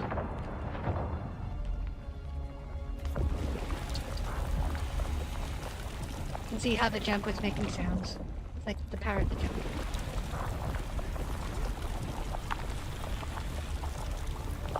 I want to be able to use my repel thing. That's not fair. We grew soft on poetry and easy on protein? On and oh, God okay. brought the weight of kindliness to prepare us for the typhoon that comes. I wonder what the weight of kindliness feels like. Is that like a fat person sitting on you? Right, Santa Claus is just just sits on you. Oh no, not you! Say it ain't so, Joe. Say it ain't so. No, don't you dare. I like my gear.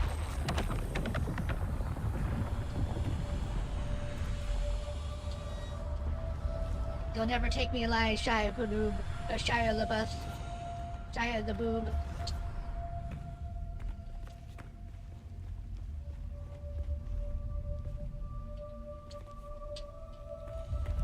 Okay, off the sand.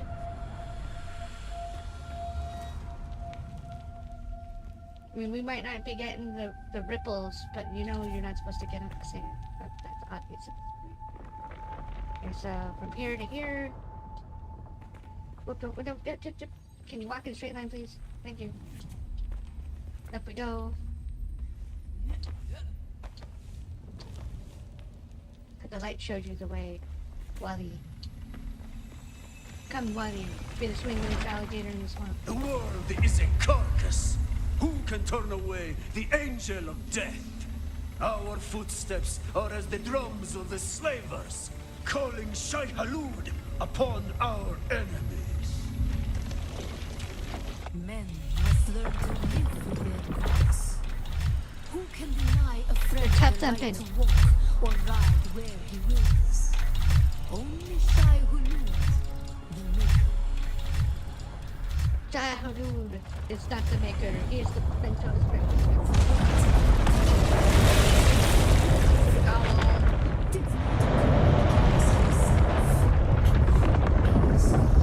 We worship a worm. You need to just get a bigger fishing hook and catch the fish that it belongs to. Ibn Kirtaiba. Ibn Who is the Kirtaiba. creator? Shai The Hulud. maker. May his passing cleanse the world. Remember Poritrin. Be Yeah, remember porridge and be the kaipa. Remember to eat your porridge and be the kaipa. Ibn Kirtaiba. Who is the creator? The maker, make his passing cleanse the world. The maker. May his passing cleanse the world. Remember Poritrin. Remember Be porridge the and be the kaipa.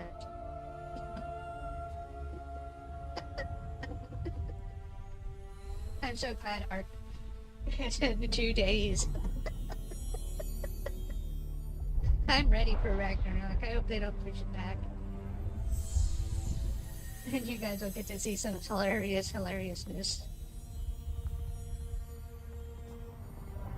Oh my lord, yeah, it's Saturday too. Take one, drunkard. Okay.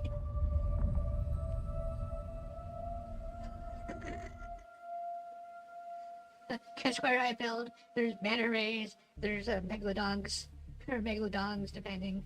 The T-Rexes spawn right there. Let's see what else is wrong on that beach.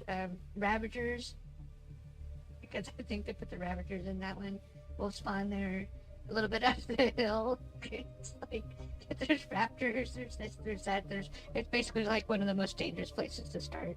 Because the beaches are never safe. It's like starting in the islands in that one spot by where the Giga spawns and thinking you're safe just because you can get a horse.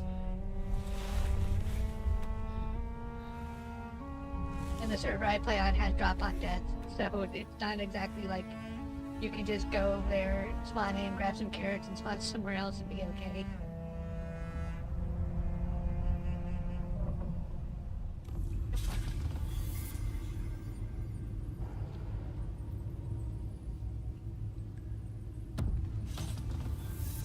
The sixth trial of Aki. The sixth trial of Peter. And all that got us was a top thumper, which we'll never probably use. I have soft step boots to reduce the sandworm attraction by 50%, and then the compact smasher trasher thing, you know, the thing to get the sand and the spice, is another minus 30%, so it's minus 80%. When I go out to harvest that stuff, I don't ever really worry about the worm at this point. I mean, maybe they'll change that, they'll nerf the boots. Doubt it, but maybe.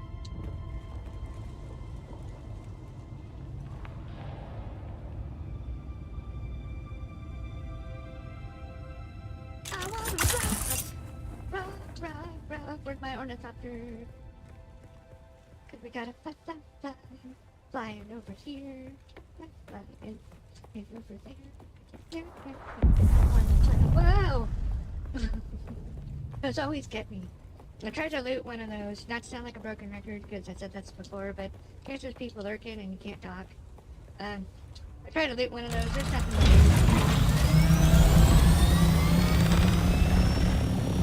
Considering they just shot that down and it came back off the map. You know what I would love to do? Is I'd love to be in a group with somebody, and then like the carrier, because I assume that haul troops, and then drop on top of one of those things with those one guys in it, with like some of my better guns, not my sniper rifle, and see if you can't take out the people on the ship and take the ship. But see, look at this guy. So this is all his stuff. He's got 3 expansions, it looks like, and then 1 vertical, and he's gonna go up the pillar all the way. And like, it's not tacky. Like he's got a vehicle garage. This is probably one of the hangars for his ornithopter. This one, I don't know, because it's enclosed in front. I think that's actually like his weird house. Pretty dang cool. Oh no, see, look, that's a house too. Look, there's a desk.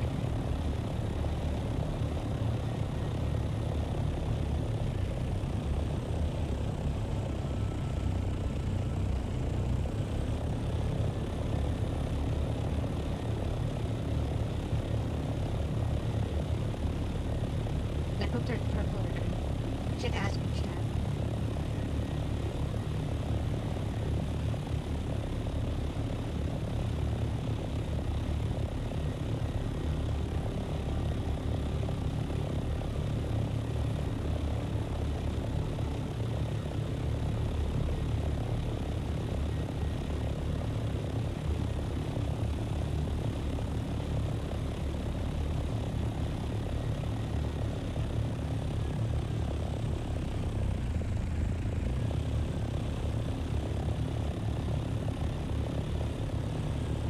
I guess they're just building for the sake of building, like they're a Conan builder.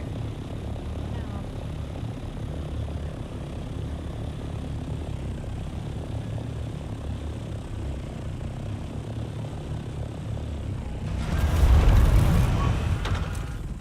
And we're out. Okay. So now, because we're water sealed, let's figure out what we're gonna do next. So slavers anywhere, you set up in the north. That being the case, let's look up our 6th journey.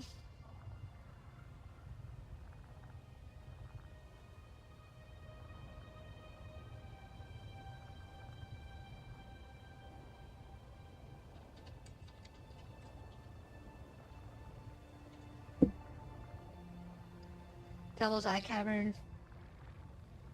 I just want a map. We're just there, down there.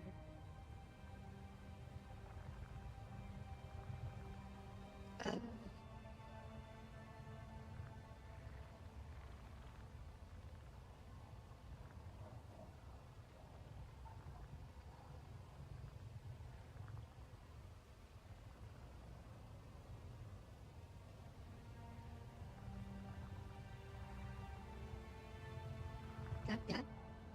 So the Swordmaster's quest lines are it's this. Okay. Well, that's perfect, actually, here.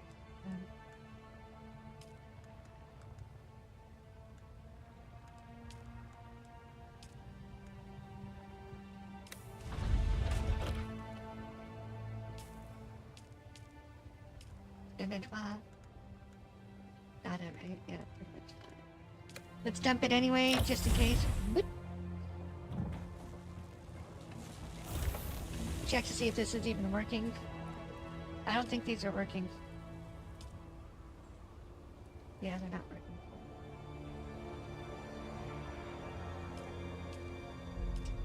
But maybe they are, but it doesn't feel like they are, because they shouldn't be full if they're ticking in. Oh, no, right. So this is some bogus broke stuff right here. So see how it's like full like this? For it to fill up your cistern, which is this one over here, these have to be full. So that's kind of, it's like straight up BS, honestly. We're gonna come back with a bunch of blood. Let's prepare our... Actually, let's make a Mark IV bloodsucker. If we can. We'll never use that. Cause like, see, I have this, right? It's only medium compared to high. So it cuts it down, and then I have these boots over here that we make. I haven't made them yet, but like I said, I still have them. Ugh, gross. It's not the still suit boots. No, hold on. No. Did I make the boots? What? Oh, there they are. See, look, and I have these. They say that they can't be broken or made because I broke how this stuff works. But see, they minus 45% to the worm threat. So between the two, I assume it's about minus around 80%, 75%. So you really won't ever really trigger the worm.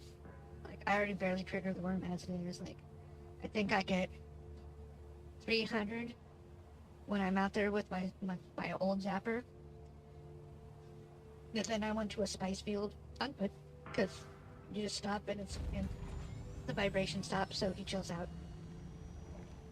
And it literally, like, I got like 300 spice. I didn't want to take it all, so I didn't like loot the whole pile, or else I would have looted the whole pile. I don't need it yet, and I'm already looting the sand from like POI, so there's really no point to do any competitive parts when you can just go to a POI and everybody can share the loot box.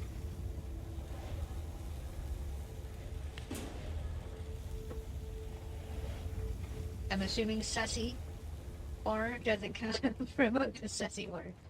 I'm assuming the Jasminium doesn't come from the PvP zone either, because people are moving up into Uruk, Muchi Buchi. That's the technical term for this place over here somewhere. It's north of Misa Tiril. It's over here, the Odom. I'm assuming it's over here, because this is basically the end game, other than the desert. See how it's bordered with the map, and it's got this giant thing that basically says you can't go north anymore. So I'm assuming it's over here, because it's not in this one, in Misa Tiril. I haven't found any in Misa Tiril yet. It might be in Misa Tiril, or it could be in Shale, which that's what we'll be doing in a little bit. We're gonna fly, because we can just cross the Remelius Gap. It's why, if you watch Pony Hoof, he'll tell you to settle here. And that's probably why, because then you can fly within a reasonable distance to any of these to set up your endgame base, which I would say do it right here on the border, if you can, which is what we're going to go look at in a minute after we do the 6th trial. We need to unlock the blood things for the water, and then we're going to go explore and go poop off. We were going to build today, so at least you guys are getting some sort of action instead. I was like, the Ornithopter counts as building, that'll work. But it doesn't. Oh! Ow. Get that person, get that one, right? Give me an Excedrin. You just bonked her head on a steel door. Okay, are we filled? Okay.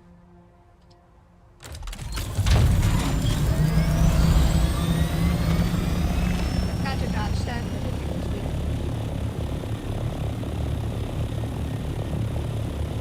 They got a lot going on. They play all day, every day, though. They've been on since the server opened. And he's on all day. Like, he's still on right now. So, of course, it's big. This is amazing. This is so built up.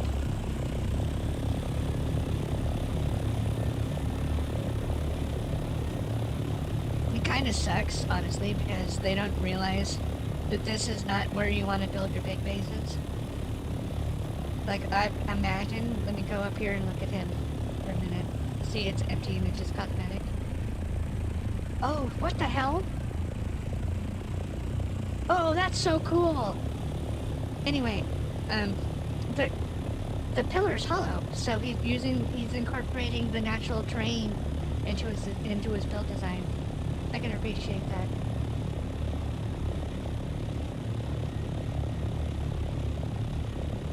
We'll be doing something like that, don't you worry.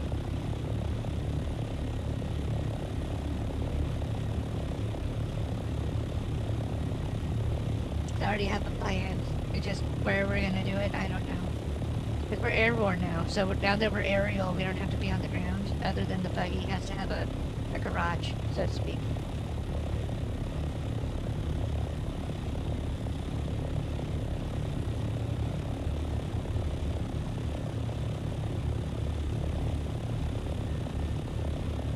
And I personally already think that we're close enough to Haga and all of this stuff that, like how Pony says to build on one side, I would say to actually build over here, because this is your cobalt, and there's only here to get the cobalt.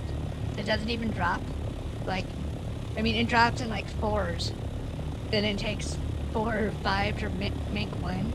So you're gonna want to be in the Haga Basin.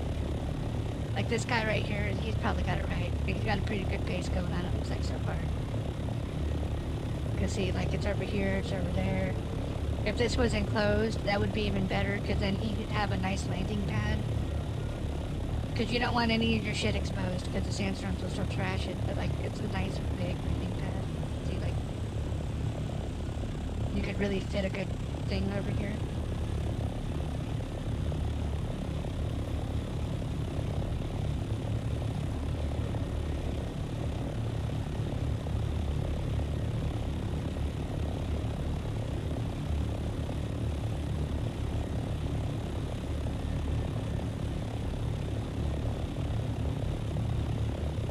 As far as it goes, I'm not big enough for most people to trip.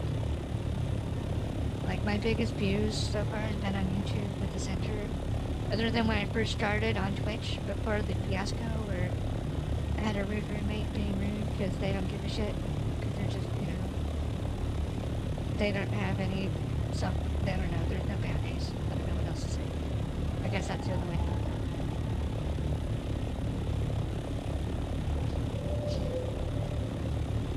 People can't talk to them in a certain manner, but they can talk to anybody like they want.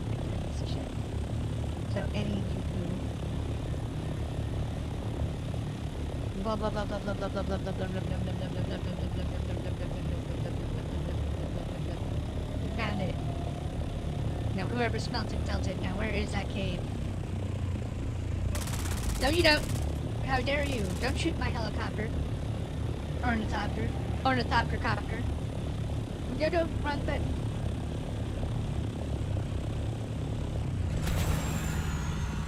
And we're down.